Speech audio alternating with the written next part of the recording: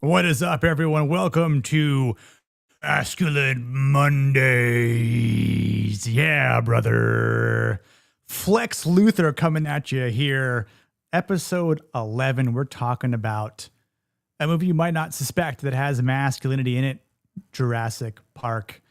The best and only dinosaur film that needs to be talked about.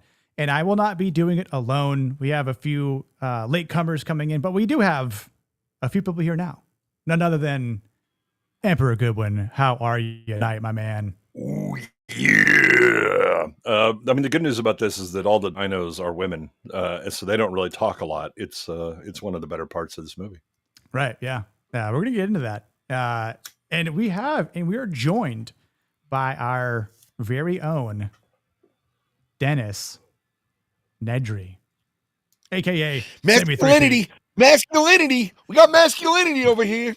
See, no one cares. And that's the problem. I'm glad you said that, Sammy, because this show exists because Hollywood does not care about masculinity. In fact, they're trying to remove masculinity and masculine characters that we've loved and grown to adore as young men and boys to go, you know what? I want to be like that when I grow up, or maybe not so much like that, but go, I see the quality of traits that, you know, men are supposed to have in films and maybe, you know, translate to in real life. And we need more of that because these movies that we discuss here on Monday nights, they possess the key factors and traits to masculinity. And we discuss the films that have masculinity in cinema, which leads us to 9 p.m. Eastern here at Monday nights. Don't hide your masculinity under a hat that you got to Spies R Us. I DM'd you yesterday. I got a hot take for this one. It's good. It's good. What's also good is the masculine chat. I think we're calling it the masculine mafia. That's like the running name right now. Yep. Masculine Mafia, baby. Let's go. Masculine Mafia. We got Sarge. Oh, you're welcome for that. Every mafia needs a sergeant. Yeah. There we go. Every mafia needs a titty kitty. Yes. People, I can take credit for the cabal and masculine mafia. I'm doing good. I need to name right. Yeah. But we got Rick Costa here. How you doing, man? I know you're in the chat with Leon, but good to see you here. Of course, I rewatched this and enjoyed it all over again like the first time. Yeah, this is one of those movies where you get that feeling, which is great. Obviously, if you've read the book like I have, you obviously can tell some of the things that Spielberg changed, and that's totally fine because there again, like it's an adaptation. These are the things you have to do. And we were just kind of talking about I just read the book again. When I didn't read it.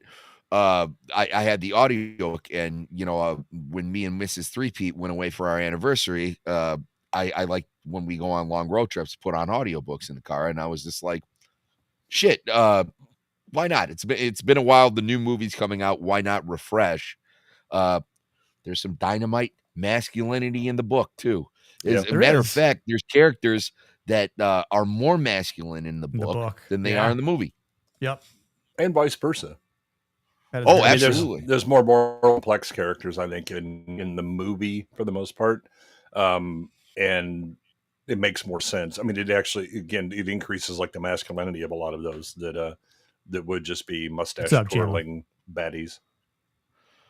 I agree, Goodwin. And that's one thing I wish we would have gotten more of in the movie after kind of watching it again. But, I still appreciate it. Paul Byersmith, what's up, dude? Like, hail, chat, panel, hail, love it. Yes. Jamma. We've got Mr. Jake Martin here. Gentlemen, he calls it a bunch of people. What's up, fellas? Good to see you here, Rick. What's up? Always. Oopsies, no open. No, Salty, we got your video. Don't worry. We got the video. You can go back. I need to use the other one though. That actually has Goodwin in it. The new and improved. Exactly. Yeah. Exactly. Waylon says, nice to know my notifications went full retard. It happened to me with someone else. I forget who it was. I think it was Friday night when we were on the at stream, but then I was already live we were already live on the at stream. And then I got the notification like half hour later and I'm like, buddy, we're already live. Dude, half hour. Yeah. I mean, there's stuff I'm still waiting for from like 2 years ago that still hasn't notified me. Oh, look at the guy. Austin, what's up, dude? How you doing, man? Molly, how you doing? The masculine being Jeff Goldblum. It's funny you should mention that, Molly, because I am wearing a particular shirt representing. Hold on.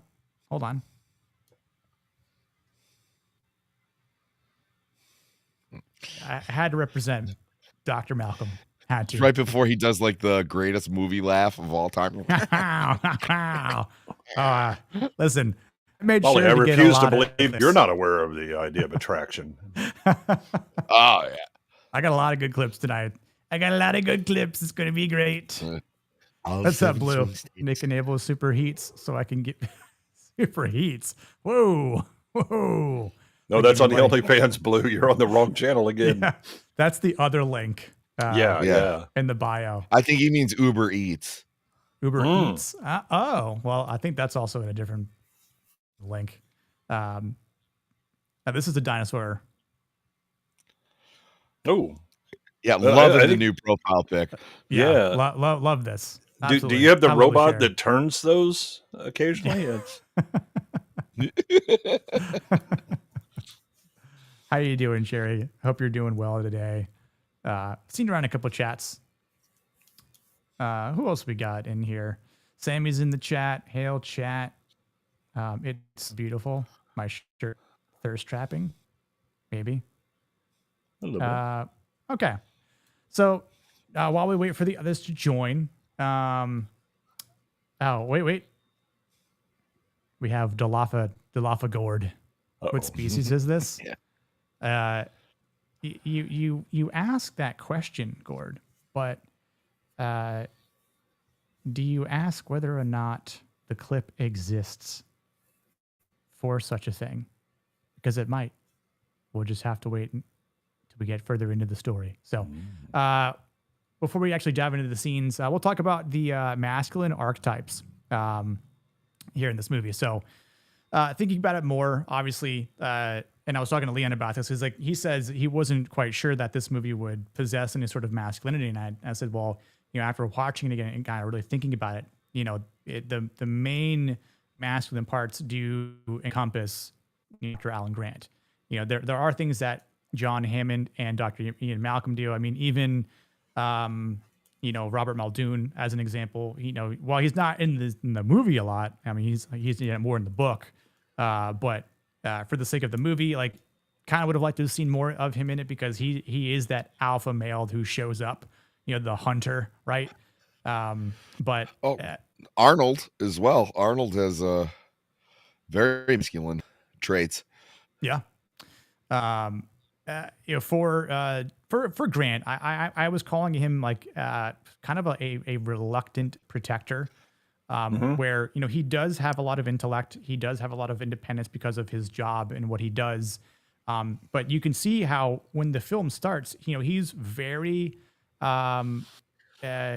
disconnected from children, and by choice. He doesn't. By choice, yeah. But the circumstances force him into that protector role, and that's one of the things I love about this movie, is that it also and just the masculine quality here that builds his character up. So a lot of this movie does, again, like I said, encompass Grant, so a lot of the conversation will be around him. But John Hammond, obviously, he's this visionary who is very ambitious. He wants to create something bigger than an illusion, as he mentions with the flea circus that he used to do when he was a kid. But these dreams that he has, is obviously birthing a disaster. I think he represents the masculine hubris here in the film, while he tries to control nature and legacy through creation. But just like Dr. Ellie Sattler, she says you were never in control. That was the illusion. Yeah. Right. That was the illusion. I love that line. And it's one of those things where it's damn, the man got told by the woman there. Come on, John. But no, but his justification prior to that really hits. I mean, that again, it shows that he's not kind of the scum sucker that is more portrayed in the book. That he was Yeah. trying to do a thing for people. Yeah. He was trying to make something real, to bring them wonder, which is, again, I mean, it's a masculine kind of thing, that you want to bring the real to people and let them see it and just enjoy them enjoying it. There's a toxic masculinity about Hi, Rachel. him in the book. Yeah. Where Hi, Pal.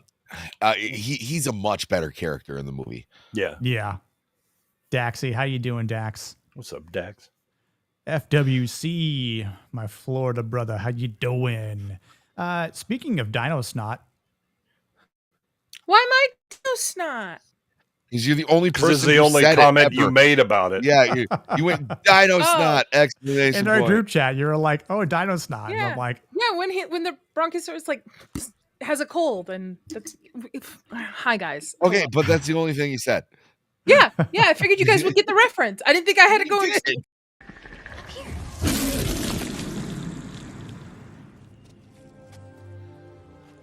God bless you. God That's bless you. I would Nadia think sharing. you. That's Nadia sharing her takes with the kids. Yeah. What's up, guys? Kids You smell, started? babies smell. I mean, look, Boosh has a point, as does Dr. Grant. Well, you know what? In the book, Dr. Grant is Bootzilla. very much for children. He's very pro kids. It's the exact opposite in the movie. Yeah. Well, an interesting thing that Nadia was saying was like, do you like see Steele in this role? And I was like, What's up, for the movie, Appreciate you, he's dude. perfect. You know, yeah, like I read in the that movie, Harrison Ford was initially the first pick, and there's actually a couple different ones they went through before casting Sam Neill too as well. Harrison Yeah. Ford is not he would have been fine, but he's too wooden for this. Yeah. But but honestly, like an Alan Grant from the book is like this big Yes. chested like 40-year-old dude like who loves kids because they just love dinosaurs. You know, it's a different game. Yeah. Do you think the movie would have worked if they just changed that small thing about it? Because I feel that he has character growth throughout the movie because he doesn't like kids and then ends up, in a sense, being like a surrogate father figure. It would have been less masculine if they would have gone with Grant, kind of because he wouldn't really have nearly as much of a character arc, and the Grant in the movie is very academic. He's very focused on his work, to the exclusion of so much else. And then through the experience that he has, throughout the movie, he's kind of thrust into the position and then becomes protector and willing protector, not just, I have to do it because it's kind of duty. But at the end, that he's on the chopper leaving, with the kids sleeping with him. Yeah. Here's why Harrison Ford wouldn't have worked in what you were talking about. So when Alan Grant is kind of like thrust in this reluctant masculine figure where I have to step up because I need to keep these kids alive.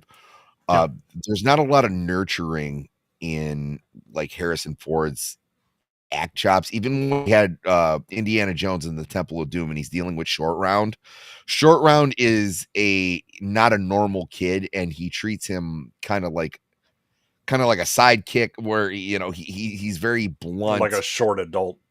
Yes, exactly. And and if he was like yelling at Short Round or yelling at these kids the way that Indiana Jones did, like in this theme park gone awry, like it would have been a very different movie, and they'd be like, Jesus Christ, Harrison Ford's like really like yelling at these kids are scared. Like Sam Neill was perfect for this. I agree. Yeah. I can't imagine anyone else being in this role other than Sam Neill. Like and as many times as I've watched this and thought, oh, well, maybe Kurt Russell would have been in this, could have done this job. Like, no, like this is by far my favorite role and movie with Sam Neill. And absolutely. But it's also the thing why you play to your strengths, right? So like I have no problem when you take liberties with these characters as long as you're gonna play to the actor's strength. Where it was like, oh, we have Sam Neill on this, let's have him explore, kind of being this reluctant academic who doesn't deal with children very much. And you have that scene with the raptor claw and everything, how he deals with children when he's on his turf. And then when he's actually has to embrace his masculinity and become like a father figure to these kids to keep them safe. It's wonderful. Yeah. Do you think Hunt for Red October helped land this role for him? The especially like his Montana speech or whatever, where he's an officer and he's commanding, in that, but then he has those moments where he really shows Absolutely. side. Yeah, absolutely. I think so too. There was rumor that William Hurt and Kurt Russell were also considered for the role. They turned it. William Hurt isn't. William Hurt is too wormy for He's this too role. and aloof. I mean, Children of a Lesser God, but with Jurassic Park would be hilarious. Okay, he works as like Professor Wood in Hellboy because he's an older man and he's playing kind of like the grandfather figure more than and Hellboy gets father figure because he has no other father figure. You know what I mean? It was like that's just the cards that you were dealt with, and he's a wonderful father figure to Hellboy. William Hurt wouldn't work in this role, even though he's a wonderful actor.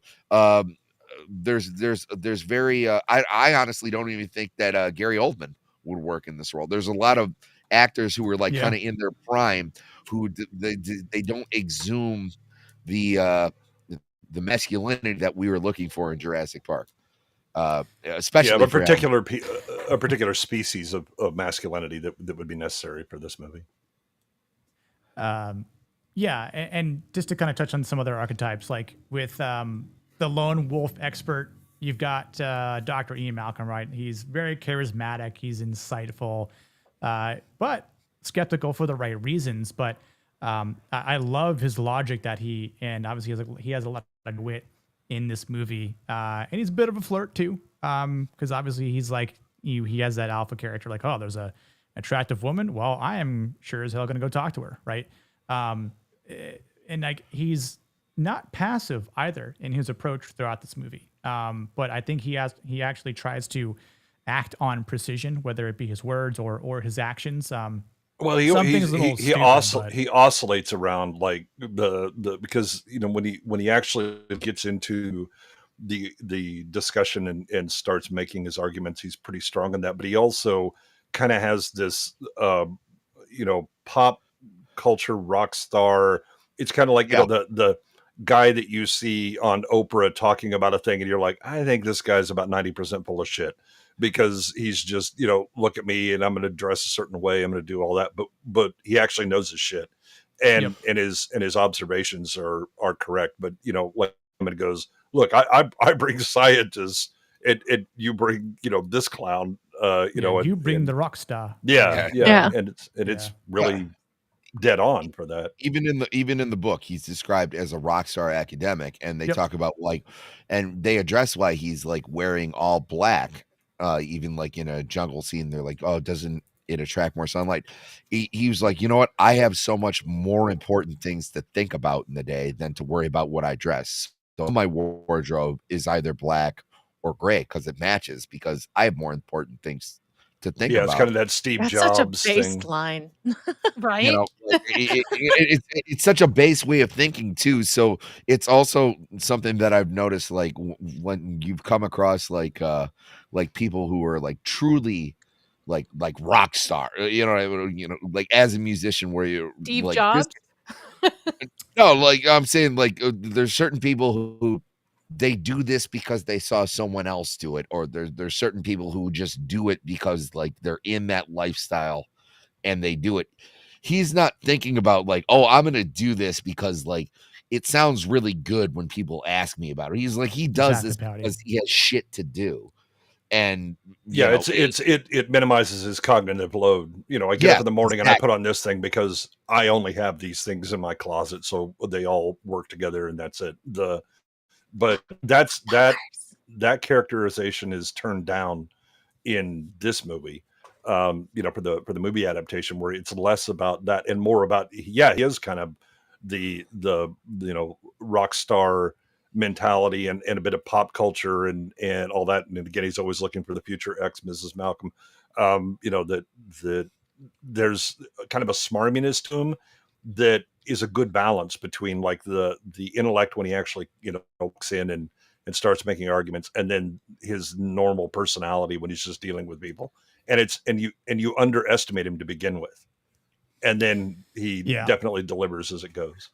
Well, you think it's so funny too. So like you write him off as someone who was like, oh, he's all ego based. And then, the more as the story goes on, you realize that couldn't be further from the fact where like he does all thing. Now granted, they do have what's his face wearing like leather pants in the middle of Ian Malcolm in the book is not wearing those things. He's just in all black, and that he's got like the Johnny Cash look, but like they do kind of play into that rock star look.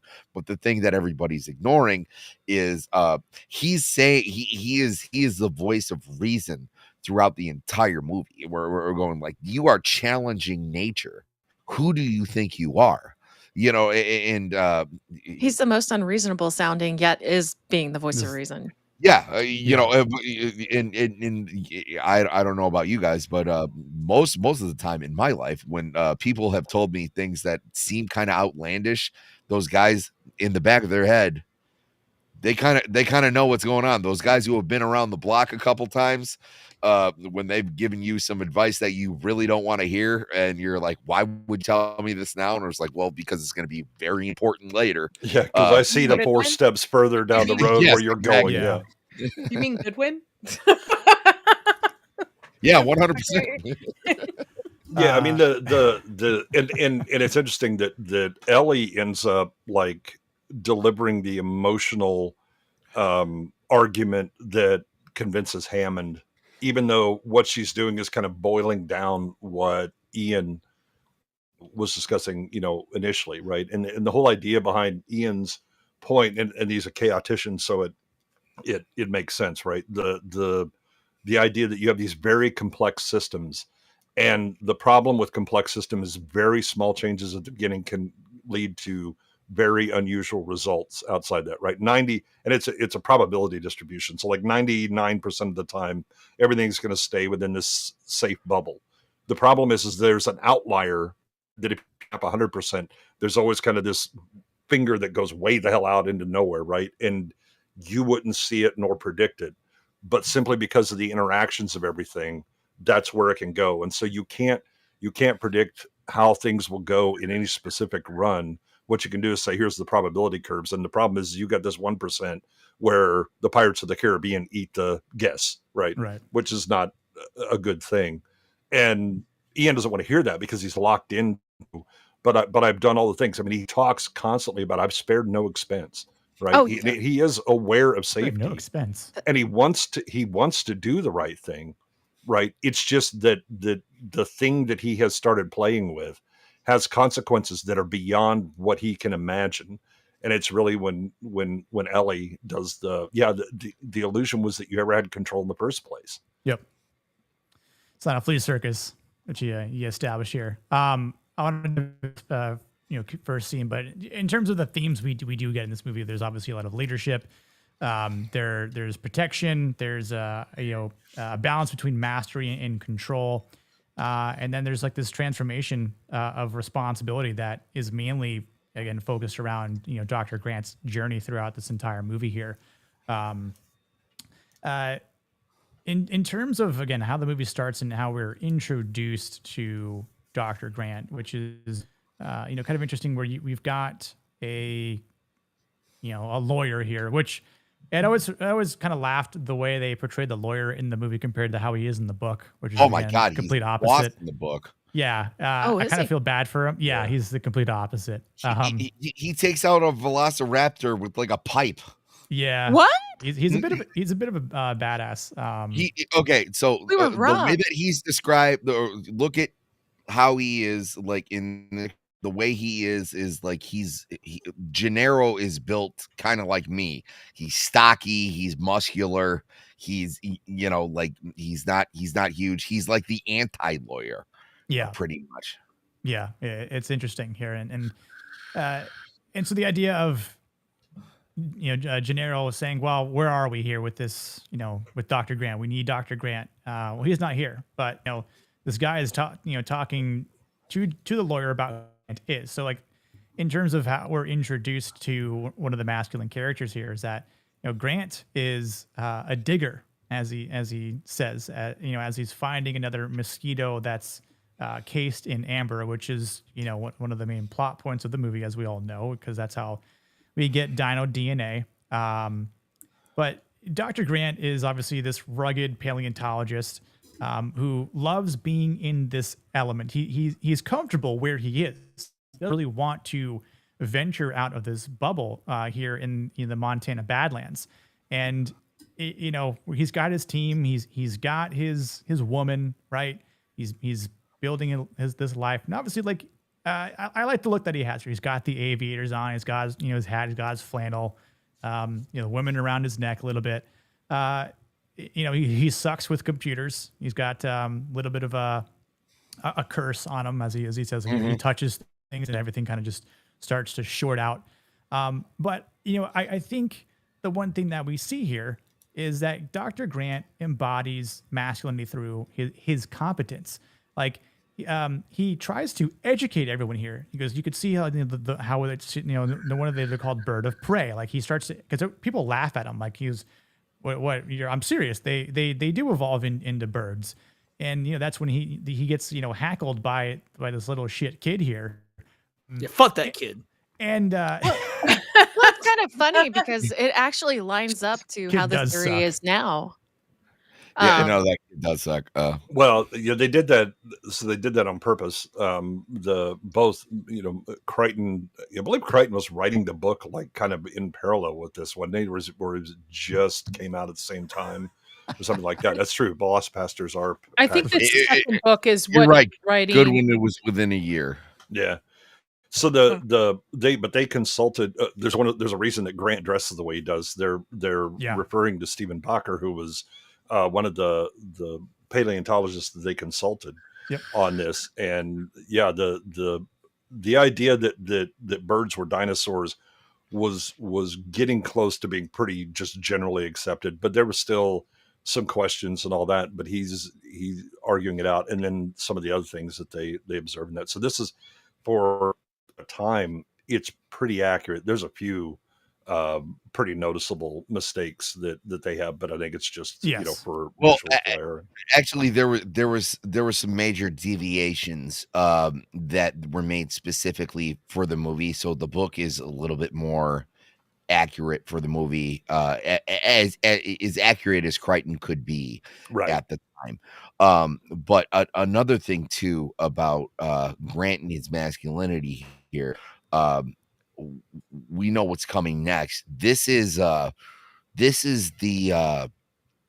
guy out in the woods, like chopping down trees, like living in his what's a good survivalist kind of cabin. Yeah, like a Henry David Thoreau type character. The rugged individualist. You're bringing him out.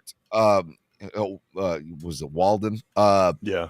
Either way. So when they come and grab him, he might as well have been chopping wood, going like, "I swear I'd never go back to that lifestyle." Like it's almost that trope where he is so far removed from the regular aspect that he was like he is the king of his domain, and it takes a lot to get someone whose comfort level is like this, where he's in his mal comfort zone, right? Yes, exactly. He has absolutely optimized his environment, and unfortunately he's gonna have to step out of it.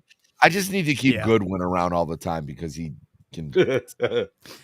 So I think this is really interesting here because he gives this kid a very stern handling because of the sheer disrespect that is given to him, and it's like I always wondered like where this kid's parents are. They're over there going, beat his ass. Kid is going to remember this the rest of his life. Oh, 100%. Because and obviously like one of the interesting aspects of this beginning here is like how he's so uneased around being around children, which we see more, especially when he gets to the island.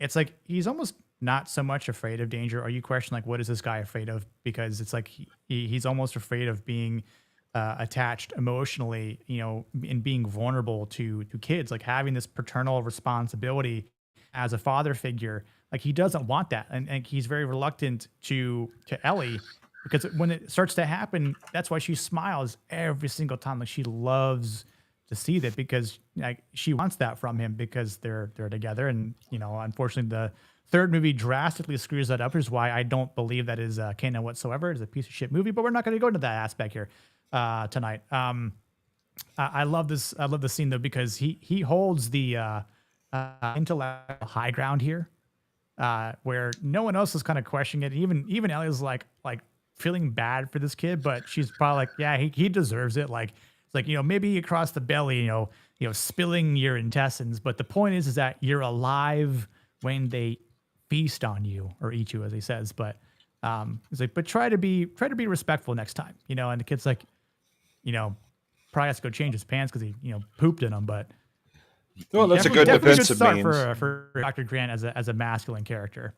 What this whole interaction reminds me of is like before I went hunting with my uncle, he bought me and my cousin a BB gun, and I'm going somewhere, I promise. No, I'm laughing at Gord because he's Gord's the retractable crucifix. It's for not. It's true, man. Praise be to he. Sammy, you're about to tell the most missed story. Go for it. No. But I'm saying the importance of getting us the BB gun, our little like air, or where our rifle was. He was trying to instill the safety. Yep. And what that was. So even though we had BB guns and we were little kids and we'd walk around and do this, and don't point the gun at your cousin. That's a load. And it was like, you don't understand the danger of this. This is something that is more important. Like it looks like a chicken, doesn't it? It is, but it has this, doesn't it? But it's all fun and games until it slices you this way.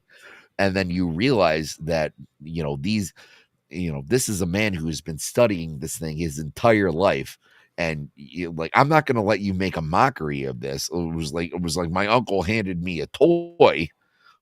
There was a significance to it because he was trying to teach me a different lesson. Sometimes when a man is talking to a boy, you have to scare him a little bit to get your point across. Yeah, sometimes when a man's really running to a man, you have to scare them a little bit to get your point across. That's You need especially to be scared effective as boys to have that. Is that yes? No, you need to understand that there's significance in your actions. You need to understand that someday you'll be a man. So when you put a gun in someone's hands, or if there's an animal that you might laugh at and that animal can kill you, you need to let them know, because they're the protectors. And they're the ones pandas. who have. You can always have the pandas. Fuck them vegetarian bears. By the way, Leon, a panda will fuck you up. Yes. I'll laugh at a panda from a distance. I know it can fuck me up. I'm gonna laugh from a distance. It's a vegetarian bear. How the fuck are you gonna be hard if you're a vegetarian bear? You eat a lot of spinach. Vegetarian is not masculine. Look, if you eat your spinach, you get big forearms. We all saw that happen from Popeye. Yeah, okay. Yeah. Unfortunately, he eats bamboo, so he just gets a lot of slivers in his mouth. But the thing is that you can't. I mean, the one thing again, Alan Grant doesn't suffer fools, and that's pretty clear early on. When he addresses the kid, when he goes up and deals with Hammond, after he flies him the helicopter and makes a mess of the dig and is like blowing sand everywhere, and he's about ready to rip this guy a new ass, and then kind of allow this trump card to get played where you actually get to continue to enjoy your life and do the things you want to do in your element for 3 years uninterrupted, which means you don't have to go fundraise, you don't have to go do this, you can be here doing this thing and not have to worry about funding for 3 years. And suddenly he's like, I'm very interested in what you have to say. Yep. Yeah, that's a good segue, good one, because they talk about baby smell as a boosh so candidly pointed out. But it's in this moment here where, he's like, wait, Hammond? Oh, you mean the guy that's funding us? And it's really interesting how almost aggressive he is here. But at the same time, like that, you have this character with Hammond who is just so willing to help because he's so passionate about this dream that he's created, right? Like this envision, aka the illusion that he's put on this island here. And I do think initially Grant is a little hesitant to accept the money, which I think speaks to his integrity. And because he's not really after this, for his ambition, because he sees this as like his way of life. Like this is his life. He doesn't want the fame, even if he found like a brand new dinosaur. It's like he wouldn't be like, look what I did. I'm like the best in the world. I'm the number one paleontologist out there. Like, because no one is really like that in terms of the paleontology. Obviously they get to name something after them, like we've seen before. But there again, like it's just kind of comes with the territory, I guess. But I think like Grant likes to protect the meaning of his work, and I think even when Ellie pops in here in a second, she's like, all right, who's the jerk? This is Dr. John Hammond, the guy who allows us to do what we do. And like John's just so happy. He's so joyous. And it's again, very different from the book. Yeah, Oh, yeah. Very different. Very. But the way that Hammond is able to smooth talk them, right? And he kind of, I think the only time he's really serious, he's just like, as he's pouring their champagne that they were saving, yeah, I'll fund this for another 3 years. Like this, like that very small moment where he's like, no, I'm being very serious about this because like this is really right up your guys' alley here. And this is where there's a power dynamic where Hammond has all this money and he believes that this money grants him this influence. And as we find out later on, like money has really nothing to do with this because of the power, the true power that exists on this island that they all, unfortunately, are become very privy to very fast.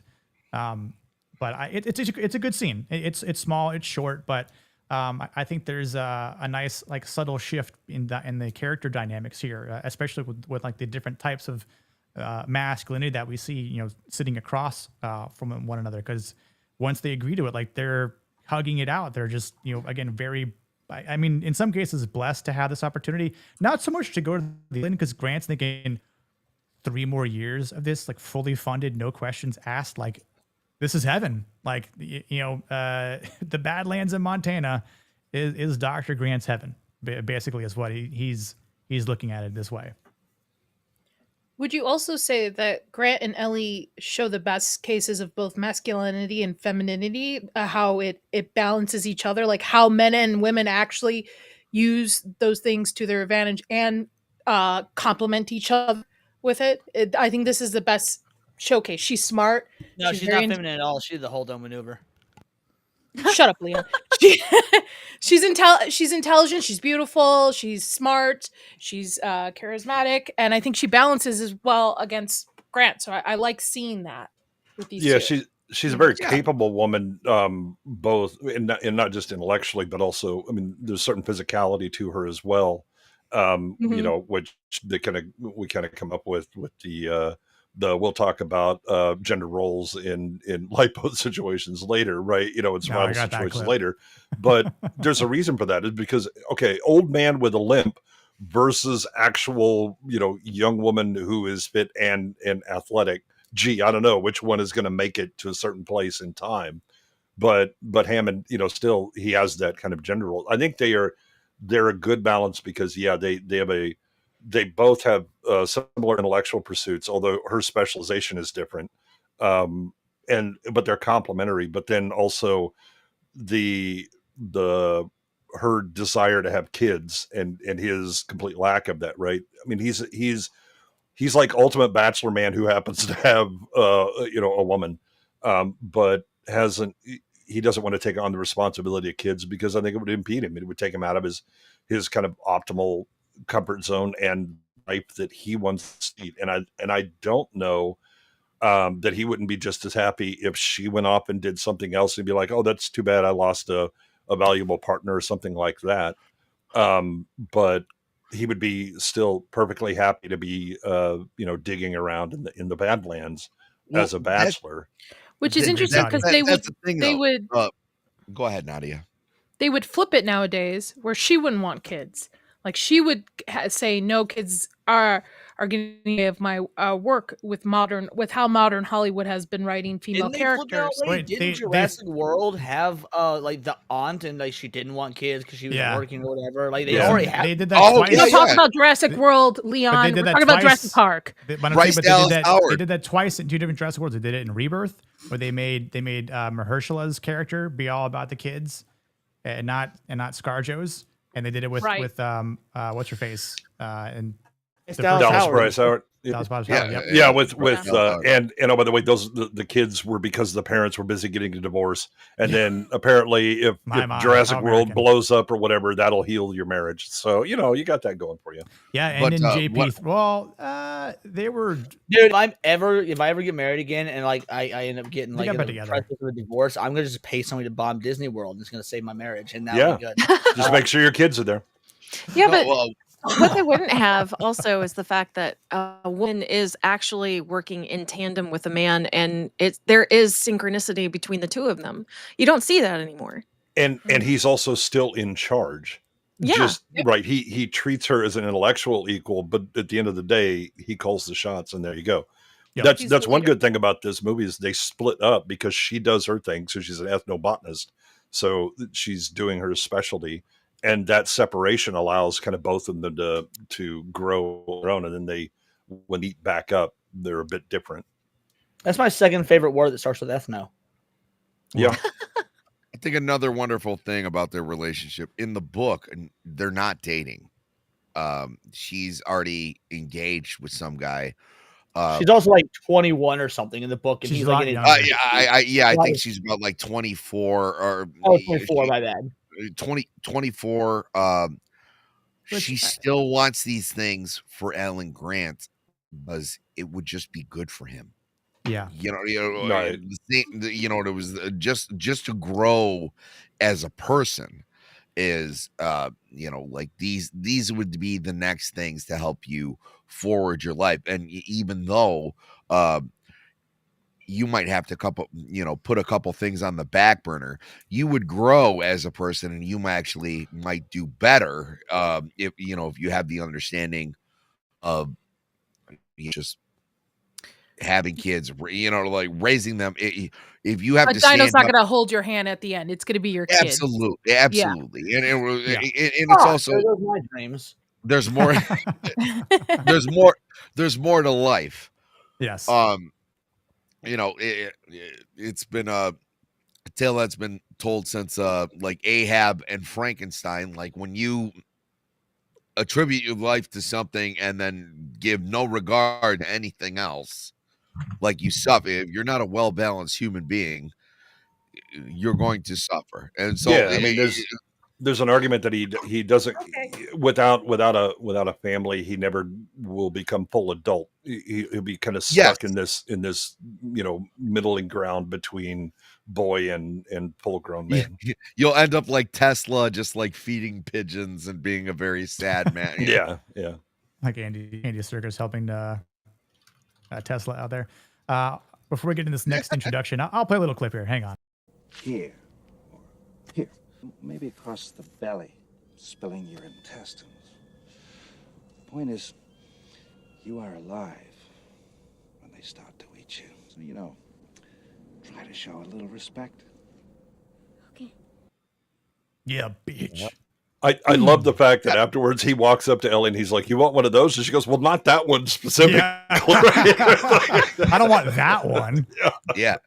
That was an No, but idiot. that's exactly what I was getting at, though. Like with my uncle, where it was like, I'm putting a weapon in your hand. Your uncle thought you were an idiot. Like maybe you should show some respect.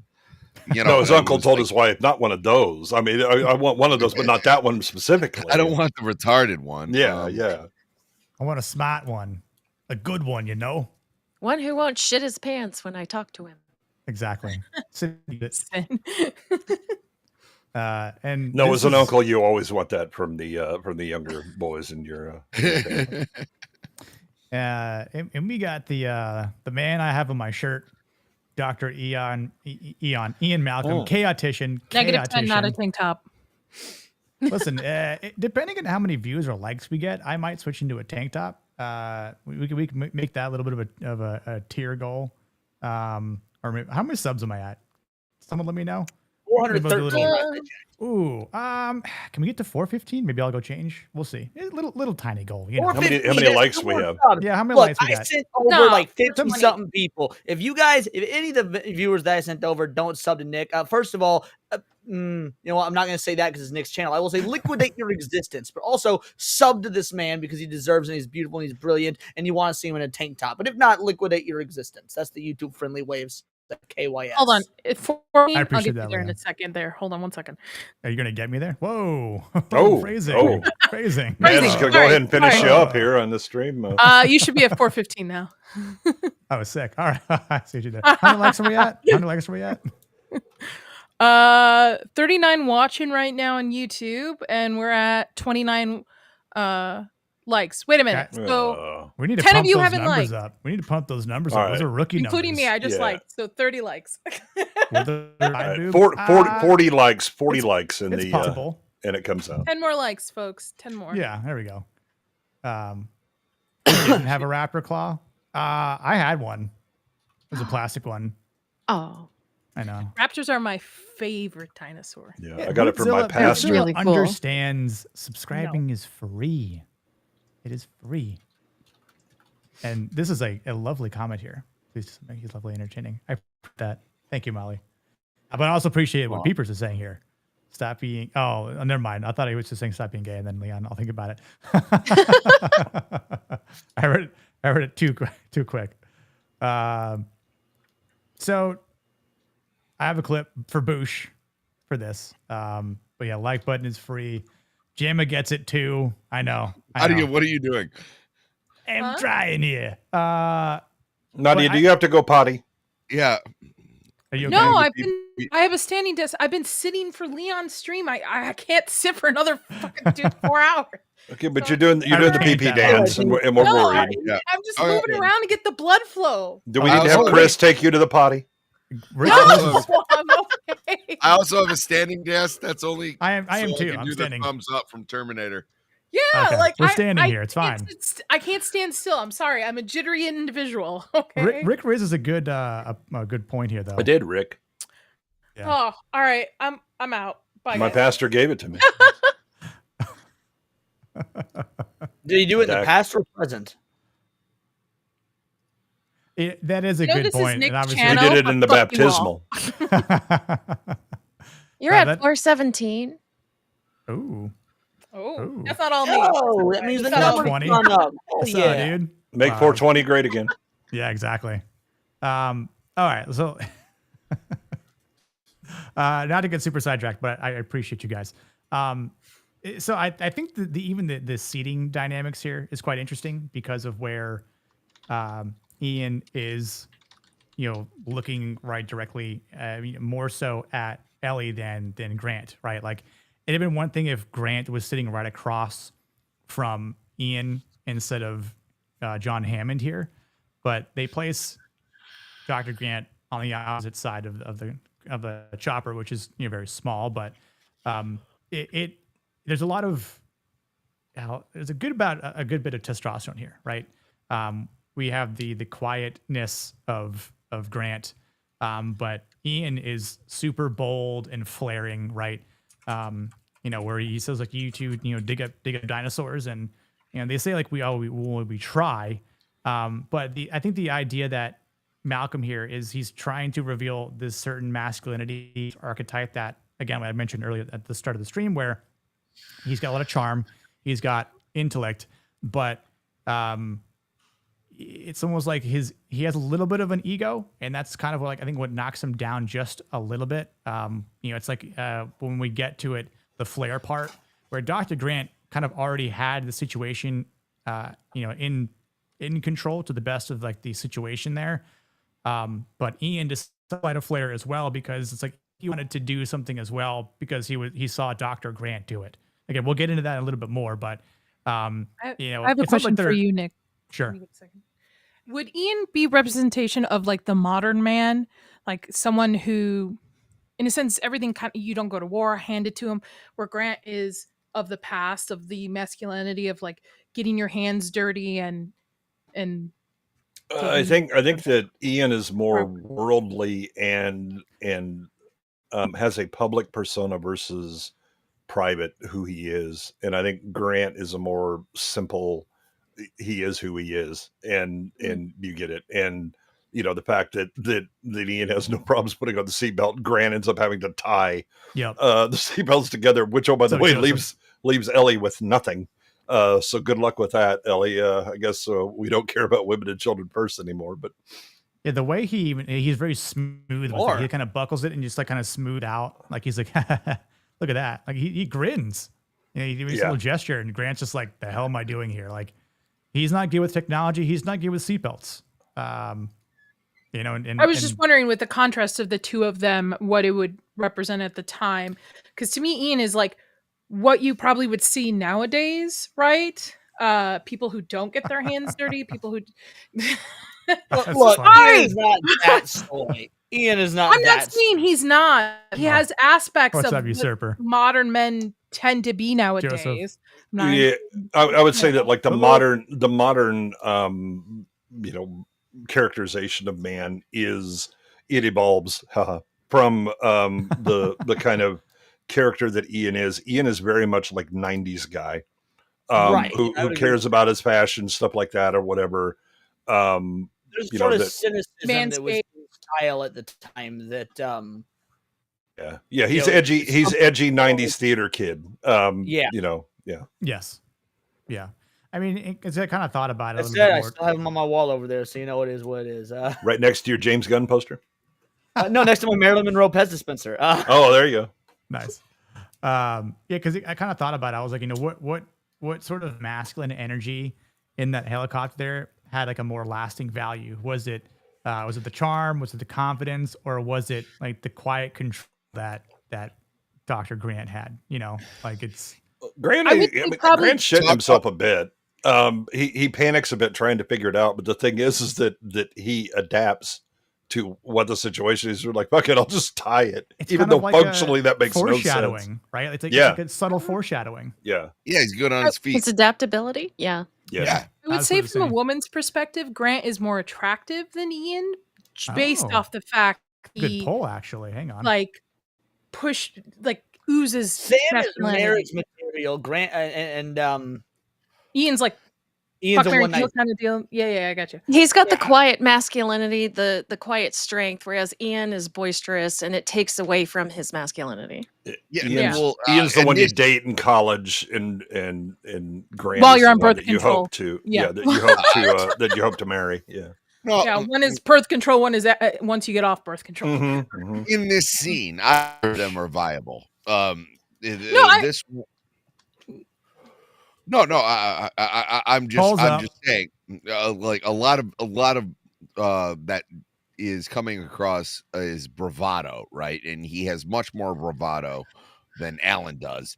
But like, here's the thing about Malcolm is like, he is, you know, one of the most important characters in the story. Is so like this exchange here. You totally give it to Alan because like he's just sitting here letting this guy peacock the whole time. He's already got the girl. You know what I mean? There's only one girl in the helicopter. I think we've all been I like that, in Salty. an exchange where, you know, there's only one girl there. You know, sometimes you gotta give a little bit of that, you know, like to The old razzle dazzle. yeah, Wait, the old razzle. Again, what is that? The old razzle. I know. Razzle dazzle. They're like when Yeah, peacocks 420. spread their feathers. They Well, you know, you explain yourself, but also, you know, he is a respected mathematician in his field. It was like, you know, it was like he's being flown out there for a reason too. Like, you know, it's a dominance exchange. The fact that there's a woman there and he's flirting with them, this is an exchange in dominance and nothing Okay. for. nothing further. Like, this is like he's flirting with this guy's girl for a little bit, just to let you know that like I too was brought to this island for a reason. Big dick swinging. Like this is not like, Yeah. oh, he was trying to pick up Alan's chick. This is like, hey, by the way, like, you know, Yeah, Ian is the boisterous, confident. Beyond maybe one other conversation in this film, he doesn't really do that beyond going further. Yes, he makes some flirty, you know, in the Jeep when they're doing the drive through. But after that, nothing the whole rest of the film, so far as I recall. He doesn't really have that many opportunities, but I mean, there's dinosaurs. yeah, he's also gravely injured. Yeah, he's also laying on his ass because he got rocked by a T-Rex. No. If you think that dinosaurs stop me from flirting with a hottie with a body, you wrong. Like Leon, you are a special case, and we all know. To be fair, younger. Oh yes, again, you could run me over with the tank, and I'd be like, "Hey, babe, what's up?" Yeah. The difference is that so he asks, Grant, who's like, "So you a thing?" And he's like, "Yeah," and kind of does that, and he's like, "Oh, hey, hold on." And I think that's mostly why he backs off, is because he's like, I mean, if you're just kind of dating her and item and this, that, whatever, I might steal your woman out from under you. But no, you kind of bulled up on that one. I'm not looking to get into throwing hands over this shit. Well, and it's also mostly too is he's trying to introduce himself, right? Like they're all going here, like he's showing up, like I said, dressed drastically different than everybody else. He has this thing. He wants to show. You went to a tropical island in a leather jacket. Fuck him. Yeah, leather pants. Well, like I said, like he shows up in leather pants. That's quite the flex.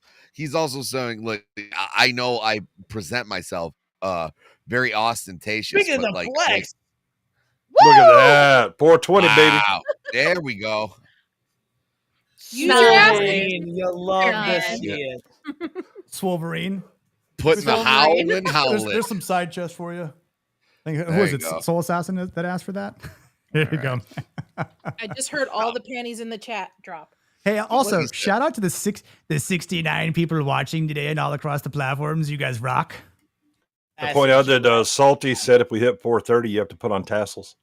Ooh. Yeah. Okay, 450. I'll put on leather pants. Nick, am I still your agent? Nick, am I still your agent? Because we should discuss this privately. Yeah. Wait, how many for a stringer? I want a stringer tank top. That's 500. That's 500. I got the stringers. What's a stringer? Oh, you should show her. What is she? That's how Google. Yeah, I see what you did there. Here, let me Google that for you. What's a stringer? If I type in stringer, will it show me? Yeah, Luigi stringer Frank shirt. Bob, what's up? Stringers are great. Absolutely. I had to Google what that meant. Yeah. I love stringers. I would definitely make merch like that. 100%. For men and women. It fits. I do have women's, I think, stringers in my shop. You would really have to figure out where it says masculine and Mondays. Really got to. You can make it to hold it in place. Front and back. Yeah. The scene also for yeah. What I was getting at Very about the good point. helicopter exchange is this is an exchange in dominance and Jerry nothing more. Stringer. This is Malcolm feeling out the room. Flex Luthor as well. Flex Luthor. Flex Luthor might be one of the best names I think I've heard in a while. Yeah, that feels so good. That was so Man, good. should make some big tops with it. Oh, 100%. 100%. There was like a gym line that did like nerdy stuff, and I can't remember. I know they went out of business, but they used to do like nerdy tank tops of like Deadpool, but it's not really Deadpool and stuff. But Dead drop pool. Yeah. Dead drop pool, yeah. Is this true, women? Usually at certain times of the month, but yeah. Hashtag yikes. Samuel's the type of dude that's got like the pair of boxers that like the entire ass is ripped out of. He's like, this work. Like, we've all got that pair. They're not ripped; they're chewed out. I got stories that probably I'd only tell on like a Neon Leon show. Yes. Maybe in the future. Hold on. There's a clip I want to play for Boosh. I got a couple clips. Let's see. Where is it? Yeah, the one thing I wish the EV Mux did was good. alphabetize Work. clips. Work is also another thing. Look, I get StreamYard sucks and super expensive, but the UI is way better than EV Mux. I don't know. Oh, Since that update, it's been janky whenever I try to click on comments. I don't even know if it's the UI. It's just the stability. There's that too. EV Nothing Mux is stable. like that wild chick that you have sex with, but you hope she forgets your number until the next time it's called. Oh, like that That's girl true. from Man of Steel, the Jimmy Olsen. Mm, I don't- yeah. Eve. Actually, I don't know if anyone else has had this problem. The last few times I've tried to come on your show, Nick, like I get blue screened and I have to like restart my computer. EV Oh, Mux Sammy, causes that blue might mean you screens. need a new computer. Yeah, that Probably. might be a new Could be, computer. could be a situation. memory issue that EV Mux is causing your computer to go, hey, we can't handle this. Well, I'm usually too on awesome. a StreamYard thing beforehand, and I feel like it's just too much. True. I'll put this clip on. So you two dig up dinosaurs?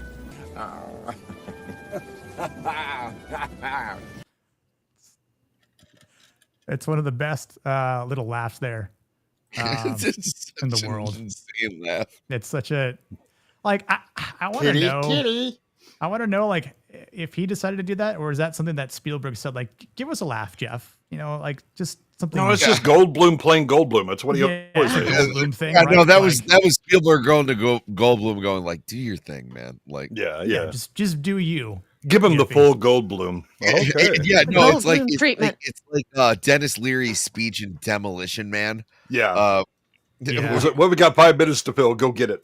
Yeah, Yeah. he's like, just do it. Just Yeah. So when I was watching this scene, I was like, there's something that's important because of again just circulating around for Grant, because he is the first one that of the group that notices. Obviously, the driver's already kind of staring at because he's seen it before. He's like not really much in awe. Like I mean, I'm sure he still appreciates it, but the reaction that Grant has, and then once Ian sees it as well, like he's so overwhelmed.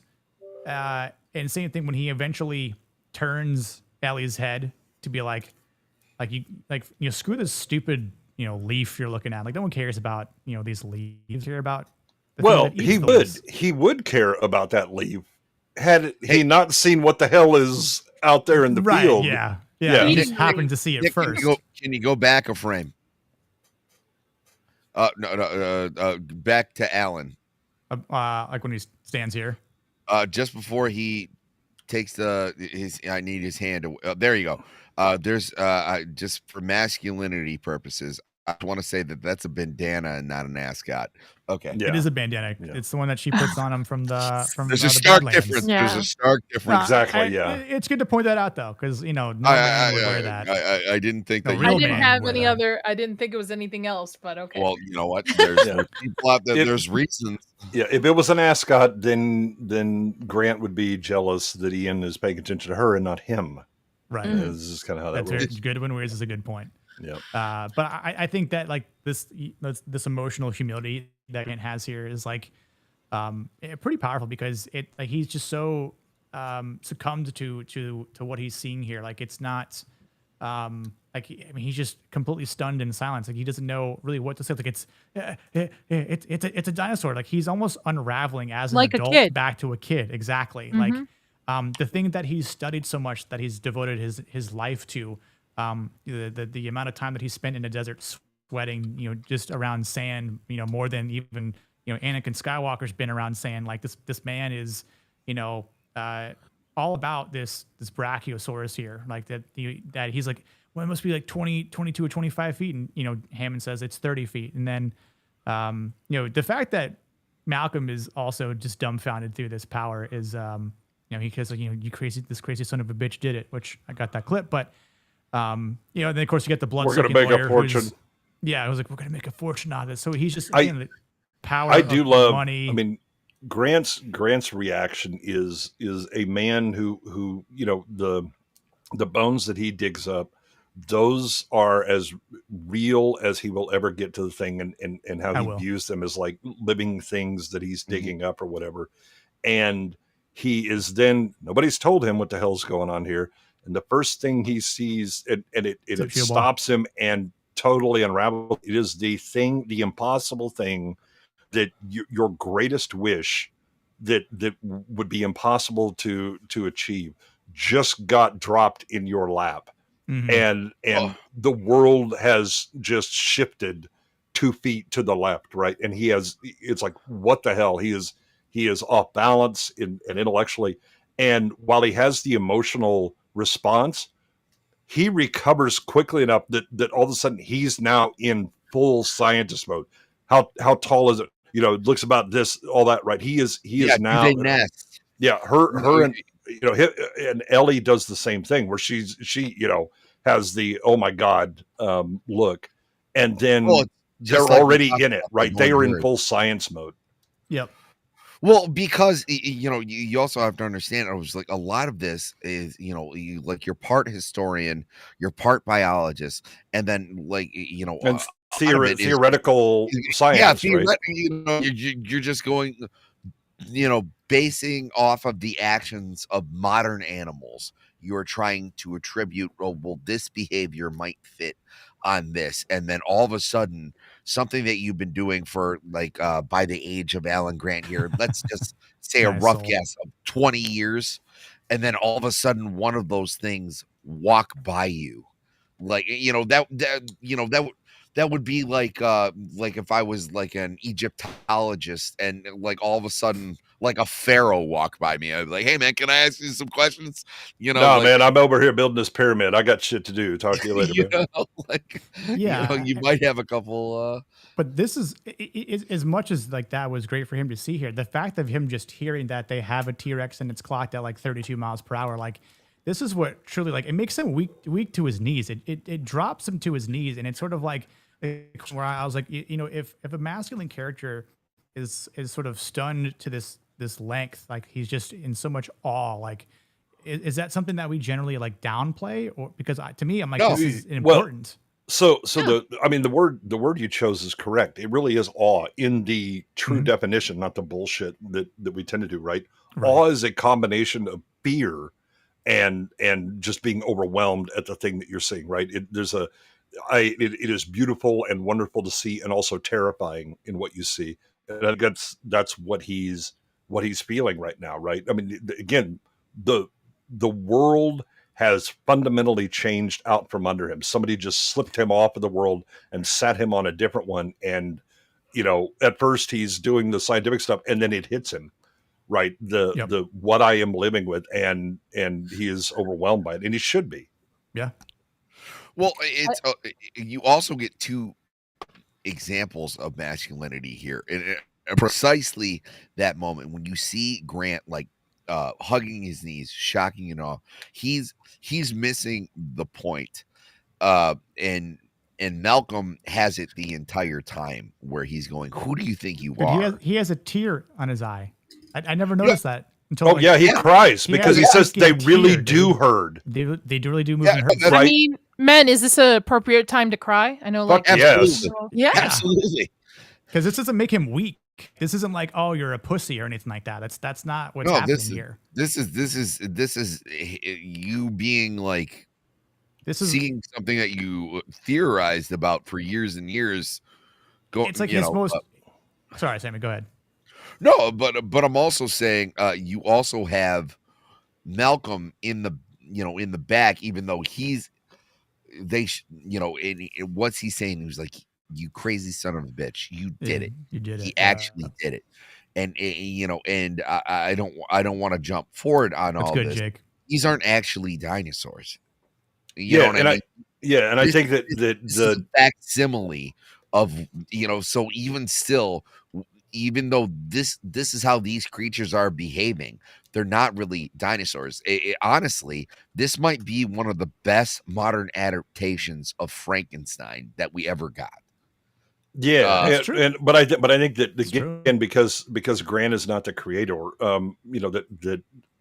it's akin to congrats, we just conquered death, and not just somebody that died recently. 65 million years Absolutely. have Separate. interceded in the last time that these creatures were on the earth, and my entire life has been dedicated to looking at the bones of them and trying to infer behavior and all that stuff. So much of it is tenuous. I don't know. I can't really compare these to proper analogs because there aren't analogs. And even though you have large land mammals, they don't behave the same way that these would, because the environment's different, because the biology is different, everything. And he's looking at it, and again, the cry is they really do move in herds. The assumption is that is something that he asserted in his book, right, and pointed out and was getting pushback on, right, and he looks at it and he goes, I was right. There's but I'm seeing it. And so all of that is so overwhelming to him. Of course, I mean, there's no other way to react in this situation other than to just like not understand it or to be in denial. Yeah, it would be like if Beethoven got to see his music, right? Like if his music like walked up to him and shook his hand. You know what I mean? Like in Doctor Who when was it Da Vinci that got to see his work? No, actually that's a great example, but I'm also saying in the back of this you have Malcolm going he drops to his knees when he says you have a T-Rex. Well, and then Malcolm would probably be like, you stupid asshole, you have a T-Rex. Right. Yeah, he has a more disconnected view to this because again, this isn't his life. Because he doesn't care about dinosaurs. Yeah, I mean, he does, in as much as like any person does. God damn, that's some cool shit. And again, he's struck by the awe of it, but is immediately going, hold up.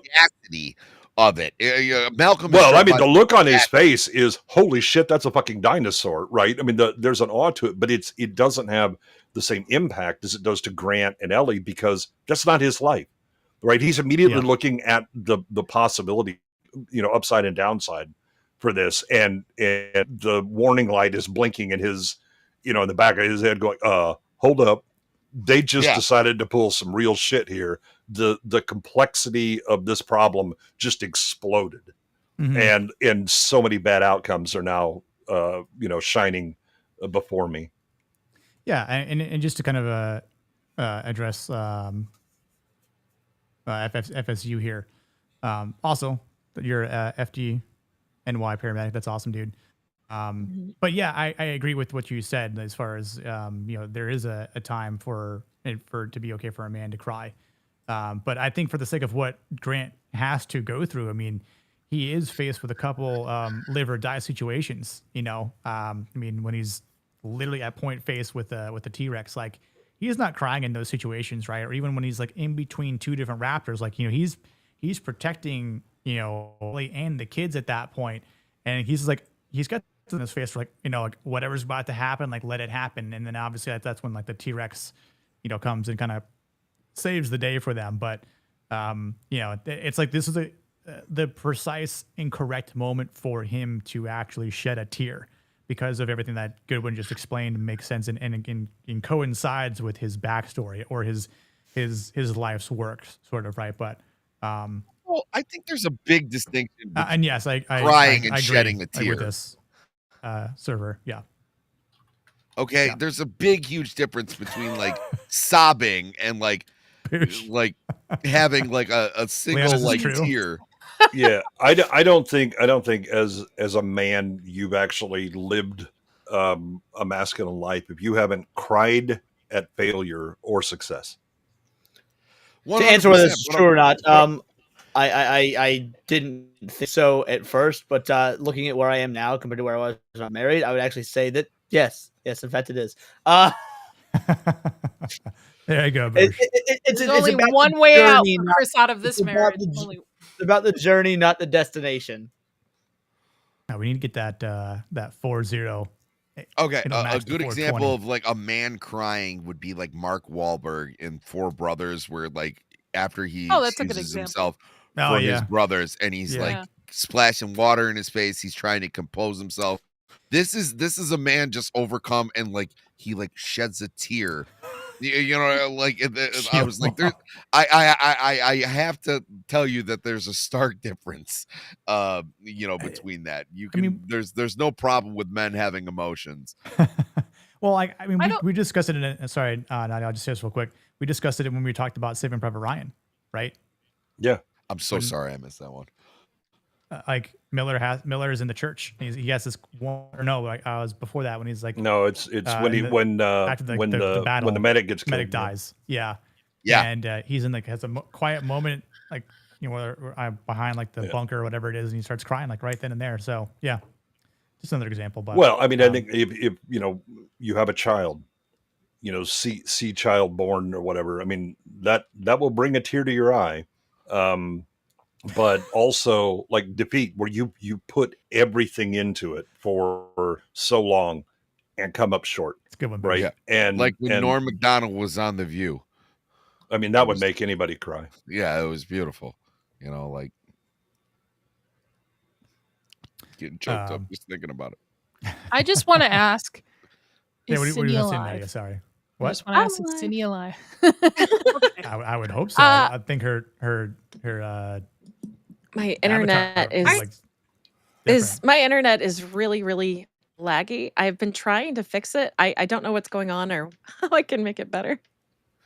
Do you have any other things running right now? No, I've actually been going through the program files, and there's nothing running that should be taking up so much like memory and stuff, but it's still being wonky. Did you clear your cache? browser?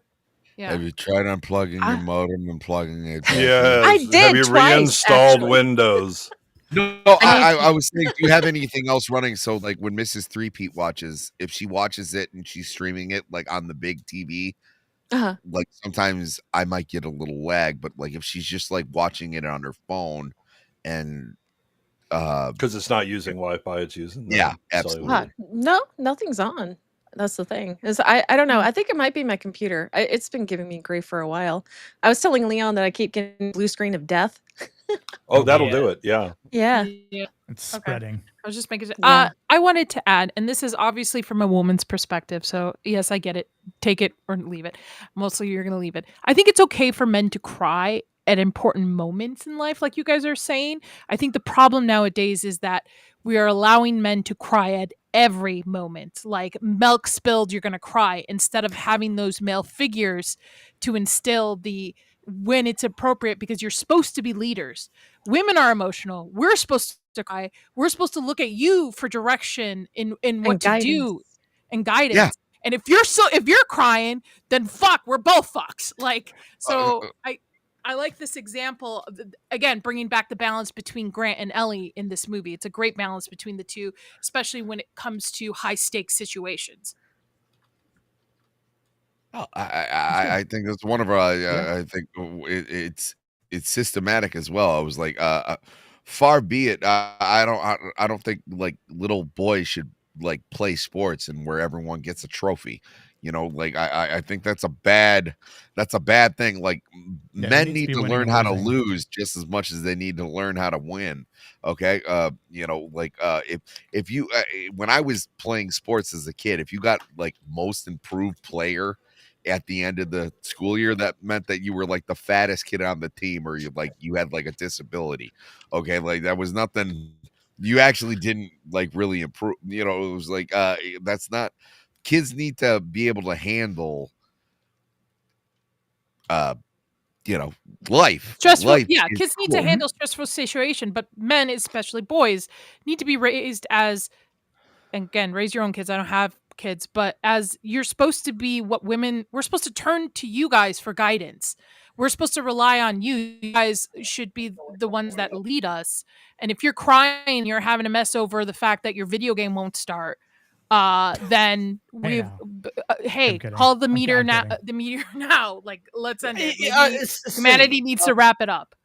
You know what was I messaging you about last night at like 2 a.m?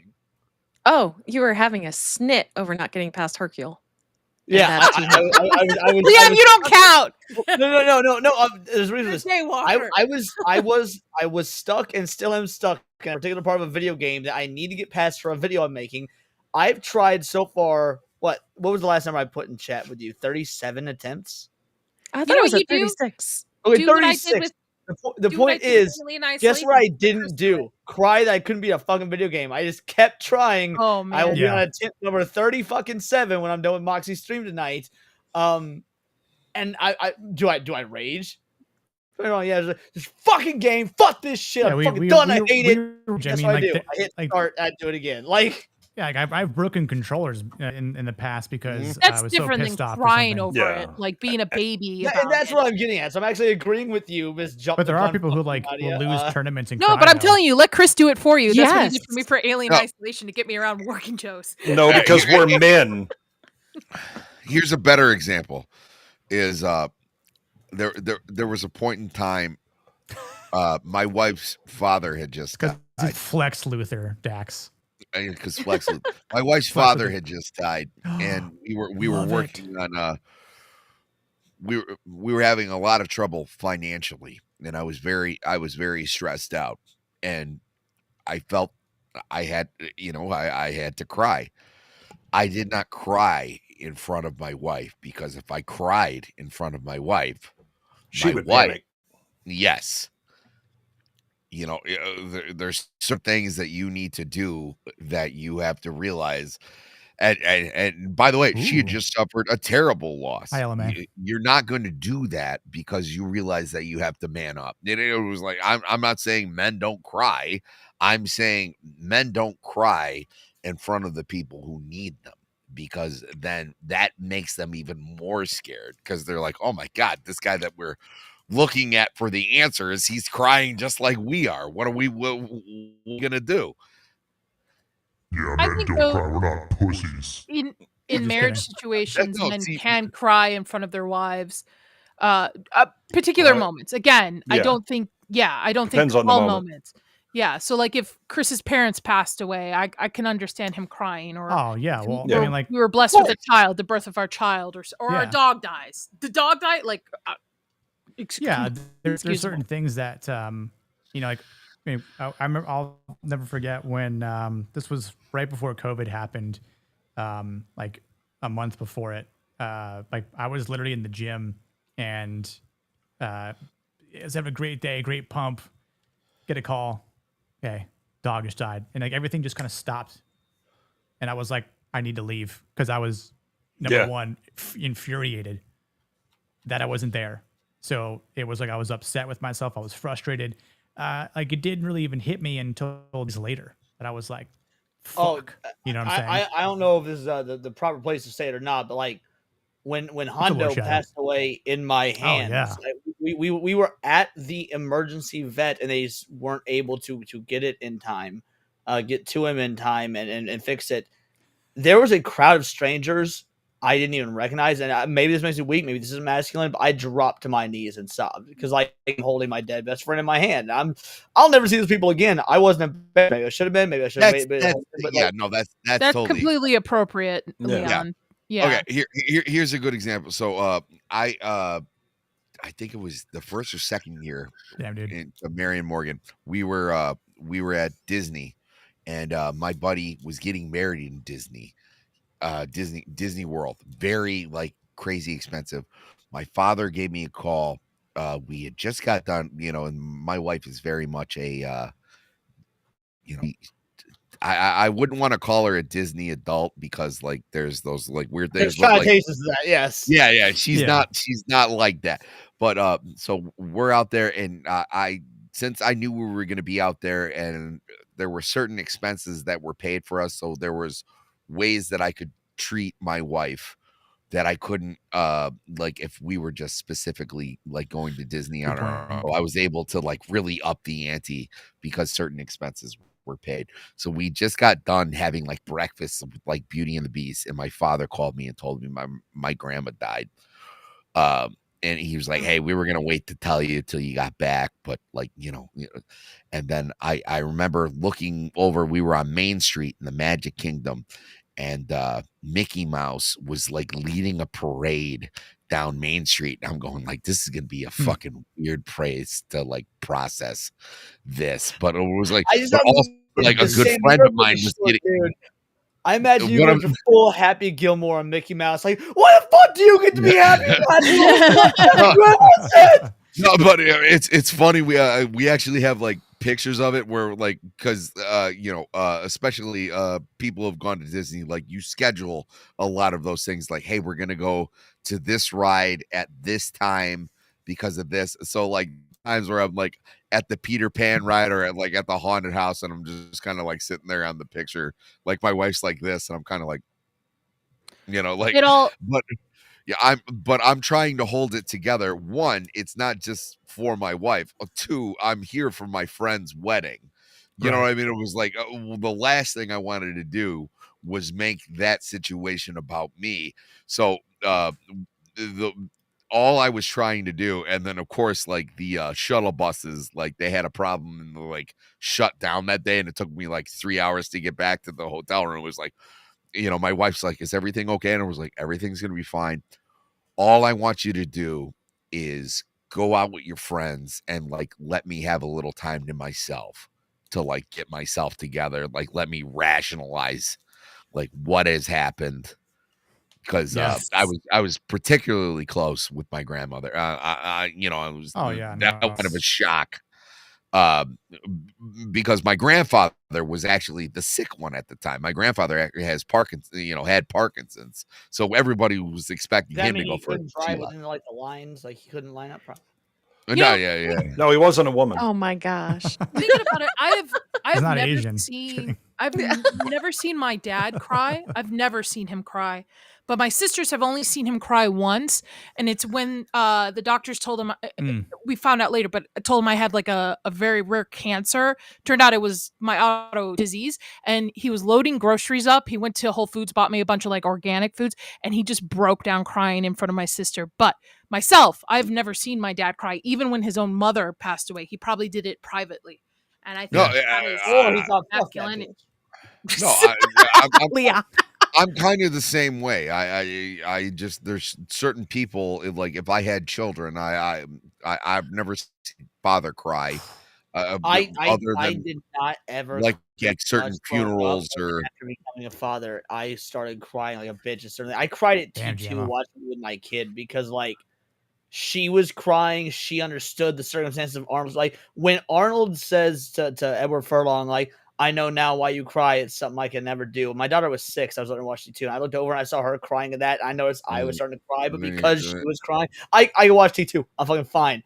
But I saw her crying. I was like, "Oh, this," or we're watching Godzilla, King of the Monsters, and the end of it when Godzilla comes out triumphant and he roars, and all the monsters are bowing before him.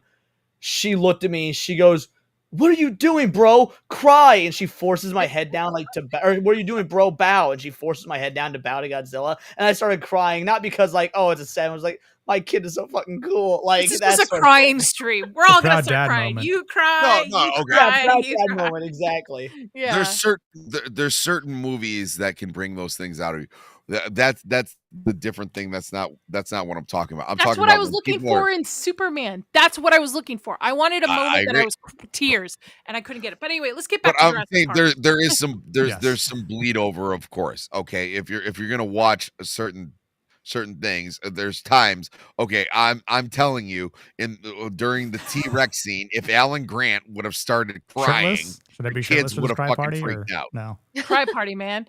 Don't tell me Daddy Idol cries, Leon. I don't want to hear that. Don't ruin that DILF image for me. I think okay? only twice in my life, and both times were very, very. Don't ruin it for me, Leon. Yeah, it was when he got that's a like worthy shot crying in experience. the chest. It's when he had to look me and my siblings in the eye and say, "Hey, I haven't told you guys this, but I have a major surgery coming up, and I might not make it out of it." And that's the shit Dad pulled last minute too. Last fucking minute. He's like, "I'm going in tomorrow." See ya. my dad didn't. He didn't cry. He just teared up a little bit, and he didn't tear up till he saw my youngest brother, who's, as much as I love Hot Paradise, my little brother and Hot Paradise are. They are, and when he started like crying, I don't know if I've ever seen my little brother cry since being an adult. My dad was like, "It's gonna be okay, guys." And I was making jokes and like, "It'll be fine. I've seen you handle worse than this. You were married to our mom," like shit like that. That pissed my brother off because he's like, "Why aren't you taking this seriously?" But after the call was done, my dad was like, "No, that was a very you thing. That's cool. I appreciate that." It's like, yeah. It probably helped him with some ease too. Like the biggest one now. It happened now, and it might happen again. But like when I found out that Goodwin was taller, I was crying. My dick needs to cry. I'm gonna take a piss. Like I have that effect on a lot of people. All right. Dinosaurs. Getting back on track here. Here's a little clip. You crazy son of a bitch, you dead. Yeah, he is a crazy son of a bitch, and this crazy son of a bitch in the back of a car.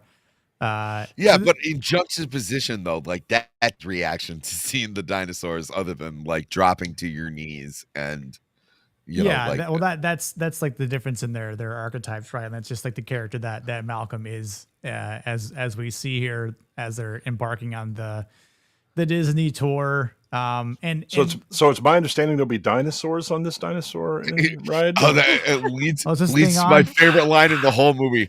I I really really hate that man. I know. The interesting thing about this whole segment, which I kind of called it in my notes, like chaos theory, like because it's not just Ian Malcolm's talk and conversation that he has with Ellie, because I think this is probably a most good piece by magical character Spielberg, is that the chaos theory also surrounds Nedry, because no one could have seen what was happening with Nedry this entire time.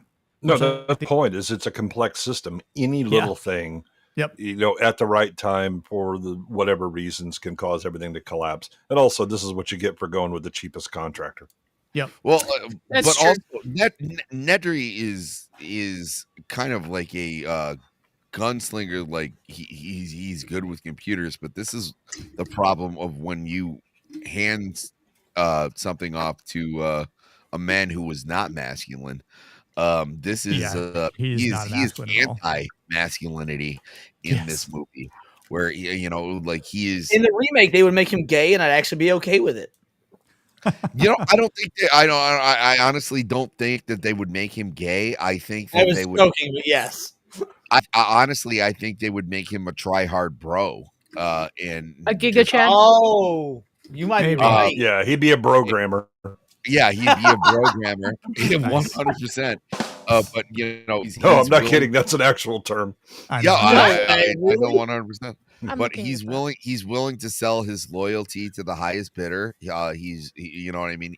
He does, even though he understands that what he does is important, he doesn't understand that he basically holds the safety of everybody in this entire park's hands, like in his hands, and he gambles with that for monetary gain, and he gets poetically punished.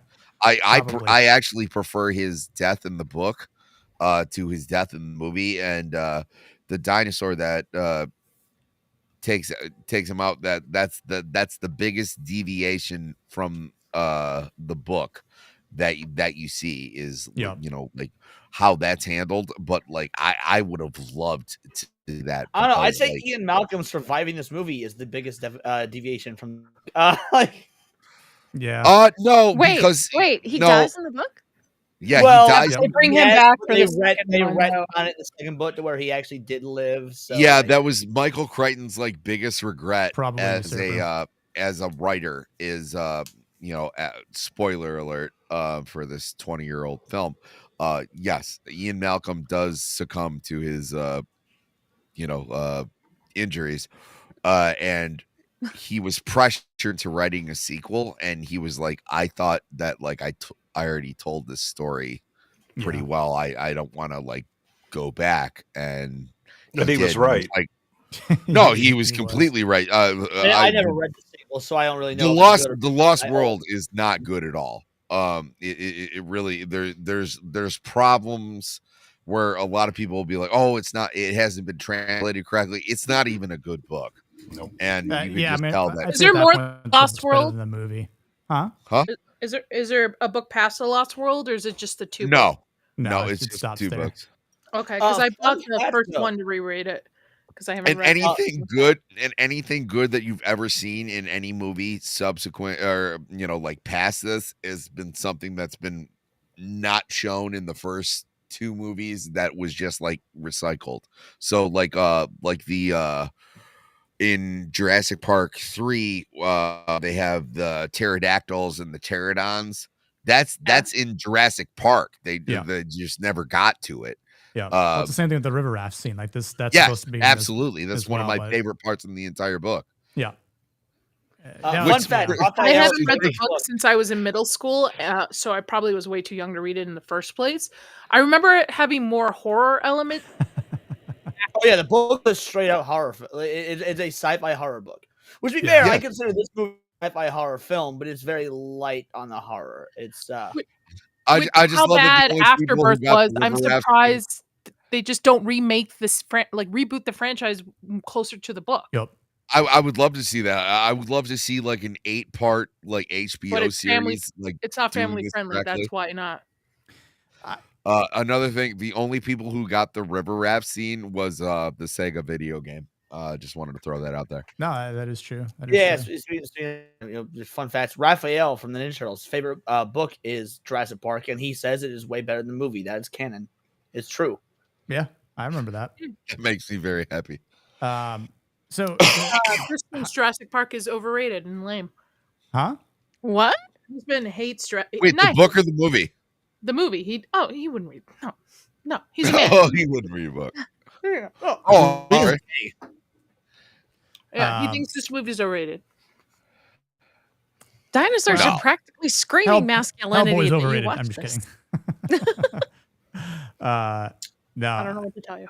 Anyway, so listen, so Malcolm is again, like, he's trying to use his intellect here as an influence, because he's trying to just, use this subtle flirtation here on Ellie, which I think she just doesn't see it as like a threat or anything like that, but because he's not trying to win her over per se, but I think he's demonstrating like this ability to command and attention through intelligence, and that's again his one of the like forms of masculinity that he's good at, because like his statements are sort of maybe a little abrasive, but they're like, I think they're grounded in like these hard truths that he talks about, but he'll sprinkle some charm over. Did we lose someone? Or lost Cindy? Okay. Oh, probably her Internet. internet I issues. just- Yeah. Kenny, Yeah, if you're listening, unplug your modem, wait 8 seconds. Why 8? I thought it's 10 seconds. Who cares? It's like Eight, 20, eight, 30. Just I'd say 10, but it's 8. yeah. So like in terms of what's happening here in this moment, like we've got Malcolm who's flirting with Willie, but meanwhile, Dr. Grant is so unfocused and he doesn't care because he doesn't like feel like this is some sort of this threat, like there's like this like the quiet conquest that like or contest, sorry, that like is happening here. He doesn't really care about, because at a moment's notice he's like, what's going on over there in the grass, immediately jumps out of a moving vehicle, which Malcolm like doesn't do it. He goes, yeah, see, who would predict that a man would jump out of a moving vehicle? And then she's like concerned because that's her man, and so she jumps out of the vehicle, and then he's like, well, there we go, like so here I am, alone and talking to myself, like that is chaos theory right there in a nutshell. But it's interesting for his character, because the thought I had was like, do you have the ability to be both charming and grounded in this truth, or does like charm that we see here from Malcolm, does it dilute his masculine credibility? Well, okay.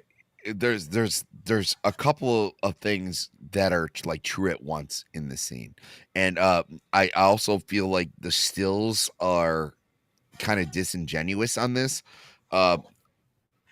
I'm good at singing, right? Just because I sing a song for someone, or maybe my buddy's wife, where they go like, I heard you could sing.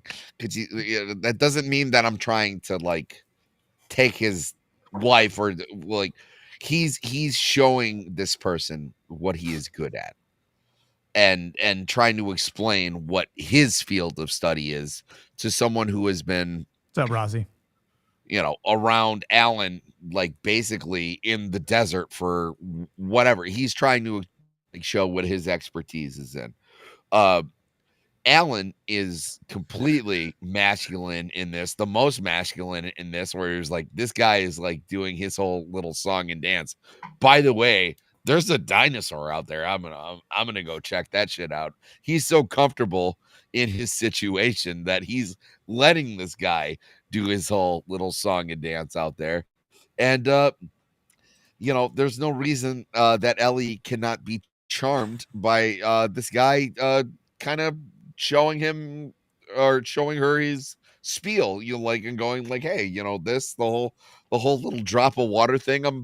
I'm sure that works on a lot of like co-eds that you're used to dealing with, but like, I'm a grown woman in a relationship with this guy, but thank you for your little presentation here. Like, that's like, there's a lot going on in the scene, and then he's like, yeah, well, I could have never predicted that everybody would walk out on me with after I did this trick that usually works really well at parties. I don't know what to do. And I mean, like, again, like, this is a good example where Muldoon's like, I told you to take a safety precaution and put locks on the doors, but that's a variability that someone doesn't account for, as much as like Boosh says here. Like, Alan jumps out because he's like, well, this is boring. We haven't seen a dinosaur yet. I think I see a dinosaur, so I'm going to see if this is an actual dinosaur. And obviously, again, like, he stumbles across like his favorite dinosaur as a kid, as he states here. The interesting part, as he's walking, and Tim's still incessantly talking about other paleontologists and like, the book and the thickness of the book. And then the interesting thing that I find here is that moment she trips, and he's pretty quick to help her. And he's like, are you okay? And then she doesn't let go of his hand. And he has this weird look like, what are you doing? Like, I don't want to hold your hand. Like, like, you're fine. Like, let go of me. Like it's almost kind of creeped out by it. Like, just like, but then I think also as it's happening, Ellie is smiling again.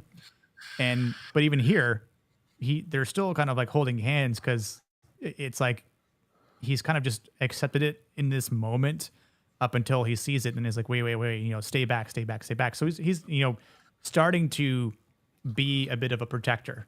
But obviously this is just a sick trike here, so it's not like there's. She doesn't even know she needs this. Like, this is, it's subconscious, where but he's picking up on it. Where it was like, anybody else, like, you saw Ellie, you saw Alan, they're just mesmerized by this, and then of course you see Malcolm, like, who immediately goes away from the dinosaur and and is worried about other problems on the island.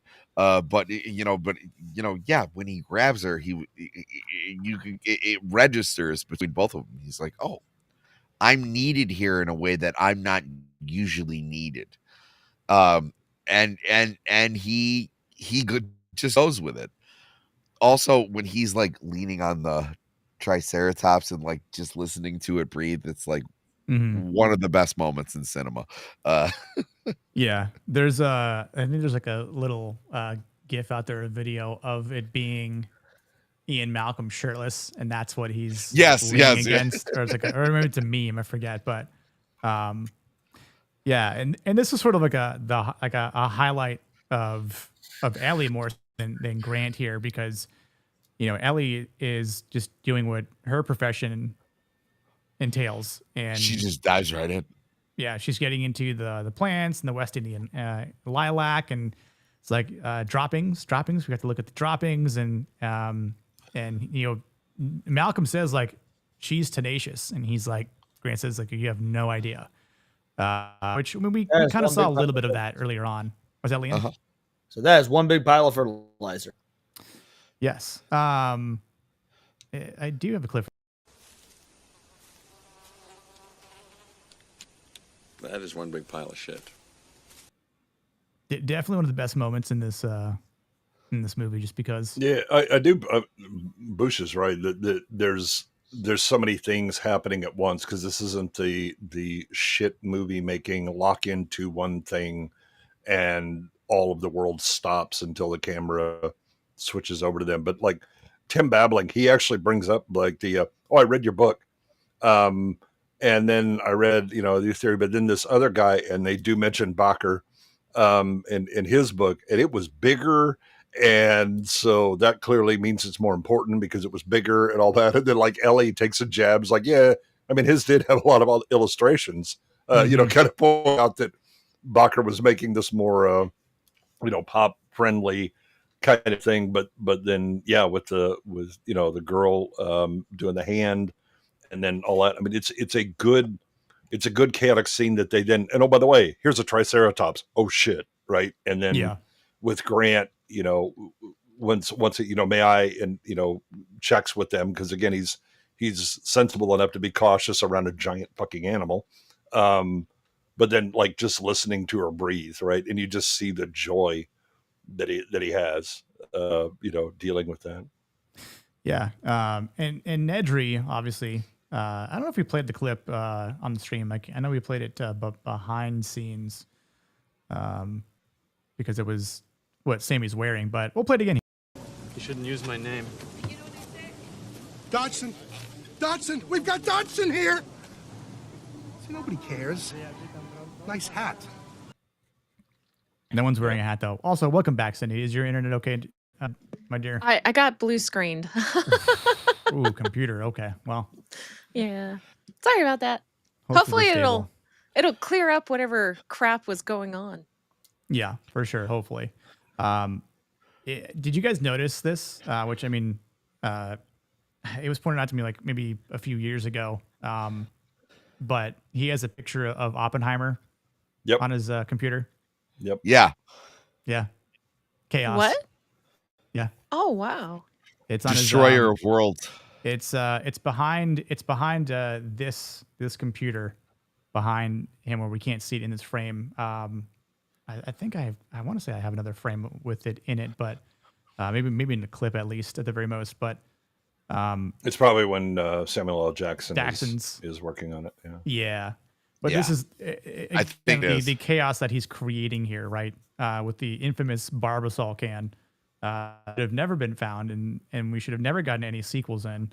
But that is neither here nor there. Yeah, I mean, I think for for the chaos that happens, throughout these scenes, and I know we're kind of just jumping around a little bit in the story because I think these are scenes that all coincide with one another in chaos. There's as Booch said, there's a couple good scenes here, and I will play this one for you guys. God creates dinosaurs. God destroys dinosaurs. God creates man. Man destroys God. Man creates dinosaurs. Dinosaurs eat man. Woman inherits the earth. Now, I love this joke. I think she's being cheeky. I think, obviously, in modern context, if you brought it to modern cinema nowadays, people would roll their eyes. But I think this is just being playful with the two of them just to get a rise out of them. I completely agree. She's just, as you said, being cheeky. Yeah, she's just taking the shit. Yeah, I mean, but before it turn again, she did the hold-on maneuver. She probably means this. Yeah, I mean, even when this movie came out, this was a bit of the okay, you're being a little heavy-handed with the feminism shit, and yeah, then there you go. Because we like to look at like modernity and whatnot and what we're seeing in modern gaming and film as something that started recently, but the groundwork was laid in the 90s where things started getting cynical and things started getting let's flip it on its head and let's deconstruct. I mean, I agree that this is I was joking when I said it's Laura Dern. I agree that this is for the most part to be read as cheeky and whatnot. That being said, moments like this were actually very common in 90s properties, and it served as the groundwork, the foundation for where we are now. Yep. I mean, I don't see women trying to jump off roofs into pools, okay? I'm pretty sure we'll inherit the earth.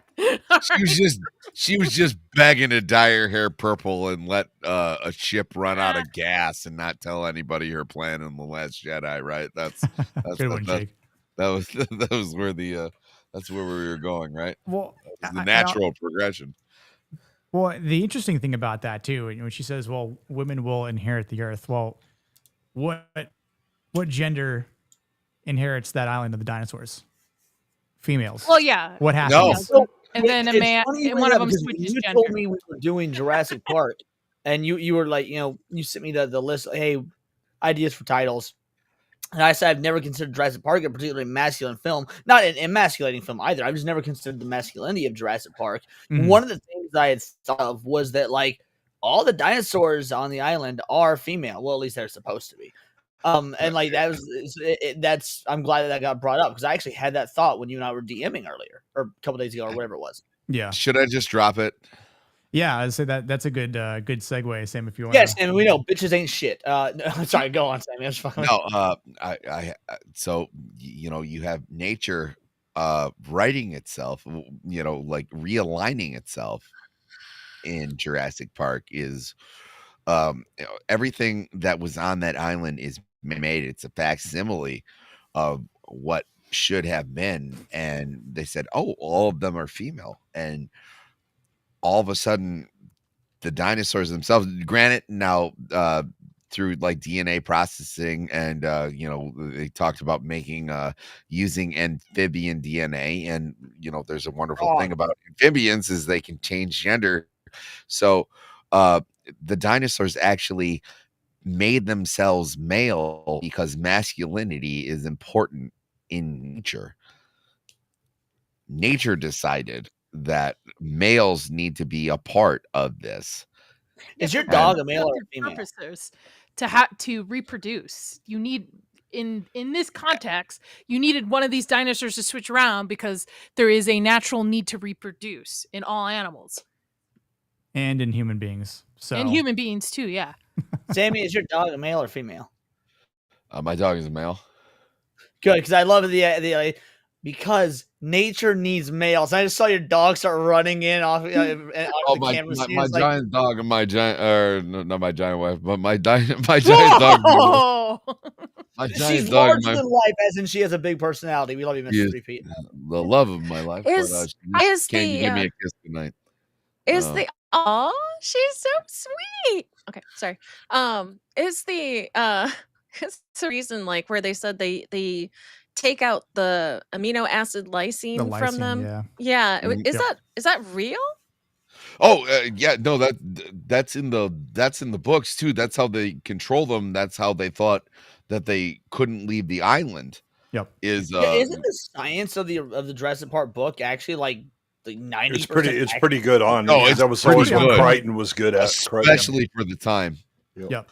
Yeah, for sure.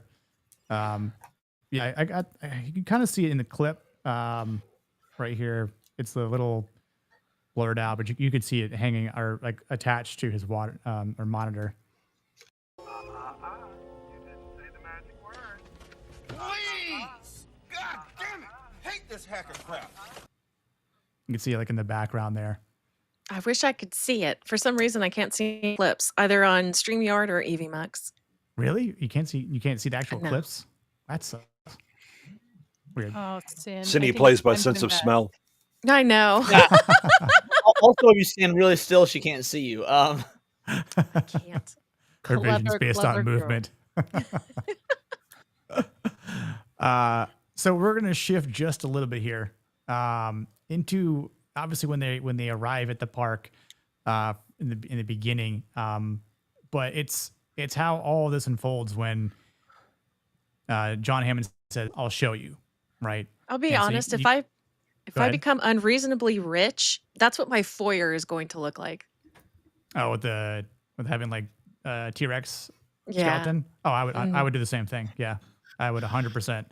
But yeah, no, I'd probably have a T-Rex. ED Cope. I want the biggest T-Rex. Yeah, just to show that the pure masculinity of the T-Rex, the tyrant yes. king of the lizards. Okay, so DNA, obviously, like they're getting the whole walkthrough, they're getting the video of how it all kind of comes together and whatnot. But this is also something that raises questions like, well, okay, so like, how is it all actually done? And I think this is where you know Grant's reaction to all this, especially when they kind of force themselves off the ride and venture down to where all the scientists are.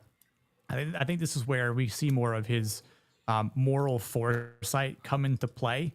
like he's very curious, especially when he holds that baby raptor. He's like, what species is this? And it's like, it's Velociraptor.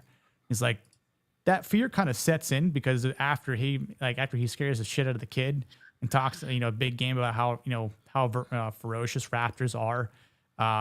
He's like, oh man, like we might see some shit storms here. Like, they've got fencing and all that kind of stuff. They've got cages, but again, that's where chaos theory kind of comes into play as well. When everything goes to shit because of the hurricane. But I think he considers the dangers, the possibilities that are potentially ahead. And I think that's, again, a masculine instinct to be prepared, in the event that chaos or something dangerous unfolds. And this is also something where Malcolm talks about life finding a way. It's like, what do you mean, all the dinosaurs, here are, you guys breed them and that they're all, all female. Like, that's not how life works. Like, life will find a way. And obviously, Grant quotes him later on when he finds all the baby, hatched eggs to the kids and says, Malcolm was right here. But I think the like the masculine part for both of our male characters is that they're not easily seduced by science for science sake, even though I guess Ian being a chaotician, he is a bit of a scientist, and then Dr. Grant being a paleontologist. I don't know if that quite equates to being a scientist, maybe to a certain extent, but even for them, like, they're starting to question the purpose behind this. Like, where are the boundaries? Where are the ethical lines? Right. So this is something that they're trying to reinforce the moral structure, because they are masculine characters here. Like, they know the weight at what they're dealing with, or even in this moment here, for what Dr. Grant is holding in such an infant form, because of what it grows up to be. And the opposite is, again, the John Hammond, who is this, dreamer, right? He's like, look at this creation. He's so ecstatic. This is something, look, my life's works is finally coming to fruition. Like he tries to play the father figure to these dinosaurs, but he can't fully control them. So it's like the beginning of the end here for Hammond as everything is going to start unraveling. And it's not because there's some, rebel in the group or something, like, obviously Nedry causes shit to happen, go wrong, but it's the fact that life does find a way, and it would have found a way to potentially cause chaos at one point in time, if not for today, which, they kind of make a point in a sequel movie, but with Dr. Wu here, the villain to be. But yeah, it's it is an interesting scene that builds up, which we'll get more into, because I think in these moments, Dr. Malcolm has some of my favorite lines and dialogue. Oh, absolutely. His logic. I also like that Alan Grant, when he's holding the raptor, comes to the same conclusion, like just for a second, that Malcolm had already made in the Jeep, seeing the herbivore dinosaur, like seeing the brontosaurus. Nice, Gord. And it doesn't register with him until he's holding a baby raptor in his hands. And, it was like, that's foreshadowing, just from, he just got done explaining, this piece of shit little kid. We all agreed this kid's a little piece of shit, right? No, yeah. But like, he just got done explaining like how dangerous these things are. And he was like, oh, like, you have these, like, these are in the park. And they're like, yeah. We, you got like 15 of them. And he's like, oh my God, like, oh boy, you know what I mean? Like, that sets in on him. You see this like momentary dread on his face, really going like, oh my God, these things are actually here. I think there's one thing that kind of gets overlooked when they're on the tour or whatever, is they're doing the voiceover about the DNA or whatever, and like all of them, to include Ian, are like, wait, but how do you solve the gaps in the DNA? How do you do all that? Right? They're already like in scientific mindset and trying to figure this out, right? And then of course the thing keeps rolling, and they're like, "Wait, what the hell?" And then they break out, right? So they're thinking about it. I think the interesting thing about Grant is that, I mean, they say, I actually brought this up with my wife when I rewatched it. I was like, oh my God, are they turning the dinos gay now? Frogs gay. Yeah. But the you know, that the Grant is, you know, they tell him they have a T-Rex that's been measured at 32 miles an hour or whatever, right? And you know, that's when he kind of gets weak in the knees or whatever, but it's not because, oh shit, the apex of apex predators is here. It's when they talk about velociraptors, because that's what his focus has been. He understands them better. And his belief about how they were pack hunters, that they were smart, that they did all that. He's like, it's clear that he thinks that T-Rex was just kind of dumb brute who ran around and bit things, and that's the end. Yes. He is worried about the velociraptor because they're smart. And that's a real, you know, throwing in the agent of chaos into this situation. Yeah, the moment Muldoon shows in up the book and in the movie, they did a wonderful job of foreshadowing just how smart these animals are. Like, they do. Like, it's like when the moment Muldoon shows up at the end of this feeding scene here, Dr. Grant, you know, approaches him immediately and just starts questioning, like, what is their intelligence like? Like, what, you know, what are they, you know, what are their speeds like, you know, and just the way Muldoon emphasizes their intellect. I mean, it kind of makes you, you know, a little scared, a little worried for the moment. Like if you're Dr. Grant, because it's like, again, like as you said, he poured all of his research into this and finding them and digging them up. And the fact that he's just witnessed them, you know, feed on this, you know, giant bull here. And obviously, like, it's hard to kind of see them tear it apart, but it's just the noises from what they've seen. And obviously when it, you know, lifts up, it's just, there's no bull there. It's completely, you know, butchered. Well, I like Muldoon's like initial thing where it's like, here's the raptors. They should all be destroyed. Yeah. Well, even think of how the movie starts. Yeah, you have a guy that gets, and they have to kill that one.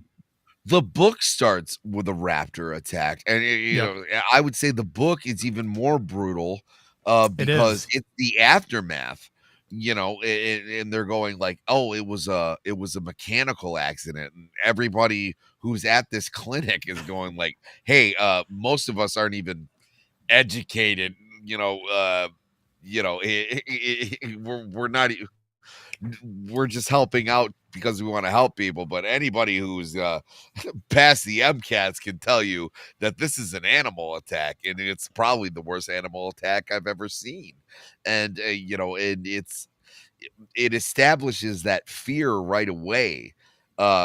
This is something, and then you have Alan Grant explaining to the kid, like I said, in the book and the movie, going, this is how dangerous this thing is. This is, you know, this, and that moment where he has it in his hand, and he's like, this is this thing that I have been telling everybody is like, you know, T-Rex be damned. This is a scary, scary thing to be hunted by, because a T-Rex doesn't hunt you. You're just in front of it. You can't outrun it. It's giant. These things come in a pack and hunt you and take you out. And the reason that they can is because they're just as smart as you are. Just because they can't speak, which you know, other movies have saw too. Well, I mean, there's a reason that apex predators like, you know, brown bears or lions, right, singly will be chased off of a kill by a pack of wolves or hyenas or things like that, right? That the pack hunters are the ultimate danger. Especially when the pack is big enough, or if the predators themselves are violent enough, right? It's just a matter of how desperate they are to go after you. And when you weigh the same as the predator, you're already fucked. Yeah. Oh, the scariest line in this entire movie is like, they attack the fence. They never hit the same place twice. Yes. They like, remember. oh my God. Yeah, it's why Muldoon is like, they should be destroyed. Hold on, Yeah, Leon. I have to go because Moxie streams in about 15 minutes, and I'll be there for that. Yeah, so I was real quick to give my final thoughts on this movie. This is a really interesting pick, Nick. Because again, when you were starting Masking Mondays, you're talking about it. This would never have been a film that would have been on my radar to be on the show. And I think that's kind of what makes it different than I think anything you've covered thus far, because Book of Eli, The Raid Redemption, Tombstone, stuff like that, those are inherently masculine films. You could not do them any other way. I think the masculinity in this movie is kind of so subtle that it makes it probably the most interesting thing you've dug into and analyzed thus far. So, yeah, I adore this film. I don't know that I can rate it on a masculinity scale because it is very out of the ordinary in terms of what we usually see depicted in terms of masculinity or how it's presented. Yeah, Godspeed to you guys. This has been a great discussion. I wish I could stay for more. Yeah, dude, I appreciate it. Yeah, it's obviously sad to see you go, but I know you got to go. So I appreciate you coming in, hanging out, and for the raid as well. And I'll catch you over there after we're done here. You love to see it, guys. Don't be Raptor food. Deuces. Yes. Later, Leon. Bye, Leon. Later, Leon. Yeah, I think that Leon dripping in masculinity. Leon brings up a point that Nick and I have talked about a few times, that too often you confuse with macho with being masculine, and they're much different things. And I mean, this movie is loaded with masculinity and I mean, other than Nedry, and even then it's kind of toxic, and I don't know, it's more female because it's like passive aggressive and bitch made. But this is, there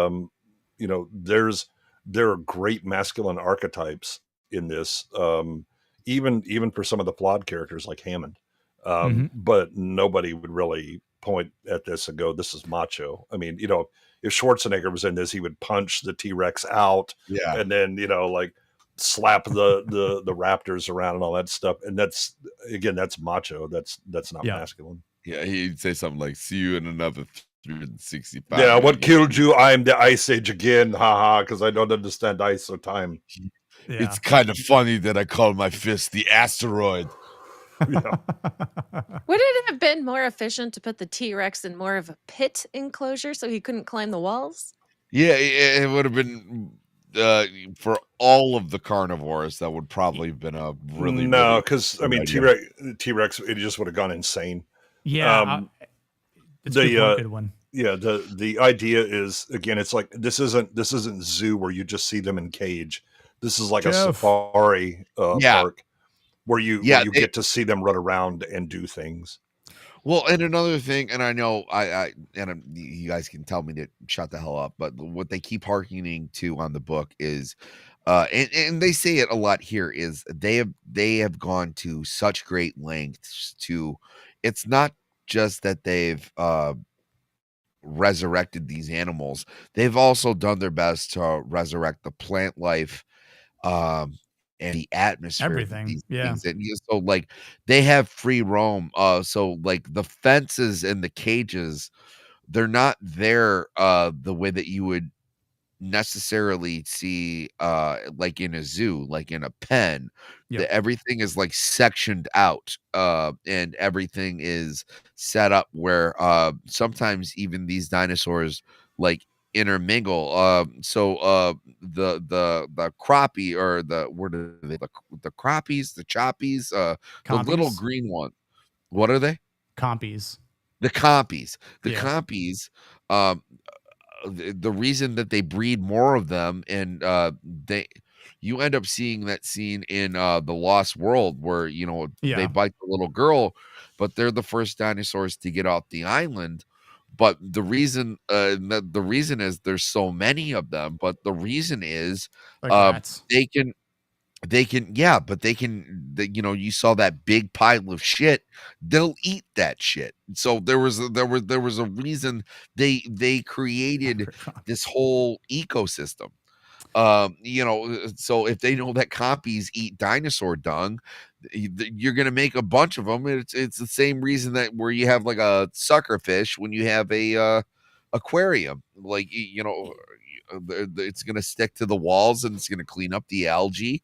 You know, there was a reason, there was a scientific reason to why they did this, but their only Achilles heel was they didn't know what the fuck they were doing because they were playing God.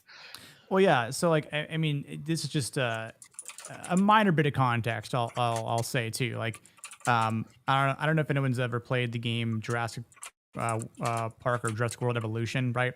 It's sort of like a dinosaur, park builder. It's pretty cool. I love dinosaurs, right? So I enjoy just kind of building it, and like I actually built like a Thunderdome. I put like all the carnivores together, and so they would all just kind of duke it out. And of course the T-Rex won in the end.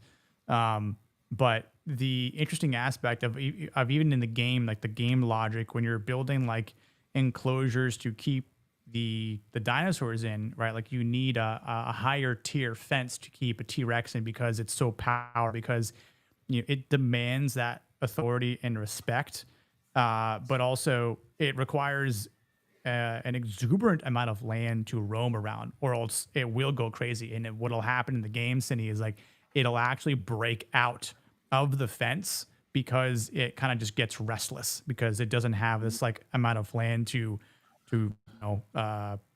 just kind of like wander around. Yeah, they would have been territories. They're built and they have all of the instincts to behave a certain way, and trying to constrain them otherwise. Those instincts are going to come out one way or another. What game is this? Continuity issue with the T-Rex's pen where the cliff is way too close. Yeah, to, I mean, like doesn't there's a make lot of- sense. Yeah, Well, I mean, you forgive it because of the movie, but yeah. Well, I don't forgive the very beginning of the movie with the cage that you transfer things into, and you don't have physical interlocks. It's just let's just hope the weight of the cage. That's stupid. Let's just hope this guy can like sync it up really well. He was really good at the claw game at the bowling alley, and we thought he'd be a good hire. Another thing too, why we're talking about the T-Rex is for everyone who has read the book. What's scarier, the adult T-Rex or the child T-Rex? Because I found the child T-Rex to be even worse. I don't remember anything of it. I read it in middle school. I bought it to read again. I have it. Okay. The adult T-Rex just eats you, right? Like there's nothing you can do about it. I mean the child T-Rex, the adolescent, like that one. That's more similar to like a raptor to a certain extent, right? Like it's not like a Utah raptor, right? Exactly. Yeah, no, it's big and it's dumb and it toys with you, right? So it slaps you around a little bit before, I can't remember who it kills. It doesn't kill Gennaro, but the person who the T-Rex actually kills. It's the other guy that I can't think of his name. It's who also shows poor masculinity in the book. The lawyer. No, in the book. In the book, the lawyer is very masculine. Complete opposite. Like it would kick him down, and then it would let him get back up, and the guy would like talk shit and like try to holler it away, and then it would come in closer, and then it would come in closer, and then it would knock him back down again. He was playing with his food. It was learning the hunting and how to take down a predator and all this stuff. I mean, to be fair, like young T-Rexes would actually be more dangerous because they're faster. Yeah, absolutely.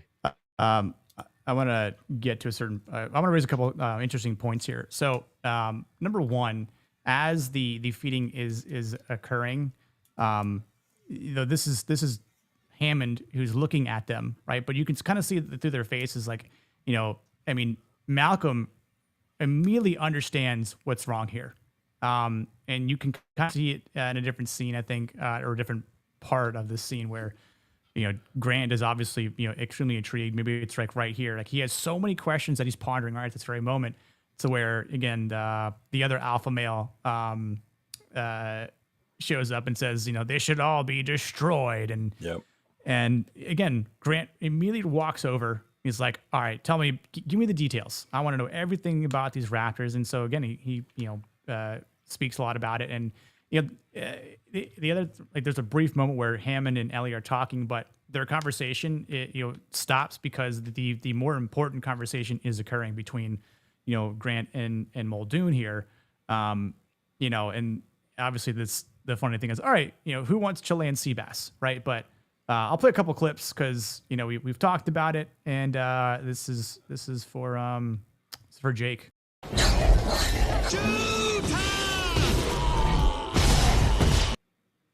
A lot of John Williams soundtracks over a lot of these clips, which again, amazing score for John Williams, the GOAT. But it also makes it kind of a pain in the ass to clip shit in this because I'm like, that's gonna get flagged. But this is again probably one of the most interesting parts because of the dialogue, and it is all about what the reaction is from holding the raptor, right? When before they actually see the grown up ones, the female and the two ones that she didn't kill, right? Because there was 8 total, I believe, and she killed the others in the pride. So this is again to show how intelligent the one raptor is that we see, commanding everything here. But this is another little clip inside the lab I just kind of sliced together. What species is this? It's a velociraptor. We bred raptors. Like, sure, ooh, they're cute when they're all small. When they grow up, they'll just completely shred your throat in half, and then, you eat your intestines as you're kind of still alive and choking in your own blood. Like all children. Right. But yeah, who is hungry for some food after seeing that? Ooh, Chilean sea bass. I love that. Yeah. So, Sushi would have been better. probably. No, steak tartare. Oh yeah, I would have gone for a nice steak after seeing that bowl being torn apart. Like, I need a nice steak. I actually had steak for tonight. No, but so I think this is where Hammond starts to lose control over his guests, and as he states, the only one on my side is the blood-sucking lawyer. Oh yeah. But again, like, this is where the people that he values the most for their not just their opinion, but for their professional expertise, their word, things that's going to grant and get give his park the green light. They all say no in their own way, and it's interesting the contrast that happens here with Malcolm to what Grant gives. He's like, Grant says, like, the world's just moving so fast, and we need to appreciate it more. Like, we can't just really do something like that. Like, as I think you mentioned, good one. Like, there's 65 million years that separates us from dinosaurs. Like, and you've thrown them back together. These two species that are separated by 65 million years. Everything's different. Yeah, the world has changed because of this. And Grant, like, initially is basically going, we need to think about this, right? I can't necessarily give you an opinion right now. We need to stop and really think this through because there's a lot of complexity here or whatever. Ian has already come to his conclusion and he's done. Ellie is more like pointing out you've made aesthetic choices. Even though you've got, animals and plants that are separated by, tens, of millions of years, and you just plant them because they look pretty or they look right. Right. Yep. And because she has, again, kind of a larger view as a environmental view of a where an animal and its habitat is supposed to be, because she's an ethnobotanist. She's looking at it going, I mean, the complexity of an ecosystem is ridiculous, right? Everything that kind of interplays with each other and the balance that you get with one that's successful. And you're just kind of making choices because, again, it looks cool. And so she's like, yeah, I don't know about this. Grant is probably the least committed, but is definitely leaning towards hell no. If you made him decide right now, he would be no. Yeah. I got a couple clips that I'll play. That just, again, it's Malcolm. He's spitting facts. What can we say? I'll tell you the problem with the scientific power that you're using here. It didn't require any discipline to attain it. You know, you read what others had done, and you took the next step. You didn't earn the knowledge for yourselves, so you don't take any responsibility for it. It's like, Oh, I could actually see that one. you were being very unmasculine. So Kind of, this maybe? this is one of the things where I'm like, okay, shut up. The idea that you stand on the shoulders of giants, no fucking shit. thought he was Ian, talking to you me. stood on the shoulders of giants to get algebra and basic math and statistics and probability theory and all that stuff, right? And you didn't have to earn it from zero, right? And recreate the entirety of human knowledge. Of course we stand on the shoulders of giants. And no, I did not have to go through the problems of the ancient Greeks figuring out that the world was fucking round. Thankfully that was a solved problem for me. What I did is took that knowledge and advanced it, right? And moved forward. That's one of the things about this speech that I'm not a fan of, is they simplify it to make it sound catchy and definitive, and it's the kind of argument that I would throw the fuck off the court immediately. Oh no, see, this is where I attribute it to like one of the best modern adaptations of Frankenstein is his line afterwards where he said, we spent so much time trying to figure out if we could, we didn't spend the time to sit around and talk and figure out if we should. Yeah. That's the better part. It's the lead up to that undermines it, where it was like, I don't want to hear a damn thing you have to say now. Yeah, no, absolutely. But I'm saying like that point is valid, and also he's not the only person to come up with that point, and that's something that they don't give John Hammond any credit for in this movie. Is he is very, very good at manipulating people into going like, yeah, no, like it'll be fine, just like we'll just make a couple dinosaurs, and then once the merch comes in, it's gonna be great. Like he has this thing, and then when the doctor has a problem, he's like, hey, no one's getting credited at universities anymore. They'll judge you by how fucking rich you're gonna be when you're the guy. You're gonna be the dinosaur guy. Yeah, that's why I like this Hammond better than the book Hammond. Book Hammond is sleazy and manipulative, and he's basically, he should just have his mustache and twirl this it guy's Walt throughout Disney, the whole right? This guy is, I mean, again, his motivations are good. He's trying to do a good thing. It's just he's naive about the complexity of the problems and the dangers involved. Before we get into it, I actually have to go because I have a 5 a.m. work call. Gross. So, yeah, I know. I'm sorry. I wish I could stay for 2 more additional hours, but work calls. Thank you, Nick, for having me. This is one of my favorite You're movies. This movie brings a smile to my face. I think it balances both masculinity and femininity. Well done in the script. So, and you'll be at 500 anytime here in a few weeks. You'll be there. You'll get there. And then you'll be 1,000 and then 10,000. So have a good night, everybody. Good night, chat. Thanks for joining, Nadia. Later, Nads. Good night, Nads. She's right. I mean, as Gord pointed out, it did capture women perfectly. That, it did. That Absolutely. one woman will kill the others in order to move up the social ladder.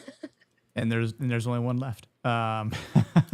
Rick asked a good point. Good point here. I don't think it's a dumb question. Like, why is it better to have all female dinos instead of male? I mean, that's their thinking, right, Rick? Like they think, wow, if it's all female, it's that controlled environment, right? Like they can't reproduce if they're all female. Well, no. So there's a better explanation they actually give in the movie. So all vertebrates start out as female first.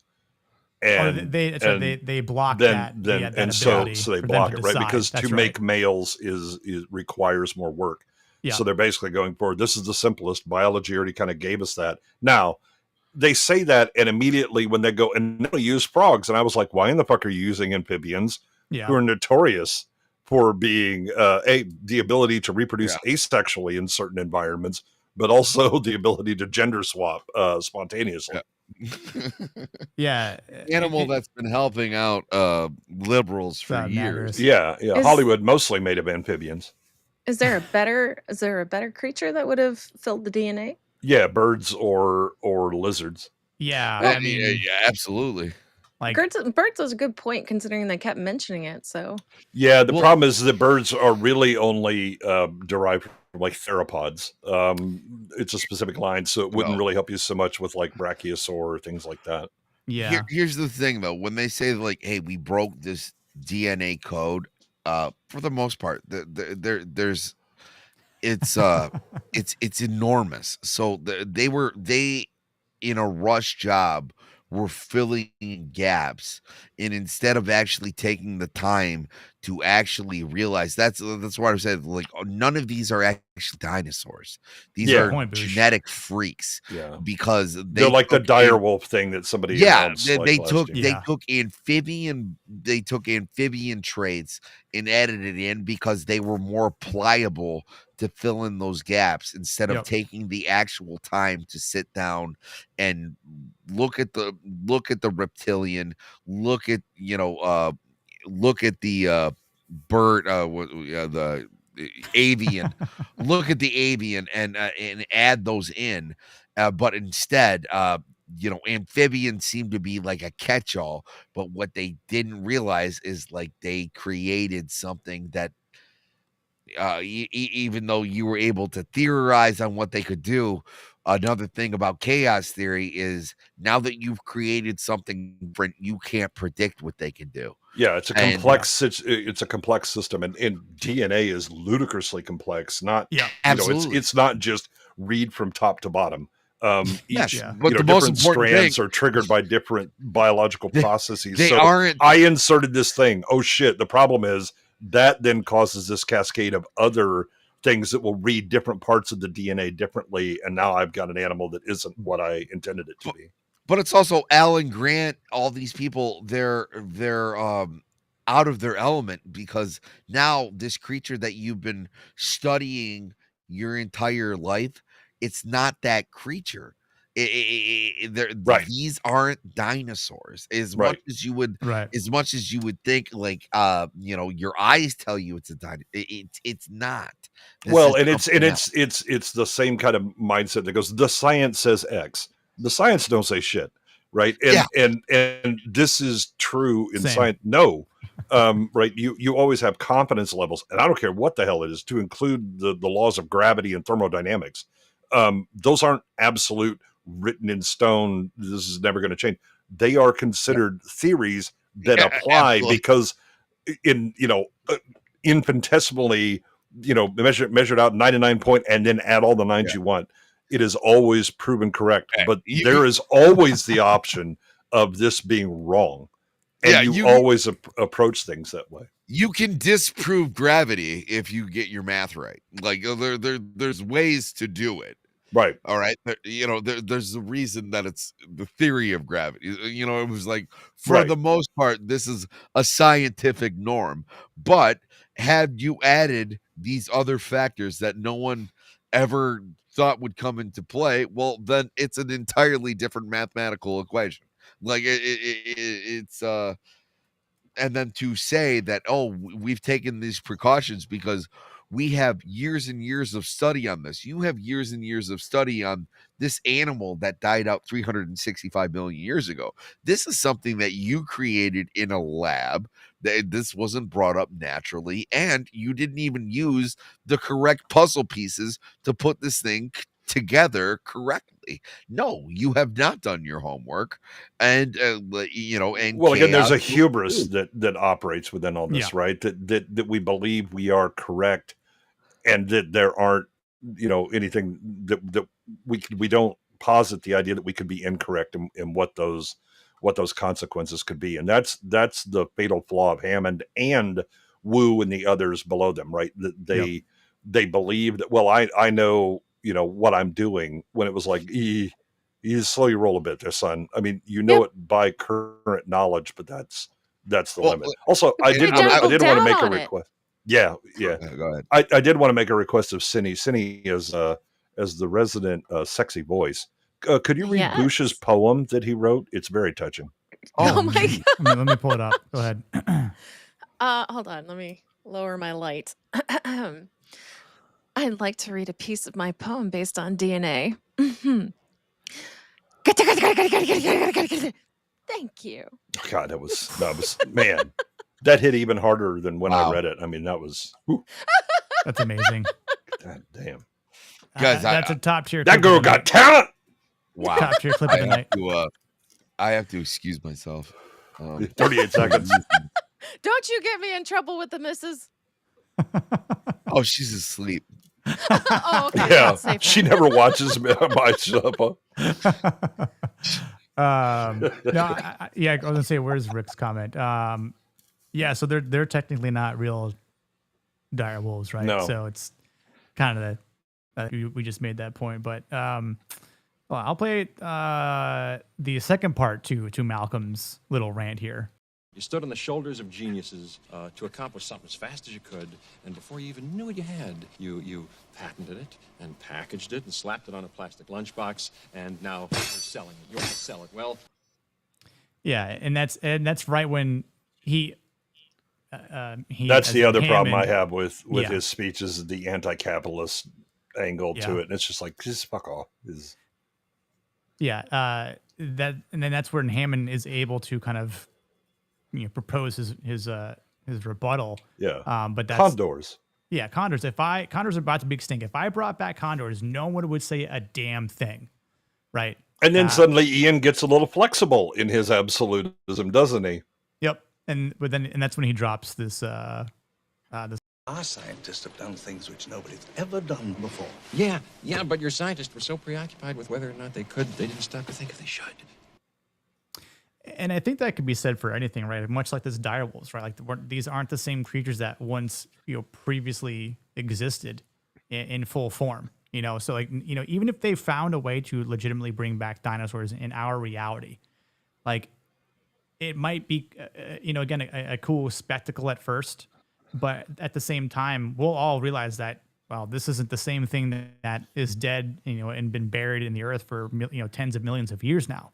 Like they're not the same thing, much like, a great white shark is not what a megalodon is, Yeah. like, so it's like, and obviously different species, for them as well. But no, it's the same question that Mary Shelley posed in Frankenstein. It was like, when you play God, like you don't know what you're doing.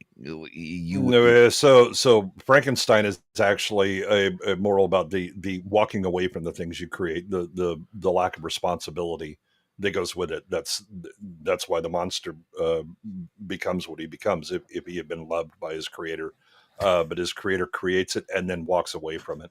The interesting thing about this is that so most of the times, like if you go into the scientific fields, you have to take at least an ethics and science or that kind of thing class, right? The problem is that most people just gotta and I'm gonna coast through it or whatever. But power without moral or ethical reflection is the worst kind of masculinity, right? That it's Absolutely. it's like, again, that we talk about violence is inherently a masculine trait, but to be properly masculine and a full grown man in all the the possible permutations of that means that you always have a restraint with that, and you use the rational application of violence when it is appropriate, and that also makes you more dangerous, right? That simply just being ass clown who throws hands all the time, he generally doesn't make it very far in the evolutionary tree, because he'll run into a bigger guy who'll fuck him up, or he'll run into somebody like me who'll shoot him and call it a day. I don't need to throw on you, bro. I ain't got nothing to prove. You will stop being a threat, and that's kind of the problem that Hammond and his crew have, is that they are operating.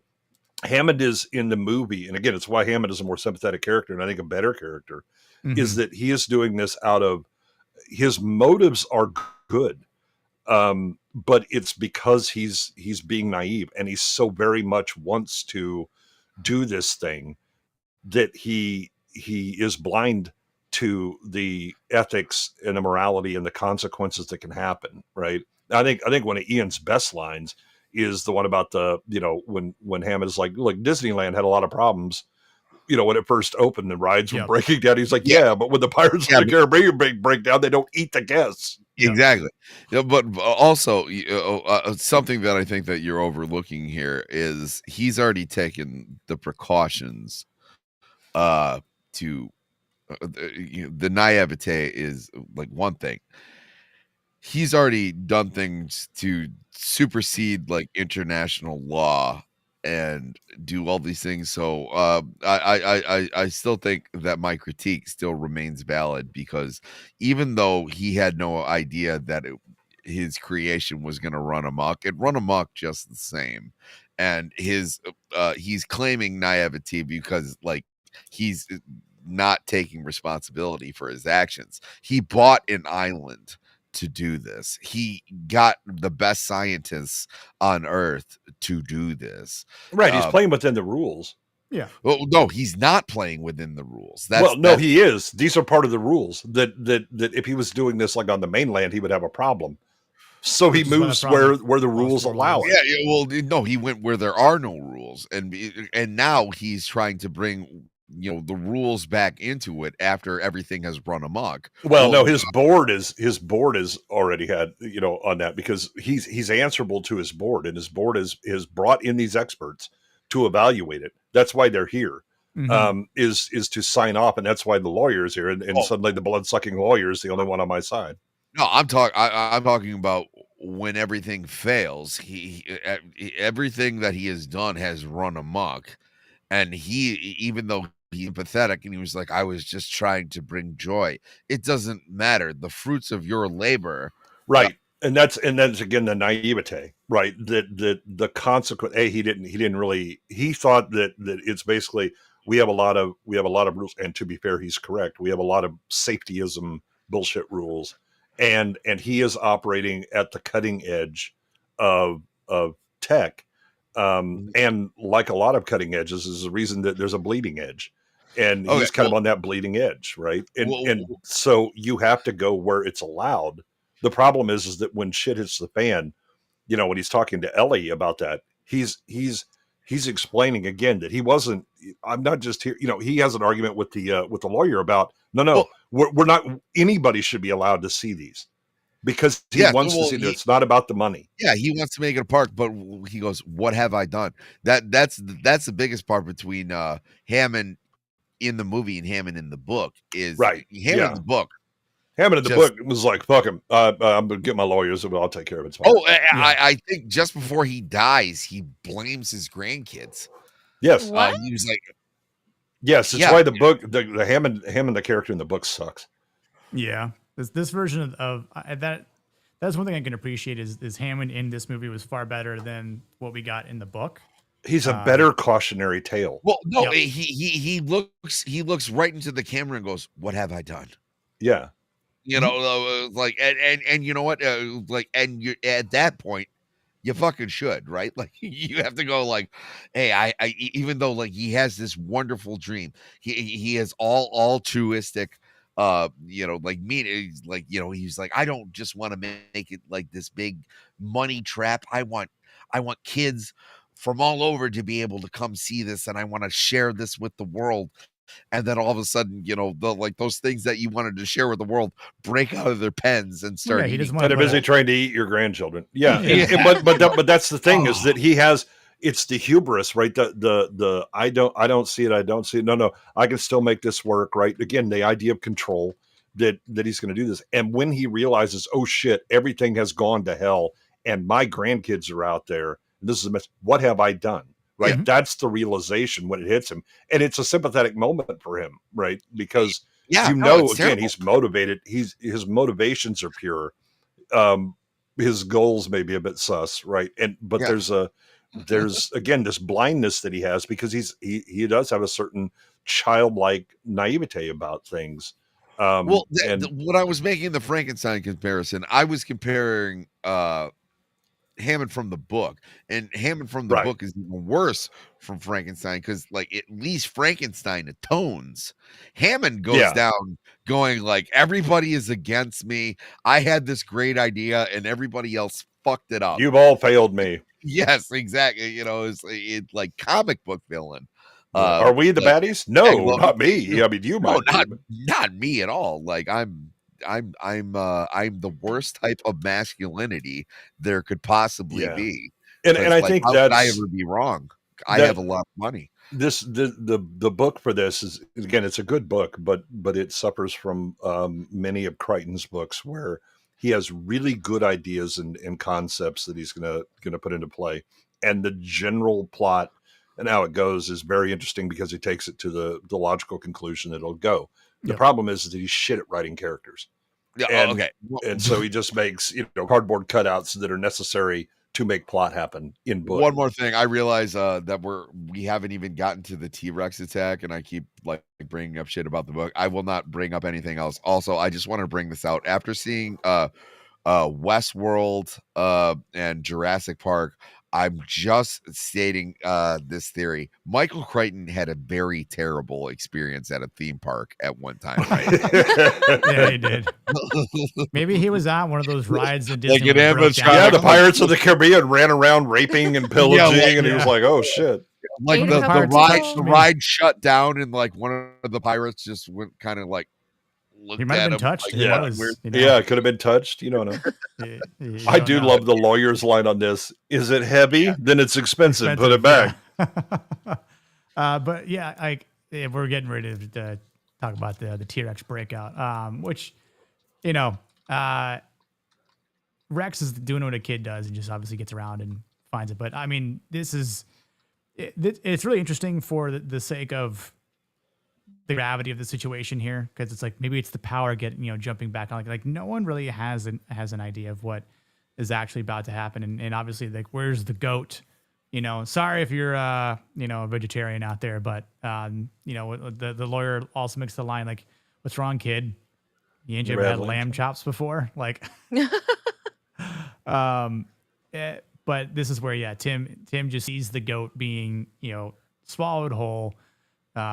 And obviously, I mean, just the freaking cowardice in this, depiction of the Gennaro here as the attorney runs in the bathroom. But we get a good line, right? Like again, someone just mentioned in the chat, Spielberg had some really good one-liners here. It's like, when you gotta go, you gotta go. Yeah. Now, to be fair, if you saw a fucking T-Rex decide, "Hi, I'm going to start breaking down my fucking fence and come at you," I too may decide, fuck them kids. Those aren't my kids. The hell with that. Let's get on out of here. That's exactly what he thought there. But like, it's almost like, in the event of thinking like, who he represents, and he's just like, imagine if Gennaro lived and then like, he finds out like, you just let my grandkids die like that. Like, you're a piece of shit. But yeah. Or even worse, they live and they're like, "Hey, asshole, you left us." Because Rex. I was like, "It's survival of the fittest, bitch. You better get good." Oh. But that's one of the lines that resonates with me the most, and especially on Masculinity. This young woman is devastated. Just like, he left us. Yeah, the adult. Just betrayed the basic duty of adult, which is protect kids. But that's why, again, and that's where the masculinity is so prevalent in Dr. Grant, because he says, "But that's not what I'm gonna do." What I'm gonna do. Okay, it's not even unmasculine to run at this point, because like, if I saw that, my thing would be like, my mind would break. Yeah, right? There's a reason fight or flight is the response. You don't always fight with them. Yeah. And this is what makes this scene so great, though. You just keep running. But again, like, I will say, for the sake of like how, I think most paleontologists, from what I've read and seen, where obviously it is hard to really correctly and accurately clock what a T-Rex would actually run at. I mean, from what I've seen, it's not quite 32 miles per hour, because it's like saying, for a 9 to 11 ton, depending, it would depend on the age of the Rex. And all that, so like, right? They say roughly it could be between 20 to 25, which if you think of like the fastest runners, that can run, 20 miles per hour. Even like in football, like, we've got some football players that can hit the 20 to 22 mile per hour. Obviously, like, Olympic runners can hit like toward the, I think like 25 miles per hour, like Usain Bolt, right? Like it's rare that, a lot of people can run like that. So like, you're not outrunning a T-Rex here. Even the fucking Jeep, had to ramp up past 30 miles an hour with the much must go faster line. But that's why I think this scene, this moment is just, I was like sheer amazing for the sake of what they have to go through. But both characters kind of step up into that masculine spotlight. But yeah, the spectacle that is before them, like, it is a different type of awe again that they're experiencing here. This is just pure fear, or like, because again, I agree with you. If I'm those kids, or when I was like 6 years old when I saw us in the theater, or eight when I saw it in the theater, and I thought it was amazing. But there was part of me that as a kid, I'm like, oh my god, this is terrifying, but I love it.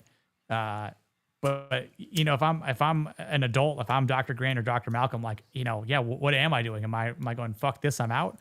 Or am I going to try and like do what I think is right and protect the kids? But obviously I'm in a different car. So how can I protect them? Well, that's when they light the flare up. But like the look on their faces here, like this is, as you pointed out, good one, like where Dr. Grant is so focused on what the raptors are, what they entail, because that's what he studied. He knows about the T-Rex, and he got weak in the knees when he heard it happen. He didn't quite think he would come face to face with it in this aspect. Uncaged.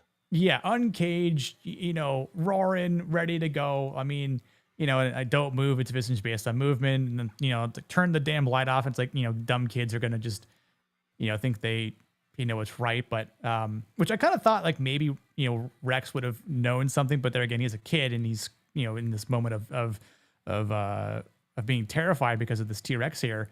But just to kind of see what they're having to face, and the T-Rex, knocking into them, hitting the car. This is actually interesting, just for a fun fact. I don't know if you guys know this, but this moment here wasn't supposed to happen when they were filming. The animatronic of the T-Rex actually came through too hard.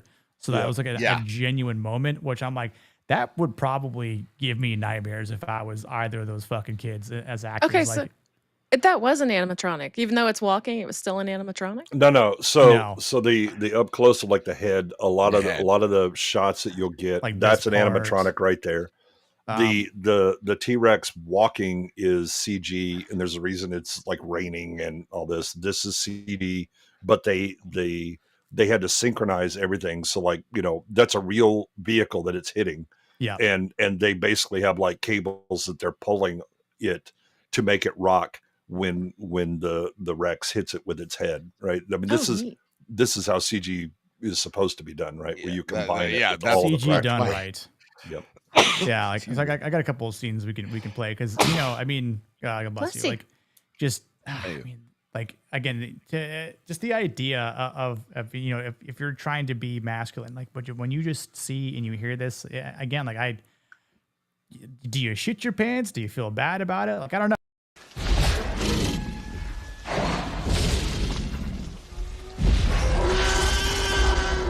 Boy, do I hate being right all the time.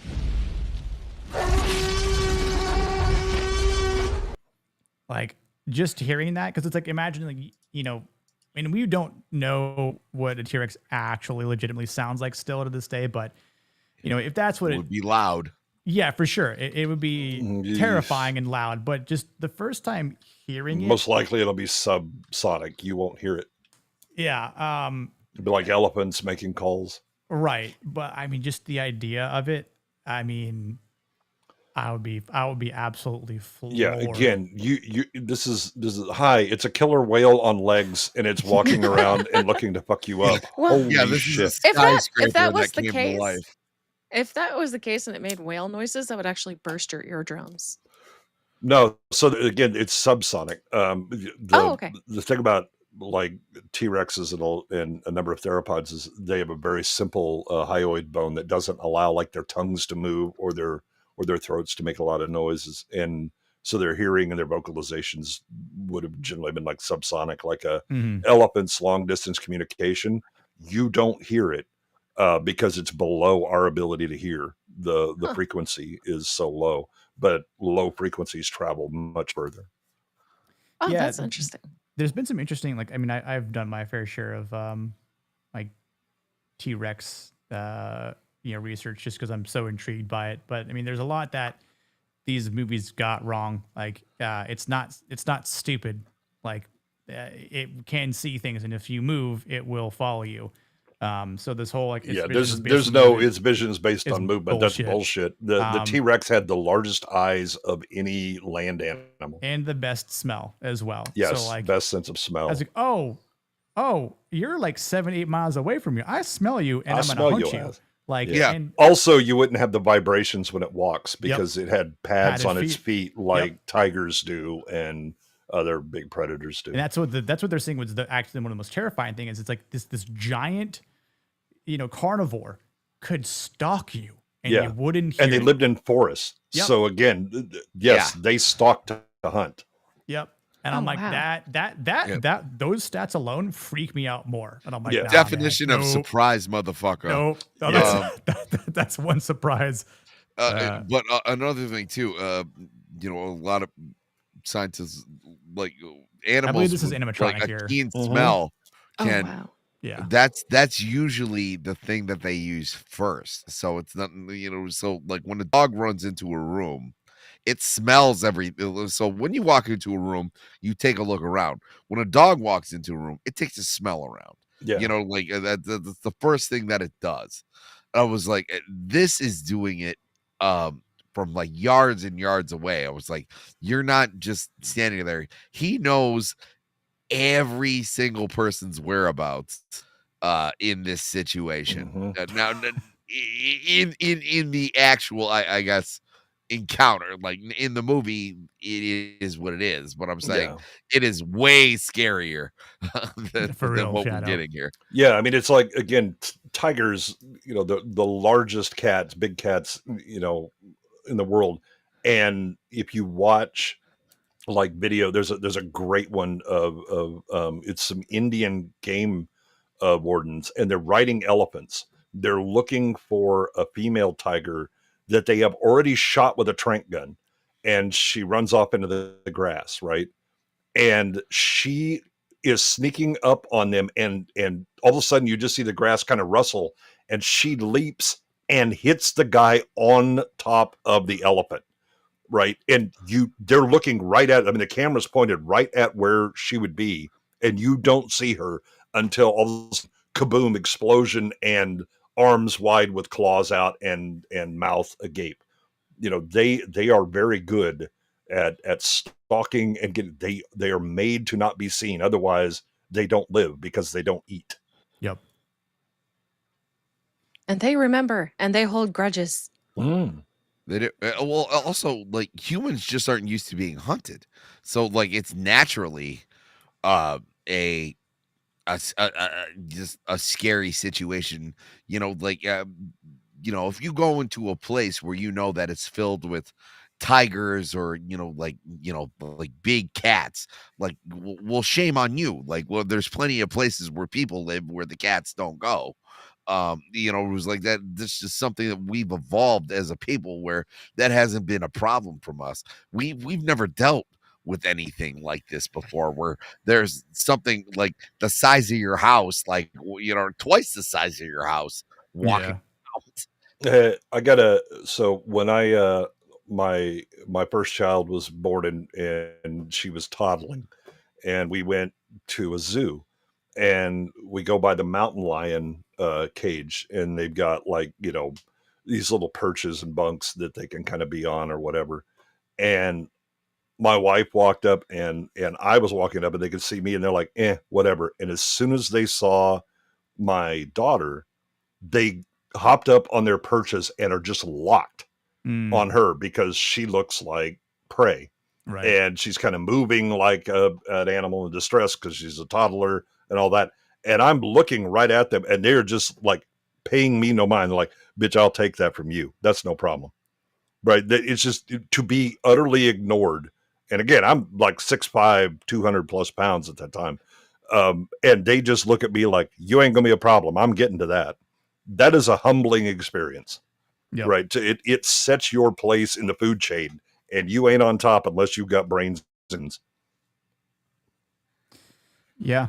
I don't know what Leon would be. An Allosaurus, maybe? Compy. Compy? Yeah, Compy. Yeah, Compy. Little Compy. Little Compy guy. And we kind of just went past it in the... He would spit venom, but it's only as a defense, and then he'd turn and run away. So there's a little Dilophosaurus. Yeah. Is there a Retardosaurus? That's It's in the That's new, in the new one. Yeah, Rebirth. Yeah.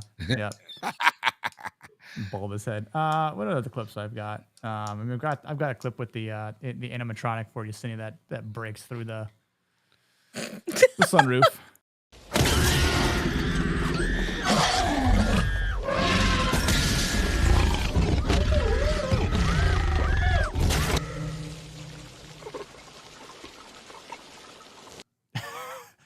That part though, it's all fucked up on his side. Oh man. Again, I just highlighting the masculinity in this part here. Grant is the one who doesn't hesitate first in this part. Like, not that there's many other people to help the kids out in this moment after Gennaro has ran to the shitter. But again, like he's choosing this, dreaded danger over safe because, he's started to step into this, protector role more for the kids here. He's obviously, leading by example to show that the kids that, I am here to protect you. Man, he's got a lot of faith in his inferences about a T-Rex. I know. There's a lot to be kind of taken at away the from very it, but- least, you can distract this thing enough to get him away from the car, right? Even Well, though that's the your idea. Like it's problem. just throw the flare away and get the kids, and then get the hell out of there to that Yeah. extent. Well, you're kind of hoping that it's going to still follow up with what you do know about dinosaurs or what you assume you know about dinosaurs. Right. So yeah, but I do like how he throws the flare. It made me scream at the screen that what's his name? Ian suddenly lights up another flare. It's like, no, you fucking idiot, stop! Oh my gosh. Sorry. Yeah, That's a I good saw one. that. Well, Absolutely right. He doesn't know. It was like he assumes he's doing the exact same thing that Malcolm or that Grant is doing. Yeah, You well, know, that's he- his mistake. He's a chaotician. He should know better. Just shut up and sit over there, chaotic system. I got this. I'm minimizing variables. Yeah. Here's a flare.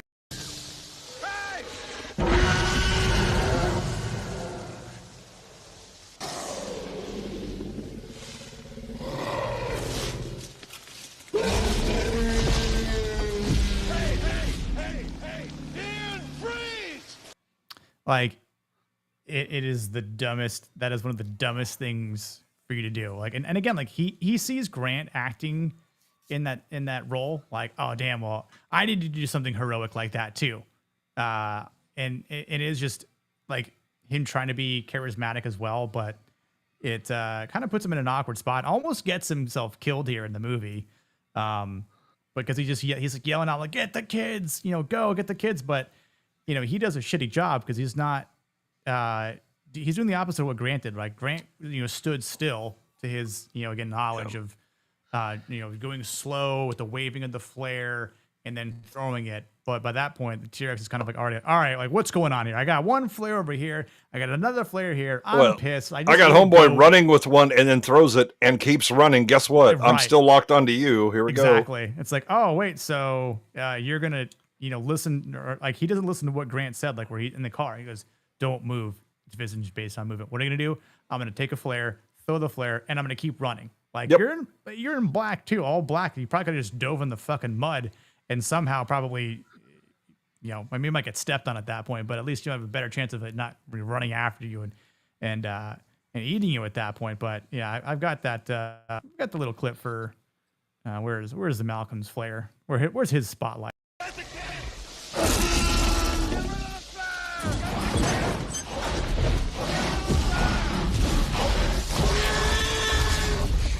Like, Yeah, You could I have mean, thrown that flare and then dove behind the car. Something. I mean, I think that but this goes to Ian. drove Ian is behind the so used to dealing with women that he thinks that a shiny object is enough to distract them. It's like no, any movement, not just the bright glittery thing. This is what we were talking about earlier with him, especially with the bravado, right? Where Yeah. he saw someone taking the initiative. He's trying to replicate that, and he doesn't understand Right, without why. knowledge, he's Yes. cargo culting the behavior. And this is also the animatronic Cindy in these scenes right here.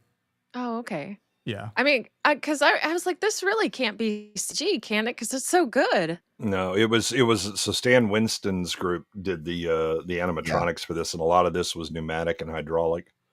Oh, wow. Yeah, no, this is how you properly What's up, use Justin? Retro CGI. Stuff TV show channel. What's up? Hey, cutie.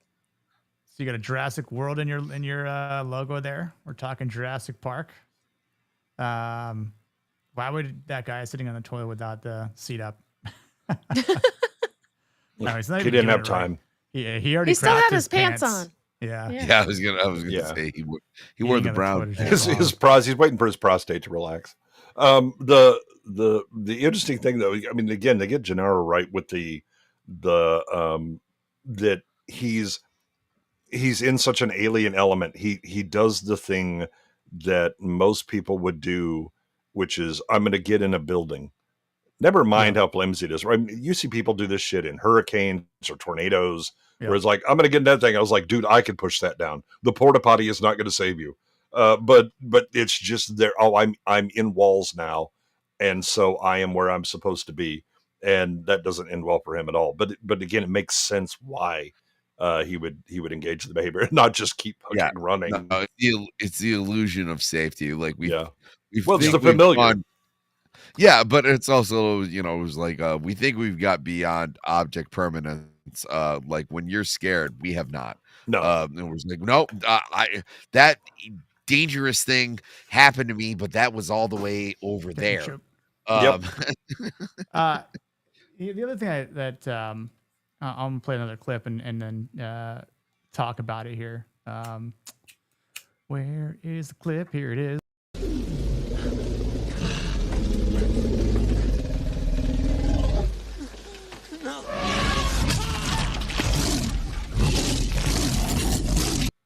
So as this is I happening, object. right? What? The seat was down. Also, that's why the T-Rex grabbed him. I told you to leave the seat up. No, that was just what the lawyer's last words. He was like, I object. Yeah. Yeah. Objection! Objection. The T-Rex had a better motion. Yeah.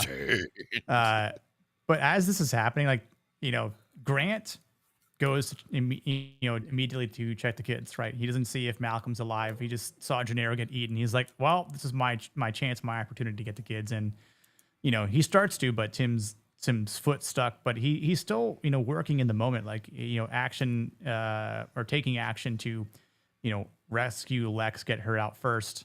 But, that ends up with little Timmy in the tree. And that's really, I think this is kind of where the arc of Grant starts. Grant being that father figure, that protector role, absolutely. really kicks off, tenfold here because Boosh is right. This is what happens when you turn the dome light while Daddy's driving. I was told that we would get ejected from the car. Oh, you will, but the T-Rex will be the one that does the illegal. ejecting. I was told it was illegal and T-Rex we would does get it. pulled over immediately. It's illegal according to my laws. I wanted to see my Game Boy in correct light. And some kind of light. Yeah. It blinds you. I mean, you don't want to see it, but so we'll let's see, where does he? Why? Yes, he tells her to get on his back, and Yeah. then she chokes him, and he's like, "You're choking me." I'm surprised she listened to him at all because usually kids panic and they don't want to hear what you're saying. They would just rather be like, fix it now. Kids will get very focused if you command them in a very stern voice. Yep. Their survival instincts kicks in. It's like, I don't know about that T-Rex, but this motherfucker's a lot closer to me right now. Yeah. So there's one I want to show these scenes real quick. Is just again just to show like how apprehensive again Dr. Grant is, you know, and while Ellie's all smiles and it's like, oh, this is going to be good for you, you know. She said this is what you need, you know, because they try to follow him in the car. Like, which car are you going to be in? Whatever you're in, you know. Nope. He's like, I'm I gonna thought it trick was so you. cute. I It mean, was yeah. adorable though. Yeah, it is like, and it's meant to be that way, right? But I mean, it obviously ends up happening regardless. Like he's like, all right, woman, I see what you're doing here, but yeah. Luckily, it's we like, stop and look at the Triceratops, so I'm able to switch positions. around. right, exactly. Yeah. The sick trike is what allows him to switch cars, but you know, it's funny how it goes from this to this. It's like how things can, you know, quickly get out of hand in chaos, but yeah, obviously like this whole scene here is just again the start of him, you know, again protecting Rex where Rory says like, that's not what I'm going to do, right? Because she's still panicking like that Gennaro left them. Yeah. Like, he left us, right? So he is showing this like paternal masculinity here. You know, he's now being their guardian. You know, because it's like if it was just them, they wouldn't survive. You know, they wouldn't have. I mean, they wouldn't have made it past this part, in my opinion. You know, or they both would have probably died on the damn fence. At that point, and with no one around to, you know, perform CPR to bring them back to life. But I definitely think like this is Grant showing how you know, steady he could become, that he does have these like protective instincts. Because I wonder if at all, you know, for the sake of the movie, obviously just not talking about the book, but movie Grant here, if he thought that he had any of those, you know, paternal instincts that, you know, could I really be protective if it, you know, boiled down to that point? Like, you know, would I be willing to potentially give my life as a sacrifice if it meant that these kids, you know, can make it out? Because I do love the interaction that Grant and Malcolm have when the cars just stop. Mhm. And he's like, check on the kids. Why would it? I don't know. They might be scared. Yep, Why would they kids be get scared? I scared. didn't say I was scared. I said Yeah. they might be because they're kids. Right? Yeah. I didn't say I was scared. I didn't say you were scared. But like, it just, I mean, these like sort of peaceful and like quiet moments, like just calming them down. Like, you know, they're like, well, let's get up in the tree. And it's like, you know, well, you were in the last one, but it's like, you know, hey, you know, it's, Yeah, the tree thing reminds me of the Charlize Theron thing, running FSU. away from the big rolling donut spaceship instead of turning 90 degrees and going, because in that tree, just go around. You have all the options to do that, and then you don't have to worry about the Explorer. Pick a direction. Yeah. Yep. Other than straight down where the Explorer is going to go. Yep. He even has this moment here where like Tim says, you know, well, what are you going to do? You know, and he's like, well, I'm just going to move on. And he ditches the raptor claw, which was a big moment for him. You know, considering how much I think he kind of cherished it in a way. But it does show like how much he's been growing in this movie, in this short time frame that he's, you know, been on the island, or like the journey to the island, and everything that he's had to go through so far. You know, he's obviously had more responsibility. Well, and he takes on the because they're like, well, I mean, if we go to sleep, what happens if the monsters come back or whatever? Well, then I'll just stay up awake all night. and watch it over you. Of course, he lies and goes to sleep anyway. Yes. I mean, that's Well, that's something we a would all parent do. thing to do, though. That's true. Exactly. No, I got this. Okay, they're asleep. Let's go. Yep. No, I've done that before. You know, it's like, but he's also throwing away his comfortable tactic of, I'm instructed this kid who was kind of like smarting off to me.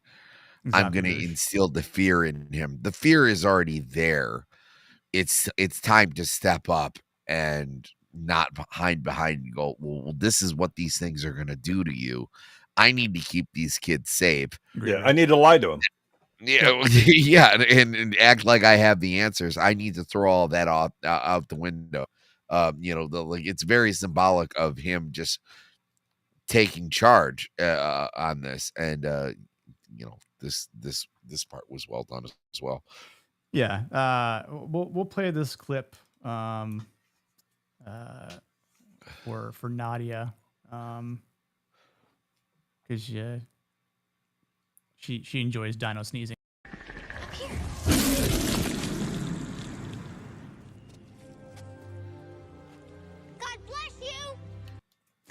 Oh, and it got in her mouth. It was Yeah, open and everything. Got in her nostrils. Probably Well, because somehow they have the hole at the top of her head, so probably she didn't got realize. someone got in her ears some Oh, way yeah. somehow. This is when Alan Grant realizes that the Dutch are here, wearing their clogs. Yep. It's very Yes, disconcerting. But this is obviously another moment where he's just confirming what Malcolm said. Life finds a way. I think Well, the kids are like, wait, but you said they're all girl does well. Well, They West- did mention he explains the African tree West frogs. African Yeah. amphibians are known to turn from Well, his male to face female. changes. There's the initial fascination, and then you're like, oh, well, no, everything that they told me is wrong, because they said all the breeding comes from the labs. Here's a nest. Well, it's I mean, obviously they're kids. Not to say like they're dumb by any means, but it's like they only know so much about what they've been told, right? Not so much what they're applying, in thinking critically, to the sake of saying like, well, hold on, based on what I've seen here, like that can't be true, because again, they're kids, and how much research have they done? Whereas, Grant, Sadler, and Malcolm are brought to the table literally to talk with Hammond about. So like the fascination aspect is great, but Grant is actually instilling actual some knowledge into them, like hey, actually, so they never specified which kind of a frog, but from what I know, it could be this, and if it is, then Malcolm was right, and life finds a. African frogs have been known to spontaneously change sex from male to female in a single sex environment. And there you have it. There's your sex education and amphibians, kids. I love this part. Shout out to Niat and all the other Aussies out there, because this is basically where the emu's ancestry comes from the Gallimimus. Yep. And they deal with this on a daily basis. This is Niat trying to just get a glass of milk in the morning. Right. Niat, he loses internet from time to time. He hey when that happens, Sherry. Niat told me a very scary story where he ran out of boomerangs one time, and this happened. Oh my god! Yeah. That's when he had to stream from the log. Yeah. Yeah, and it's like, hey, guys, can't stream tonight because the emus are they're attacking us hard. Did he have to call for help with a didgeridoo? He did. Oh my goodness. Was it his? Luckily, that kangaroo he tamed came to his side. Nice, Boosh. Dude, I love this part for multiple reasons.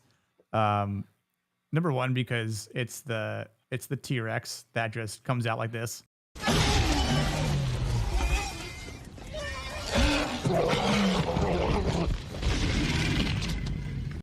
It's so fucking alpha. I love it. Like, that sounded exactly like my bulldog did when we would like play with a rope or something like that, and she would get shaking. I mean, that to me is a spectacle. I mean, just and this is what fascinates Tim here. He is just so captivated by seeing this creature perform at such a high T level of just hunting. But also Dr. Grant is like, okay, we've seen enough here. I need to protect you guys. We need to get the hell out of here because Lex is scared shitless. She's like, we need to go. We need to go. Like, Alan, we need to Also, go. Tim is that age where survival instincts have not kicked in, and so he's No. just like, look He at still all the has Superman blood. Oh, syndrome. Look at all the isn't this blood. great? Yeah, his curiosity is going to get him eaten. Well, Yeah. it's also too. It's just like a great like juxtaposition where like they're getting caught up in these like running animals. It's like nature. You don't they're want to get seeing this nature. trampled, and then you're looking around, looking how majestic they are, like in their flock while Right. they're running, and then you're like, oh, they're not running, they're fleeing. Oh, why are they fleeing? And then all of a sudden, he's like they flock like birds do in back response again." to a predator. Mhm. And oh look, yeah, that's exactly what they were doing. Yeah, no, and it's the same thing with Grant, where it's like, oh, is this like behavior? Like, do they run? Do they run in packs? Like, there's like, oh no, there's that giant ass predator again. No, They they sensed it before you did. Yep. Yeah. She wants to get the hell out of there, and obviously that's just another aspect of Grant realizing, okay, well, like the girl wants to go, like that's fine, and then Tim is just it's kind of funny because he has to pick him up and like say, all right, let's just keep going. We got to get back to the compound. Which again, like he's doing that thing like dads do, right? Like I'll test it out. I mean, obviously, I think he understands like, well, the lights aren't on, so we must be good.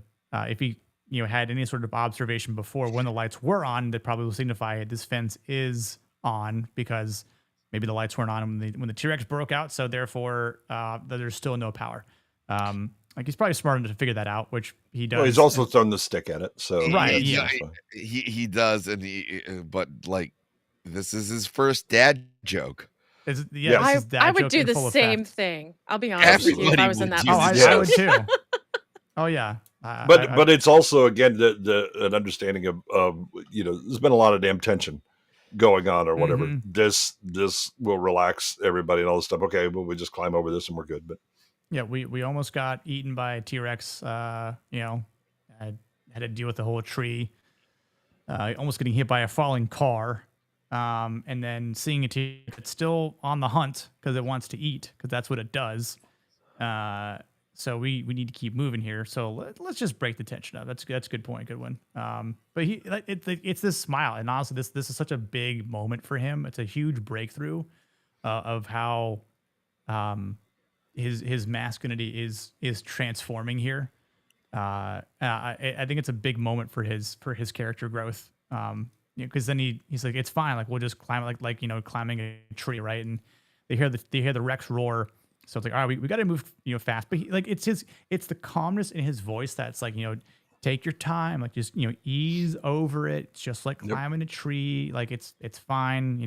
Slow is smooth and smooth is fast. Right, exactly. And then there's an alarm that happens because off in the compound area, the other team is trying to bring the power back on, and that startles poor Timmy here, and they've made it down, but I think it's like again a kid that's just reluctant to jump because he's like, are you crazy? Well, no, he just freezes. You know what I mean? Right. And it makes sense. Oh no, it totally fits the kid's mold. I'm just saying, like in this this continuation. It was like, just jump and I'll catch you, and they're like, right. hell no, because again the kids was, and they're like, I'll count to 3, and I turned to my wife and I was like, we've had kids. That count will go to 3,000. They're still not jumping. Yeah. I'm gonna have to go up and get them. Yeah, I throw it at Tim, and it is a masterpiece. Simba fan, yeah, I would agree. Does break the tension. I'll just read this real quick. I honestly think, even though I've enjoyed most of the sequels, they've never recaptured the magic of this original. Yeah, like I don't think they'll ever recapture the magic from this. I think if you were to do like a more accurate book adaptation, but like I think you mentioned it's Sammy, like if you did it like maybe 8 episodes to draw it out more. I mean, you're just remaking Walking with Dinosaurs, then, right? Yeah, that would be great. But like Crichton himself, the guy who wrote the books, said like, "Hey, people pressured me into doing a sequel I already told the story I wanted. Like, this is I felt like I got bullied into writing this book. Yeah. And it got critically planned, it got critically panned because they were like, hey, the parts that really sank down and were really good, it just felt like a rehash. And he's like, well, that's what you guys asked me to do. Like, that's yeah. So Tim's not breathing, and again, Dr. Grant jumps and is a hero. He saves his life, right? I mean, like it doesn't get more masculine than that. Like he died for a moment, or seemingly died for a moment, but he still wasn't breathing. And for a complete stranger to do that, it doesn't happen often. But there again, he's taking on that accountability, because if later on when the phones are working and Hammond says, "Kids okay?" And he says the kids are fine. Yeah, Even but though, I mean, make no mistake, Nick. They are no longer just kids to him. Oh at this well, point. I know, but The second they fell asleep in his arms. No, but and that's what I'm saying. Like, so, like, it's because of what they've seen Dr. Grant do. They've also grown as well. Like, Tim's no longer this little scared boy. I mean, like, he's gone through some shit. Like, Lex is a different girl now. So they've had someone to help them,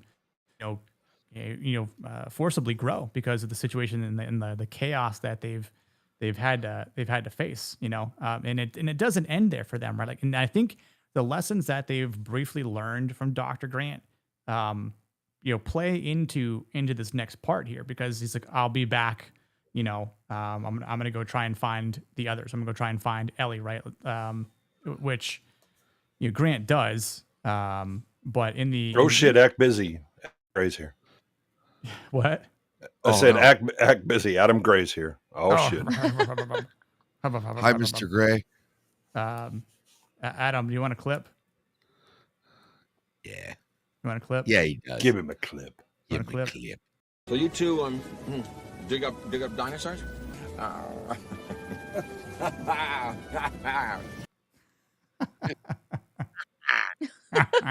That was actually me the first time I met Ben and Adam, and we were talking about the movies that Adam digs up.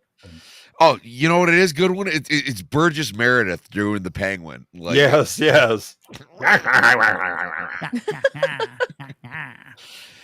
know what? I don't want to keep harping on the book. We were talking about the kids. I thought you said you were done with the book. I'm saying the last thing is the best retcon they did in the movie is actually split up like the good aspects about the kids, because in the book the older brother still likes dinosaurs. Exactly. He's the one who's good with computers, and then Lex is just like a 5-year-old girl who is just a pain in the ass about everything. Yeah, they balance the characters out well. Yes. Yeah. Agreed. A lot of iconic moments, which this is another interesting part, because they are explaining how to turn it back on, what they need. Well, we only have one female to talk about this now, because I'm sure maybe Nadia would probably have given some pushback, but she would talk about how she's never seen it before.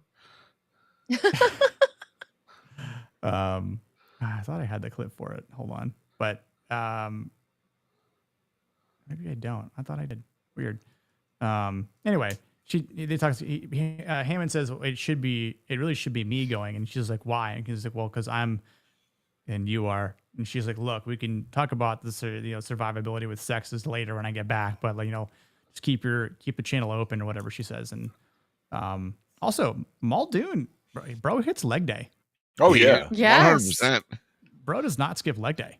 And I mean, to be a hunter like this, like, you can't. Dude, if you hunt in any kind of decent environment, if you skip leg day, you're going to have a problem. You are not going to be out there long. This guy deals with raptors. He ain't skipping leg day. Nope. Should have put down the shotgun and just kicked him. Yeah, everything. Every time he's like doing squats, he's like, the raptors one day will be like, shoot him. Mm-hmm. Shoot him. Mm-hmm. Well, it's funny because Grant kicks the raptor in the vent, like in the head. So maybe that was the all along. You just got Muldoon just would have taken the head off with that kick. Yeah. Yeah, and Hammond didn't want the dinosaurs to die, right? So but even Muldoon understands the severity of this equation. Like, it's like they got out. Even Nedry should have known not to tamper with the raptor cage, like the raptor pen. Like, he's like, we're toast already. Like, it's too late. We can't run. But this is the moment, and again, the small moment that we do see Muldoon in. He's saying, look, I'll stay behind. I'll make the sacrifice because I'll try and at least, take one of them out. Which, he kind of fails at that too, but it's enough for Ellie to make it, to this building here to jumpstart the park back on. While she's getting directions, of course. But I think for Muldoon here, who's hunting while she's being guided, and Hammond sucks at directions. It's up to Goldblum has to, take over. You know what? I didn't play this clip for the ladies out there. Hold on. You've been neglecting the ladies. Shame I'm on sorry. Look. I know. On Masculine Mondays. I know. Cindy and Nadia left already because she's asleep. But Pouty and I think Sherry's still in the chat. Yeah. I did take my shirt off. I did videotape it. So here it is. No, that's crazy. You're out of your mind. He's absolutely out of his mind. Well, wait a minute. What exactly would this mean? Eat it up. Bow, just bow, wow. Just the clip, No, but with what you were saying about Muldoon, like, we talked about how the park is set up, right? Like, where it's actually exactly salty. They're not pens. They're very. It's very open. They're trying, and then all of a sudden you look at how the velociraptors are kept, and it's like in this concrete sealed, electrified. They're the only ones penned up. Yeah. And Muldoon recognizes it, was like, oh, if they're out, like, yeah. I guess like in a pit, right? And like I think yeah. The thing that I also thought about was the fact that it's like they mentioned, or he mentions earlier, like they're testing every single part of the fencing. Yes. And so it's like that last part, it was either that was their next part to test, or they already knew that part was the weakest. Well, there's that scene where you see the claw like touch the fence and realize it's not electrified. And then like so it's everything is like foreshadowing up to this, from the velociraptor attack, like in the transport in the very beginning. Alan Grant's talk to the kid who needed a talking to, the realization that the velociraptors are in the park, and Alan Grant's like shudder of like fear, the feeding thing, and it was like, and now they're out, which is why I feel like the kitchen scene is one of the most tense scenes in any movie that I've ever seen any time, and there will never be another scene like that, because like it was built up so well. But yeah, there was a lot of setup, for this as these are the things to be fearful of, and little lines that kind of get dropped that then come back to pay off, like when Ellie goes, well, there's only two unless they've learned to open doors. Yeah. And then you immediately see them open a door in the kitchen, and you're like, oh shit, I don't know about that third one. You see it click, and then you like kind of see it click, and then it goes down, and then the door slowly opens. It's all the lessons that he learned in Jaws. Yep. To like build tension and like all these things. And keep in mind, like, besides the baby raptor, we have not seen them. Yeah, we've not seen them move. you know what I mean? We've heard nothing. We saw the attack initially, and Yeah. then throughout this entire movie, we have not seen. It was like he's just building Yeah, upon he gives you what he was peaks. already a master of. Yeah, he And, gives like, you peaks of it. Oh, brilliant. look, it's all you see in the opening thing is the head of the raptor, the eye, looking through the caves as he's yelling, "Shoot her!" When you Mhm. see, you know, the attack on the bull, all you see is grass being shook around. When this happens, where he's like, "Okay, I see. You know, we're already being hunted," and he sees her, you know, doing, you know, feeding. It looks like she's like feeding an area, and he's like, okay. And then he turns when the head comes out, clever girl, and then you just see like a blur as it gets on him. Yeah. And then this little thing, it's once she gets into the power thing, you get more of the surprise on that. Yeah, But you and really then get the reveals in the kitchen where it's like, oh the shit, the this kitchen is what scene is they like are. a bad acid trip, Yeah, where you're yeah. just like, oh no. Well, it's like I mean, yeah. So we'll play the clip and we'll get to the raptors in the kitchen, 'cause that is the next talking point. Clever girl. I mean, that's just freaking incredible. I mean, it's like Grant says in the beginning of the movie, foreshadowing, but from the sides. you Yep. know? Yeah. And there you have it. We actually saw it come into fruition for the Raptors.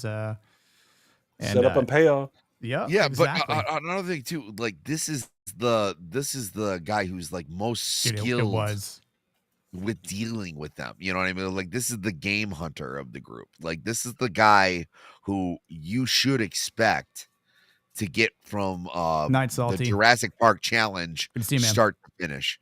You know, and he But gets did he taken get to out. see them actually hunt? Is the Yes, actual he question. watched he watched them hunt. He was the one feeding them. He was the one, you know, who would trank them if they needed you know, medical attention. So like he was very, very aware of how these animals hunted, and they He still got understands their intelligence level. He understands their speed and they and all that. still got the drop on him. Right. And so Howdy. that's another thing. So everybody else is now ill-equipped because he is no longer there. So the tension builds even more, going like the guy who knew them the best is now gone. He's taken off of the chessboard.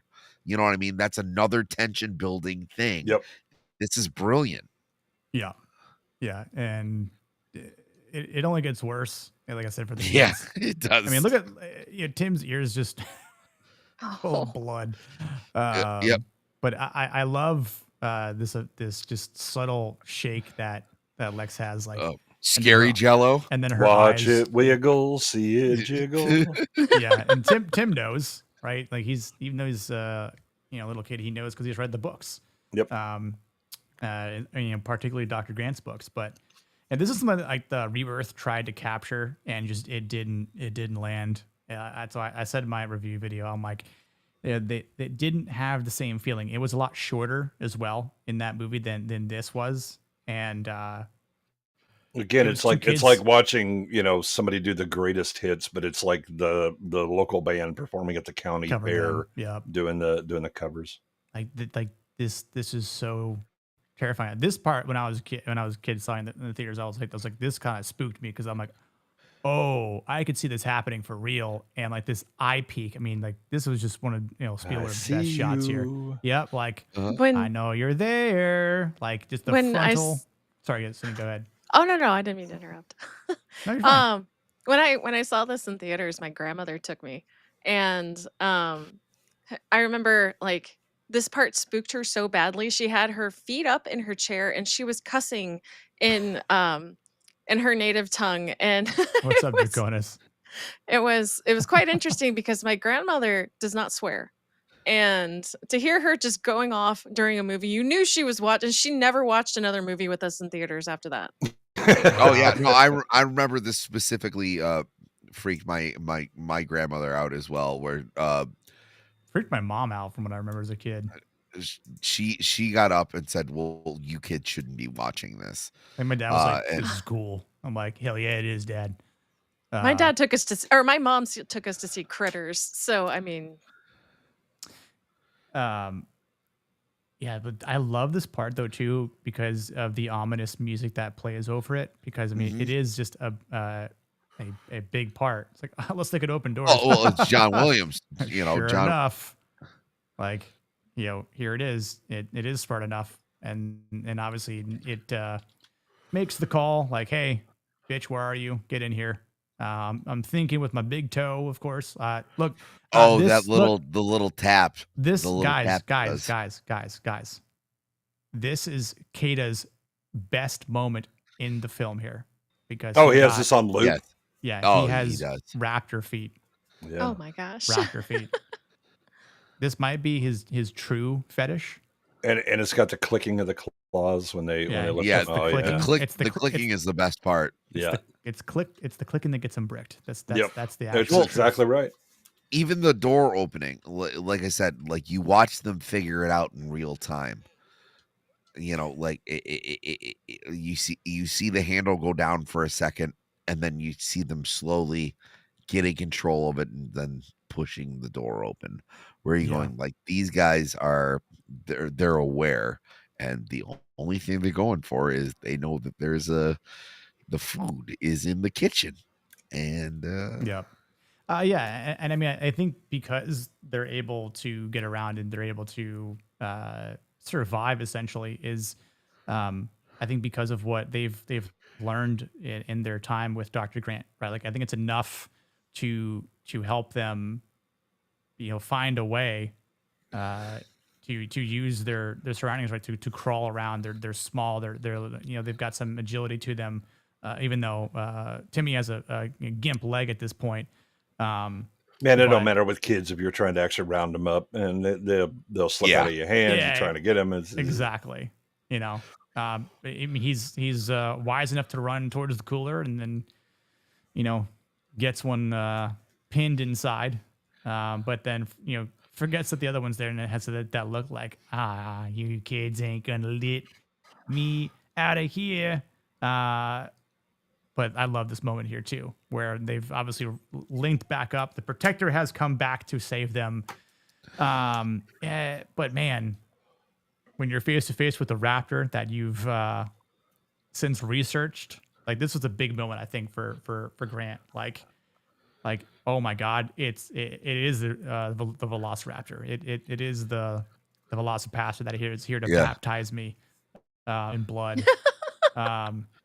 And it looks down at the Grant looks down at the handle like, oh shit, because he sees it move and immediately tries to go for it. But I mean, like, it's like, this thing is pretty powerful. I don't remember. I tried to look it up at one point, I think in the past, like how much, force a raptor would be able to push. More than he could. But it's not really a raptor, right? Like it's a Utah even raptor, Crichton. technically. Yeah, no, I think this is Deinonychus. Yeah, Deinonychus. Oh, yeah, that's right. It is Deinonychus. So Utah Raptor wasn't known. Spielberg wanted it to be a Utah Raptor. Yeah. No. Utah Raptor wasn't known when this movie was made. No, Crichton said publication on it came out right after. He picked Velociraptor. Crichton said he knew what was the one that you said good one? Deinonychus. Yeah, he in name and by he picked that dinosaur. It's all I can't even say it. Yeah, the size of it and everything is great, but he chose the name because it sounded cooler. Velociraptor. Yes, yes. But Utah Raptor wasn't confirmed as its own species, and was an actual raptor until like 93 or 94. I got in a debate with someone the other day saying like now it's theorized that these animals would have been feathered.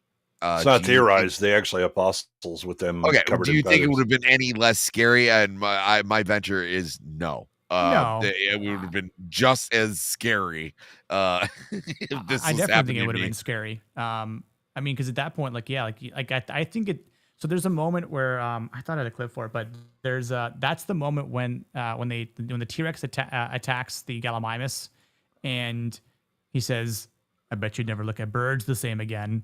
You know, talking about the T-Rex. But I feel like looking at the raptor at that point, I would never look at birds the same way again. If I saw something like that had feathers on it, You know, I'd be like, well, this. Yeah, I mean, if chicken you is- go look at a cassowary bird yeah, sometime, and oh, by the way, similar giant claws and all that stuff, and they've killed people in Australia. But they're vegetarians. It doesn't matter. They're a hefty bird that is. I mean, they are as close as you're going to get to raptors build wise nowadays. But you know, just again, the when they get defensive, they'll kill just by hitting you with the claws, and they're not trying to eat you. You know, but you go to raptor and add feathers and all that.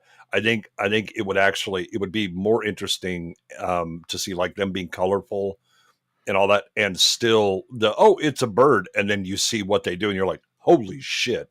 You really won't look at birds the same way again, right? If it was a giant bird stalking me in the kitchen like this, I would be just as much afraid. Like, you know, yeah, like yeah. I mean, look like the terror birds of South America. Yeah. You know, Johnny Cash got what was it, an emu on his property? He got slashed. Chicken feet, damn. Really? You know, like that really happened?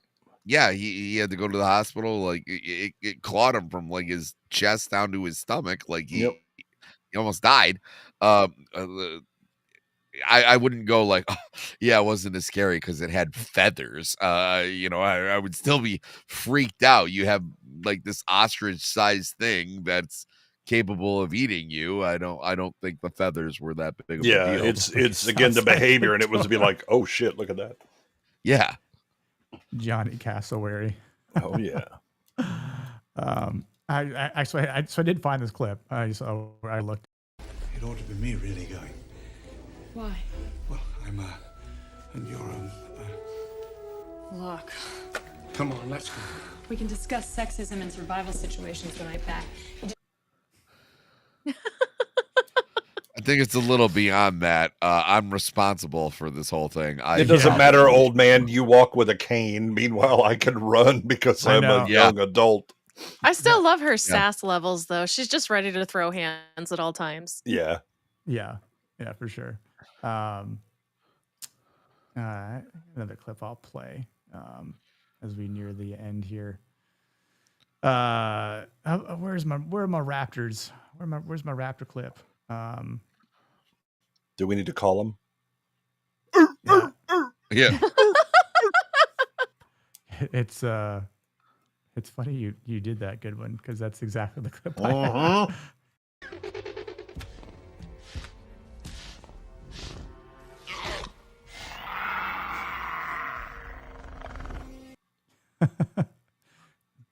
He was that's Nick and I right before the stream. We're discussing, you know, what the best masculine character is. And yeah.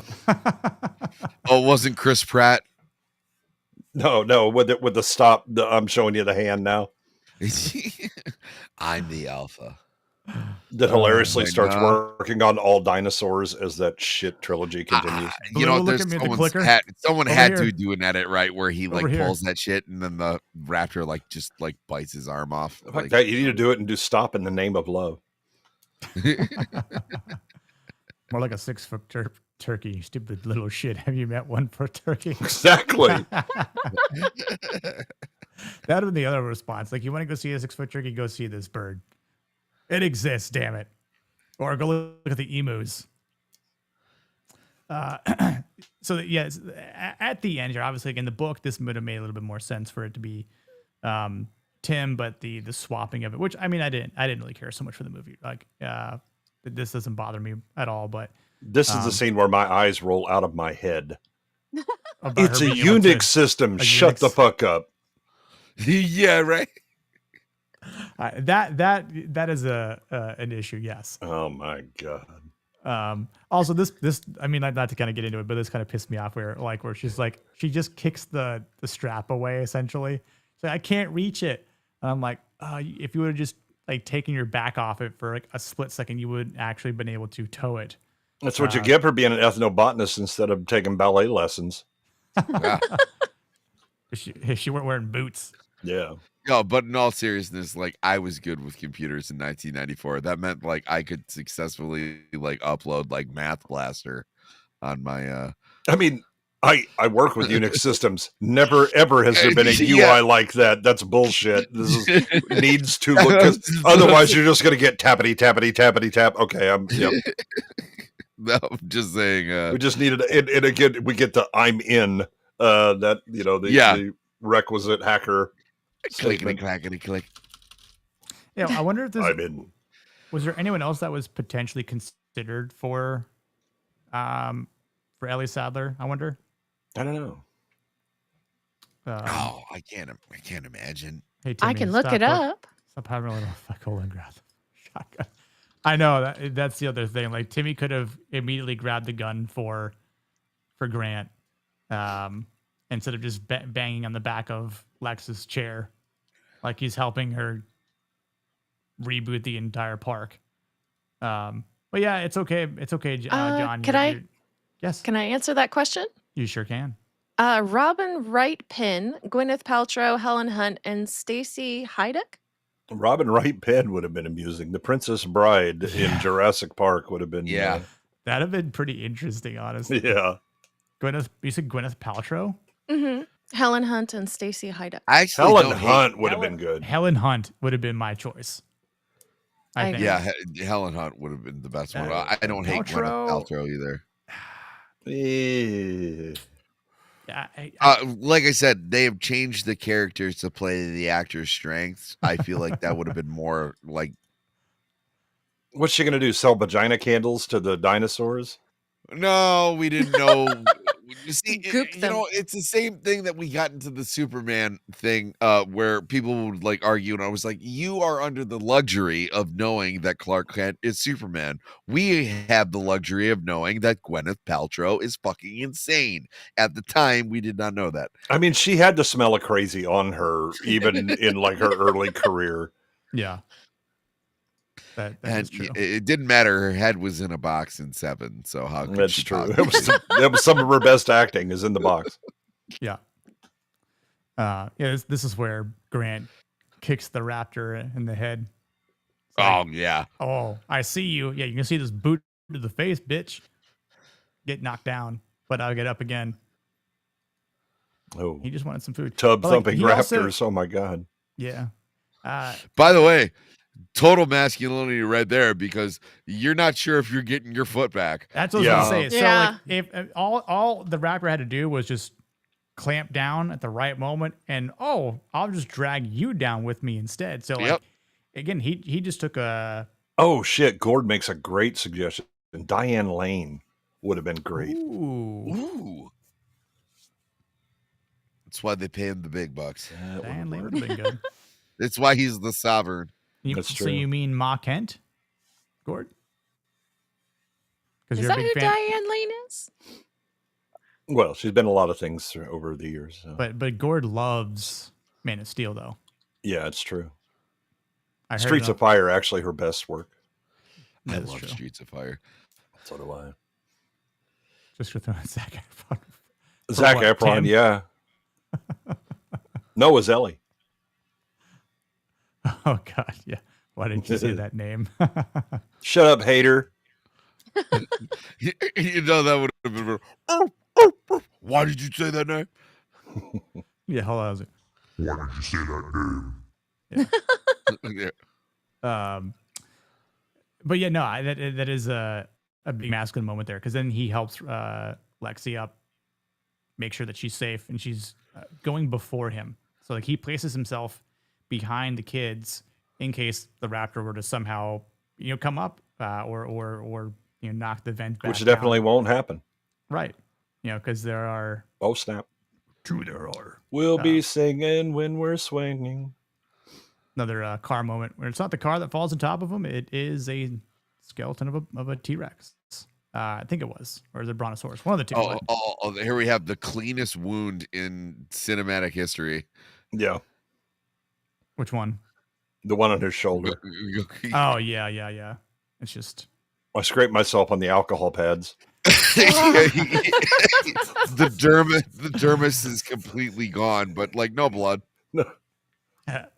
It always made me laugh. Like this raptor is just sitting here like smiling, like Yeah. supper time. It always no, go back. It always for some reason every time I see this still, like I think of Jack Nicholson. Oh gosh. Watching a Lakers game. Yeah. I bet on Kobe Bryant. You think they're gonna cover the over? Yeah. But this is another moment for Grant, right? Like he's protecting the kids, to get behind him so that this raptor doesn't pick them off because they're not, clumped up. They're kind of spaced out a bit here. So, I mean, now, if I'm not mistaken, this is CGI. This part is here, yeah. So again, I mean, just even for him to act like as if like there's something, pretty terrifying in front of him. But he remains calm, resilient. It just looks like the raptor is kind of floating a little bit. Yeah, it's the interface with the floor is a bit off, and so are the shadows. Yeah, just a little bit. But That's always a hard thing with compositing is getting those shadows right. Mm-hmm. But I mean, for 1993, it still like holds up pretty well to this day. Oh Honestly. God, like, yeah. Like this is still better than, I mean, I'd probably say at least half the CGI we've been getting. Yeah. I mean, you don't see giant extended RoboFoot like you did with a recent movie that just came out. Yeah, no. I mean, someone made a good point too. It's like the CGI that's in like Pirates of the Caribbean, like with Davy Jones. I'm like, yeah, what happened to CGI? Like all the good people just, I don't know, retired No, it's because studios, so they got rid of so much of their in-house stuff and they went to contracted job work, and it was basically lowest bidder wins. Hmm. I mean, ILM has 2 model makers left, and they're part-time. Yeah. The motion capture rig that they built to do some of the shots for like the TV series for a couple of physical models was basically a guy making it himself in his garage, and they shoot it there. Oh wow. Yeah, it's like that scene in with like the behind the scenes footage of like Ian McKellen like crying in the Hobbit like series because like he's in this like green room and he has nothing to act off of. You know, it's just, it's the fall of like building sets and practical effects are always going to have more effect on people. You're always going to get your best performance. You're always going to be immersed within the scene if you are actually surrounded by it. It causes a context switch in your brain. Yeah, imagine them all in a green room and Spielberg going like, okay, and then the dinosaur, when I go like this, that's when the dinosaur is going to come to your left. But I'm going to go like this, and then you need to pretend like one is going to your right. Like all these people are going like, what are you talking about? Pretend this tennis ball is a we're in a giant green room. Now this green tennis ball that I'm waving around, what the fuck am I doing with my life? Yeah, poor Ian McKellen. At least he had fun. Did he actually cry? Oh, he broke down. Yeah, no, it's not film. You can YouTube it. There you'll find. It's actually very upsetting though. It's because at least when he just as a side note, at least in when he was filming Lord of the Rings, they did so much of that is forced perspective. Yeah, they used forced perspective. So like Frodo was there, or like Elijah Wood was there. The other hobbits were there, or they would use stunt. He may be doubles. 20 feet behind him, in the plane of the camera, but yeah. But they're at least he can actually see them visibly. He can actually he's in an actual room. He has an actual table. He has all those. There's an alternate universe where like Guillermo del Toro got like the 2 movies that we originally were like promised supposed to have. Yep. Oh, that's one of the biggest flaws, and I will never forgive WB for that shit in New Line Cinema. Anyway, I'll save my rage for that later on. So I like this scene though too because again, there's a raptor in front of him, there's a raptor behind him.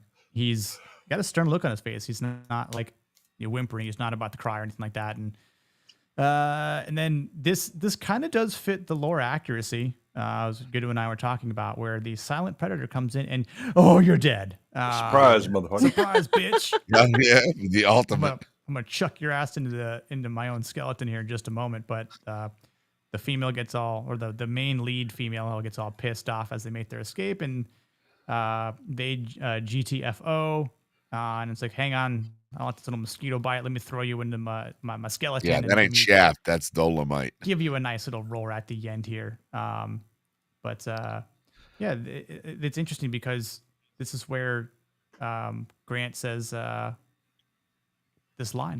Careful consideration, I've decided not to endorse your park. So have I. And John Hammond has also come to that conclusion, and he's looking at it, and I kind of feel bad for him. You know, like where he had this dream, and obviously it was an illusion because he never had control, really, as Ellie had stated. And like he's kind of startled, you know, by Grant, as Grant, you know, kind of grabs him, like, "Hey, we got to go." Like he kind of does this, like,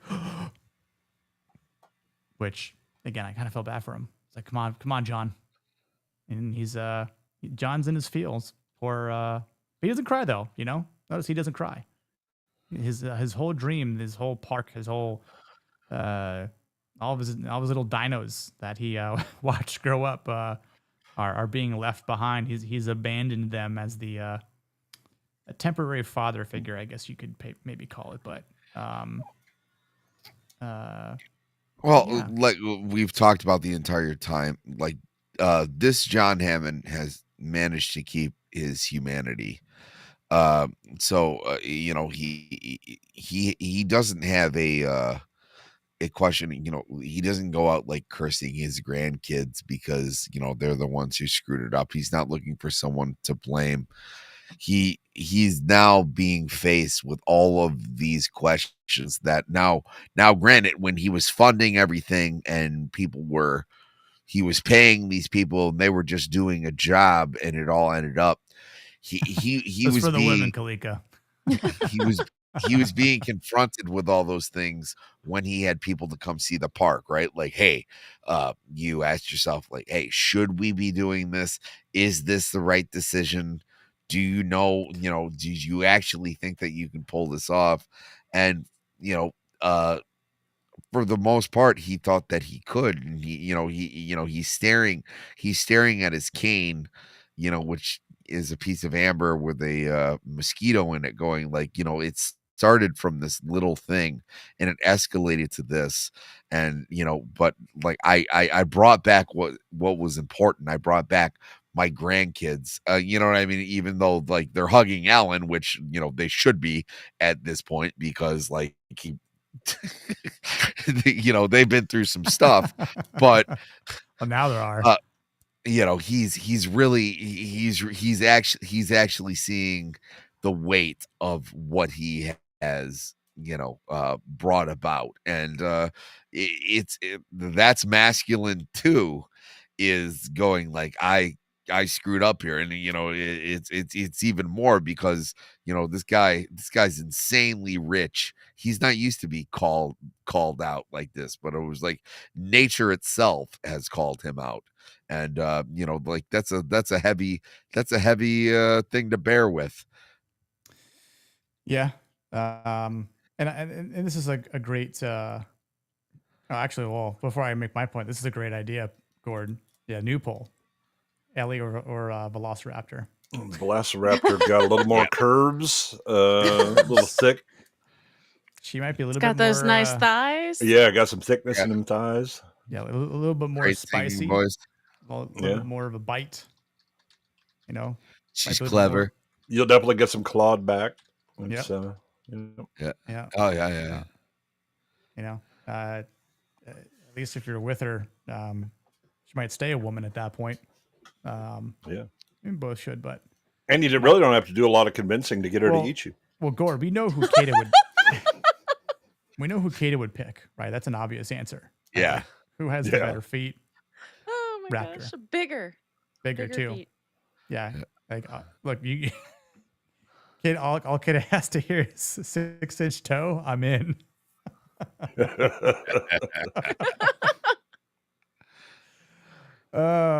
Let's see who has weirder toes, Velociraptor or Brie Larson.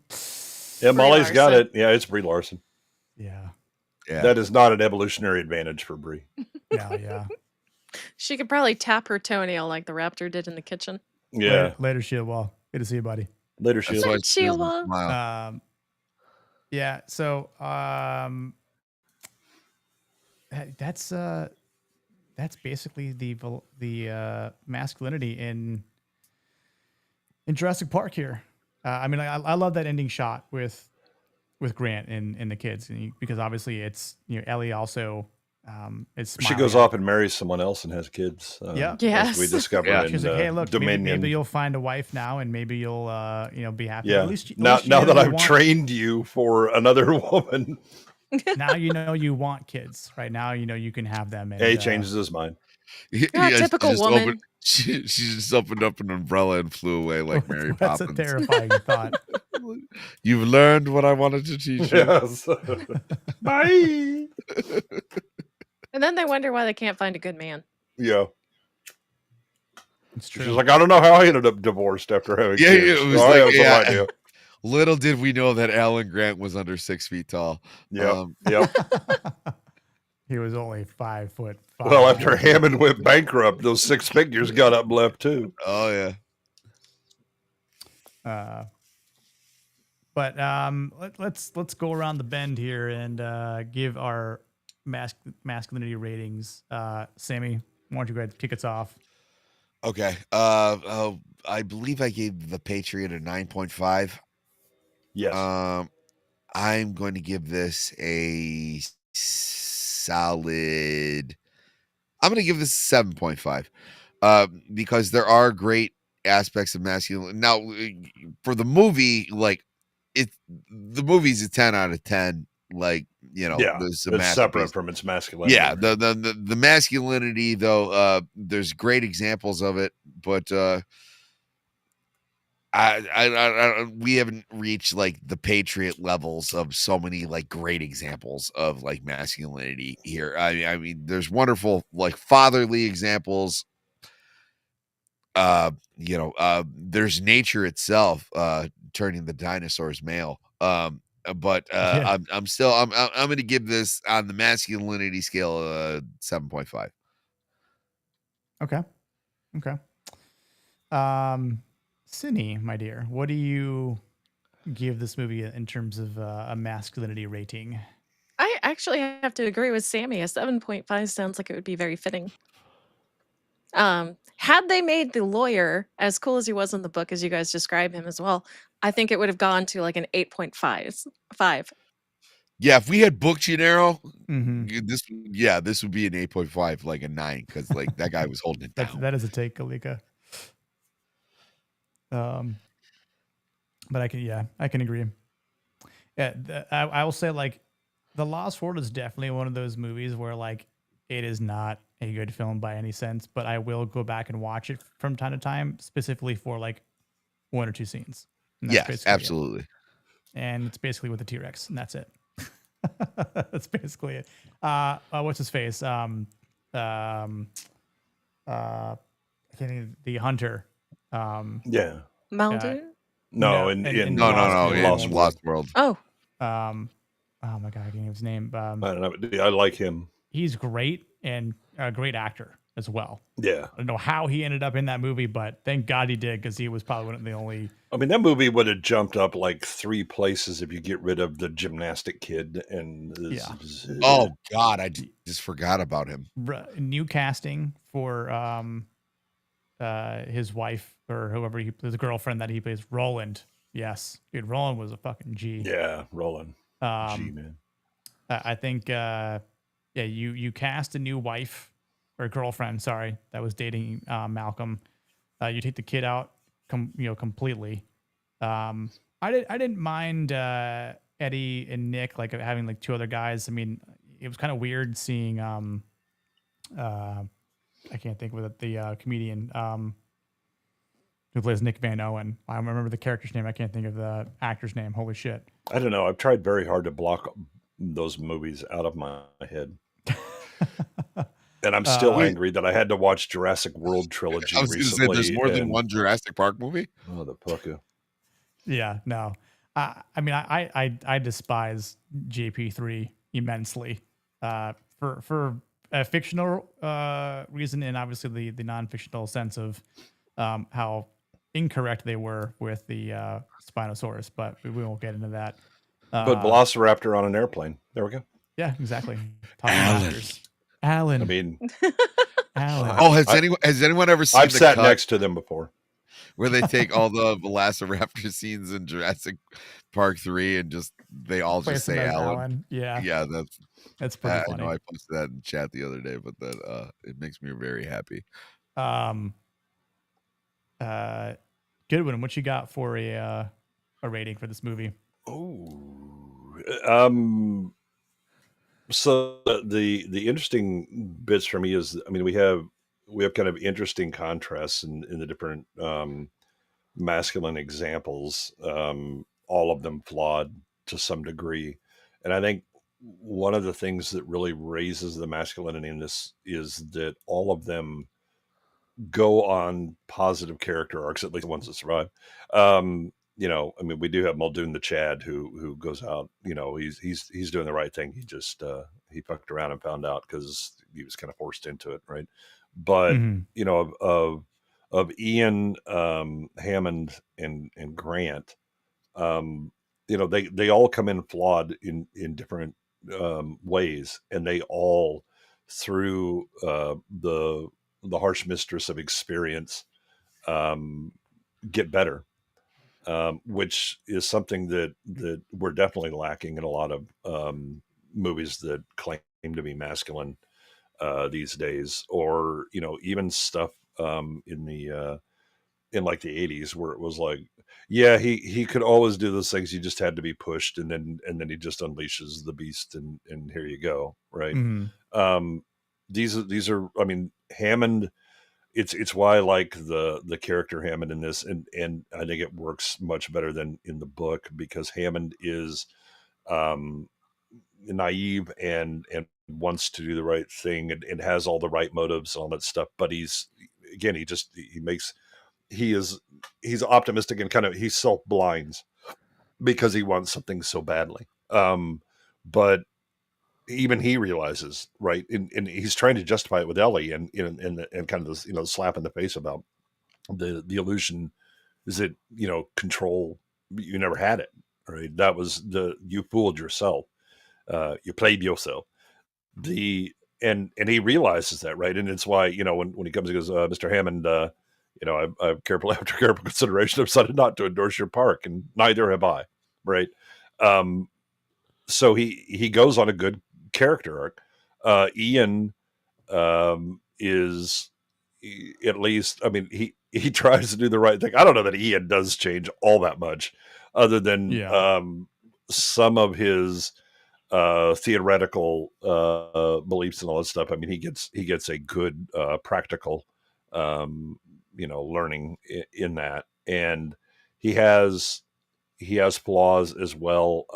I think that what he doesn't do is run, you know, it starts out at first kind of the I told you so, and snarky and all that, right? But he realizes the seriousness of the situation, and does what he can to help people, even though he's laid out. Grant obviously has the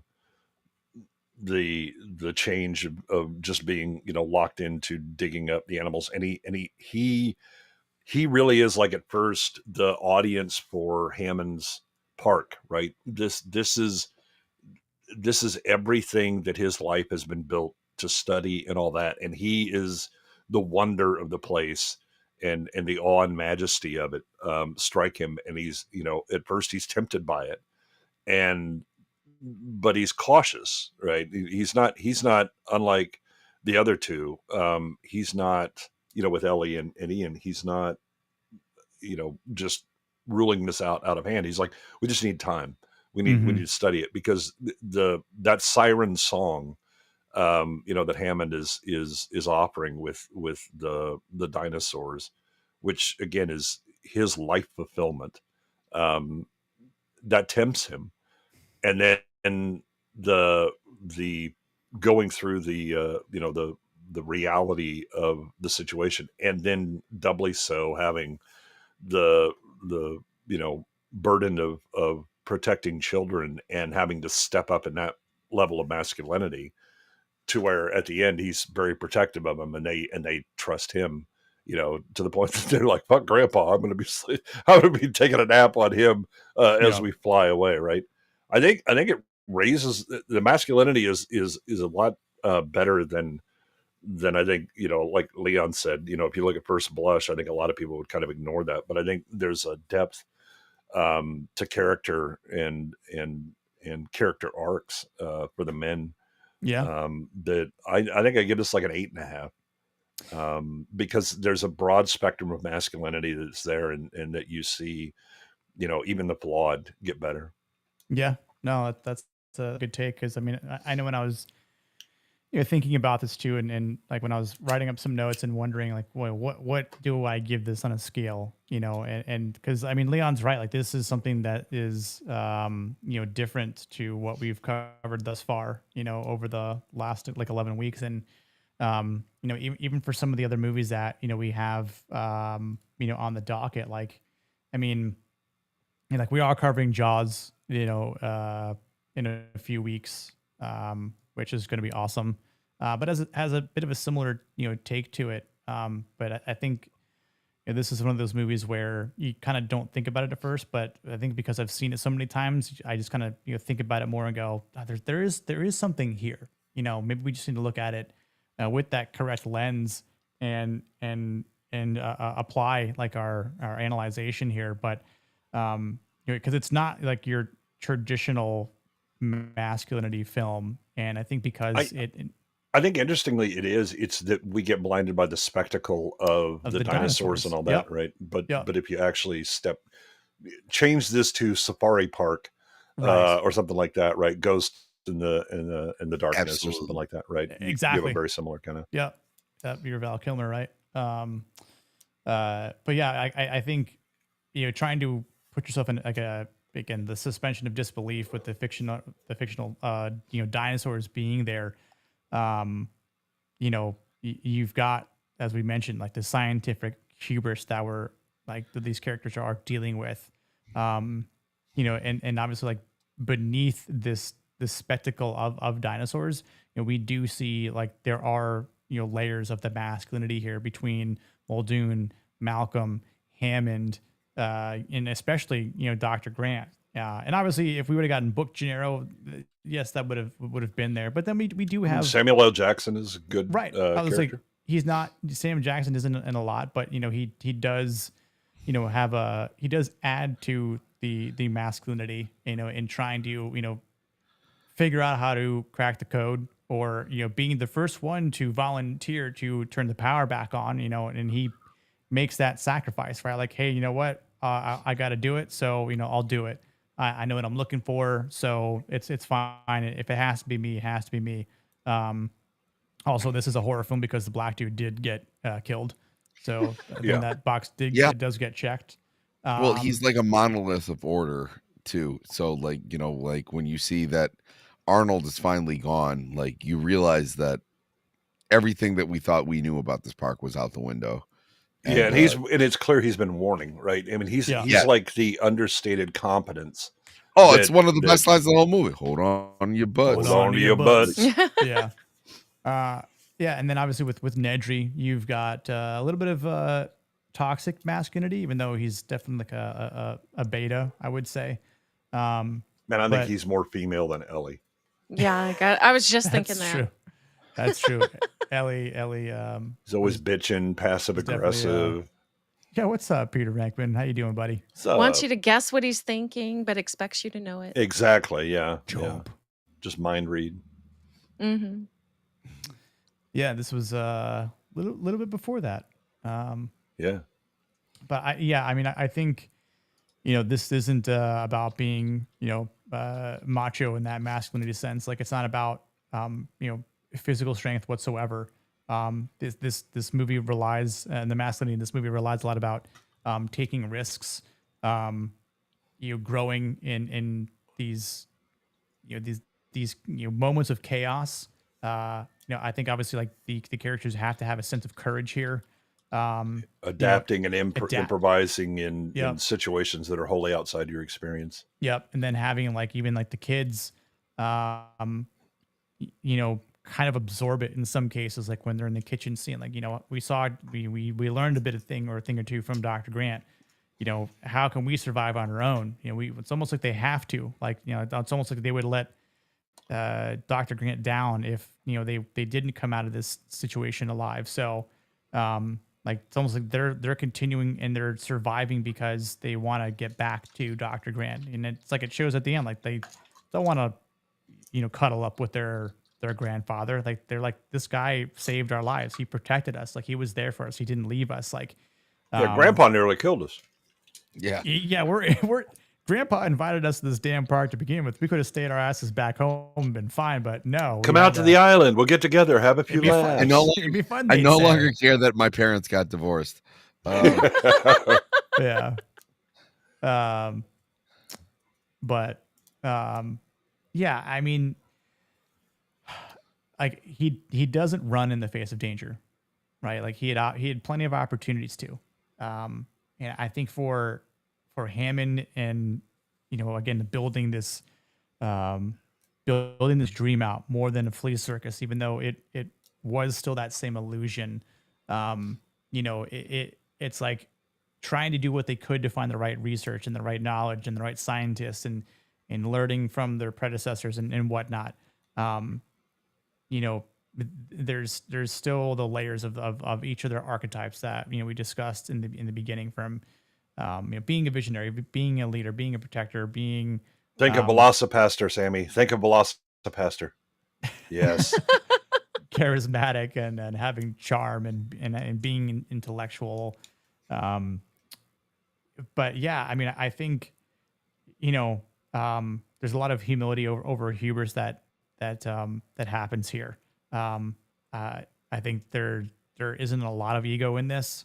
Even though this movie is about, and the masculinity is about having like a legacy that lives on, but essentially dies and should have, no pun intended, but should have gone extinct after this movie as well. And Hammond realizes the more important legacy. Right. And it's like, what am I doing here? Right. I'll just kind of look at my cane and go, well, it was kind of a fun ride until people started dying, but and my grandchildren were threatened. My grandchildren almost died, I've dated her, Cindy. I would I'm right where I'm somewhere between an 8 and an 8.5 as well. I mean, like, it's not the lowest form, but again, and I understand it's kind of hard to imagine the fact of, like, if we're talking dinosaurs, but I think you raised a good point, Goodwin, where like, well, okay, let's replace dinosaurs and let's like replace this with, Ghosts in the Darkness, where it is lions, or it is big cats, or, gators, crocs, anything predatory, I mean, that's dangerous. Like hippopotamuses are extremely dangerous, So like there's a lot that you can, place yourself into. Like elephants, sure, they won't attack you, but yes, they will. So you piss them off wrongly enough, or you get in the way of that stampede, you're as good as dead, So same thing. Like Triceratops, probably won't pick a fight with you, but you piss it off, you go after something, or you do something to annoy it, like it's gonna try and stab you or something like that. But yeah, so Night Jamma, dude. Yeah, we're about to wrap it up here too. So thanks for hanging out with us. So yeah, no. All that being said, I think it's a pretty good rating for everyone. And I don't think Leon actually gave a rating. I don't think Nadia did either, but that's okay. I'll take your Dino Snot as a rating. Yep. So I guess we'll just say like what we're doing this week and call it a night. Sammy, what you got going on this week? Tomorrow I'll be on Leon's channel for Tinfoil Haters. Thursday I have I'm being interviewed on Wednesday, and then I'll be on my buddy Vaughn's channel. Thursday I'll be on Roman of the Empire talking about whatever tortures he has lined up. Used to be fun. It was all fun and games till he made us watch The Acolyte. And then it'll just be right back to my channel, Cavecast, Saturday morning, 11:30, and then in other news with Sammy Threepeat every Sunday night, and then I don't know, there might be a couple other shows in the works because apparently you have to do work in order to get people to follow you and shit. What? I know. Are you going to be covering James Gunn's Man? Yeah. No. I haven't decided what. I realize I got to get more traffic to my channel. I should probably start doing something during the week, but you know, I do so many things with you wonderful people. When am I going to have time? So we'll figure it out. Doesn't matter. All that matters is that I'm hanging out with you guys and having a good time. It doesn't even matter. No, I'm just kidding. I'm not going to sing that. Who won the poll? Dr. Grant won the poll. Oh, did he? Yeah. Yeah. 46 votes, and it was Wow. 52 to 47. Wow. That's pretty close. Yeah. That was, I mean, that tracks though. It's different types of masculinity. But Grant Shouldn't deserves it be to win. 53 to 47? It's Google. Math is Oh. Yeah. Yeah. It's probably, I don't know, not considering that 0.5 for each side, or yeah, I don't, who knows, honestly. Yeah, it's that is rounding weird. up on one and rounding down on the other. And the other answer was C. All right, come back, Yeah. everyone, and revote. 1% was Leon. Yeah, Oh, yeah, the there you go. hanging Chads confused the Jews. We don't know what to do. Yeah, what are we gonna do? Let's see here.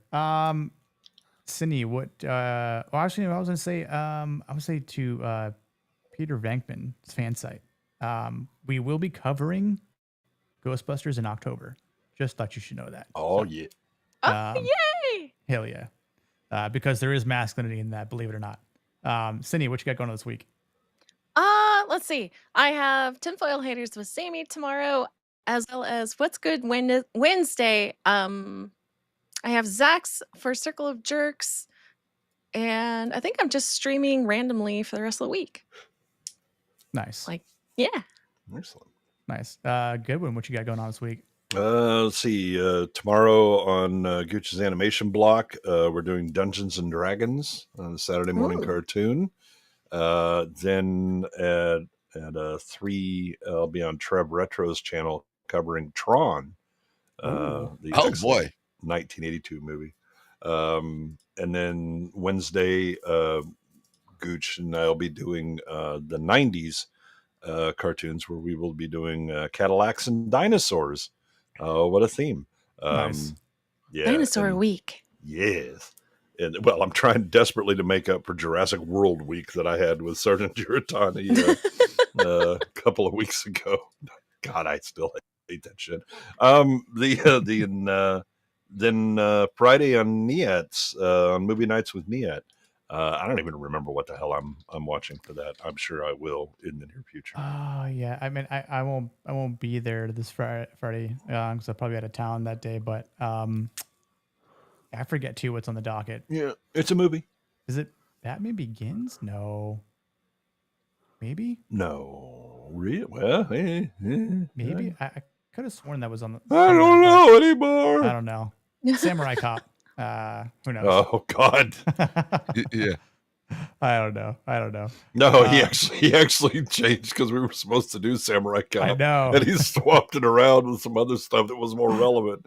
But I know the Samurai Cop is coming. Yeah. Let's see. For me, I will be on let's see, nothing tomorrow.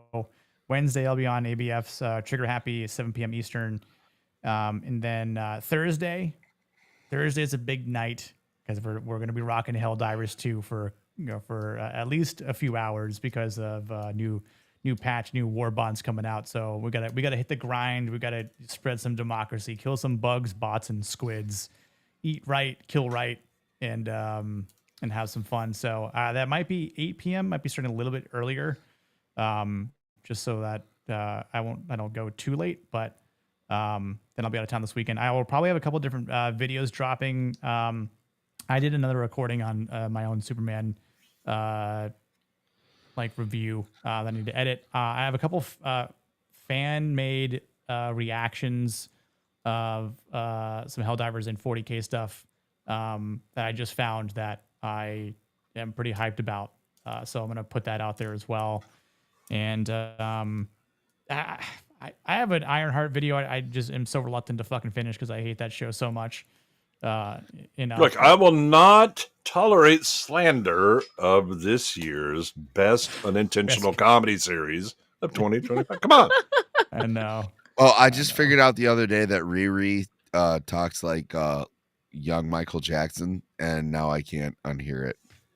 She's like, "What's your name, Devil Man?" Something like that. But yeah, just stay tuned. Like I'll try and post on X, and then maybe YouTube will actually give those bell notifications off. Yeah, most of the time probably not. But yo, what's up, JJJR? Hey, JJ. I prefer Junior. JJJR, JJJ Junior. It's Triple like Chia J. Pet. Would it be Triple J Junior, basically? No. Junior. JJ Junior. I mean, I my son could have at least been two of those J's and then a junior. J. Wait, it's the third. It's J. Jonah Jameson Jr. Oh, has to be. Yeah. Yep. What is it? What is the phrase you love, Goodwin? In my head canon, I'm creating it to be like that. Exactly. Yes, it's the best thing. There it is. Quad J, J4. Anyway, it's late now. We're just kind of rambling on, and so listen, everyone that watched, whether it be X, YouTube, everyone that liked the channel, everyone that subbed, appreciate you guys so much. Everyone that stayed late and hanging out, you guys are the real troopers. Part of the masculine mafia, as we're kind of calling it right now. So we're going with that. It's probably the front runner for the name. May the blessings of the Velocipaster be on you all. Exactly. Next week we are covering the Karate Kid. Actually. Oh, I'm on that too. Yeah. Yes. Yeah. Karate Kid. Now, speaking of movies that I would Spock brow at the idea that there's masculinity in, because it's Ralph Macchio. Stop it. Yeah, it's not so much him, but yeah, no, it's Johnny, isn't it? It's Johnny. Johnny is masculine. Johnny is the masculine character in that movie. Sweep that leg, motherfucker. And Mr. Miyagi, but like, yeah, no, it's Miyagi. I mean, he has a creepy relationship with a teenage boy. I don't know. It's hell yeah. We gotta start that hashtag.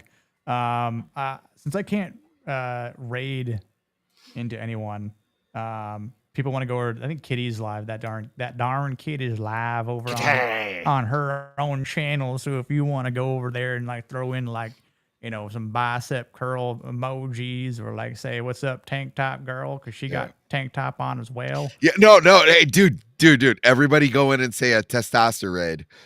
Yes, testosterone. Testosterone. How do we spell that? Hold on, test. I don't know. Not testes. It's TSTO raid. I'm telling you, man, it's a gift. I should have gotten into marketing. I think I just had to. Is that right in chat? It looks right enough. Testosterone. Yep, that's it. Testosterone. Yeah, with like just like Gatorade, but higher T. Boom. Anyway, I love it. So yeah, copy paste that and just throw it in the chat. I'm gonna do the same thing. And then listen, I love each and every one of you very much, and I'm gonna end with this.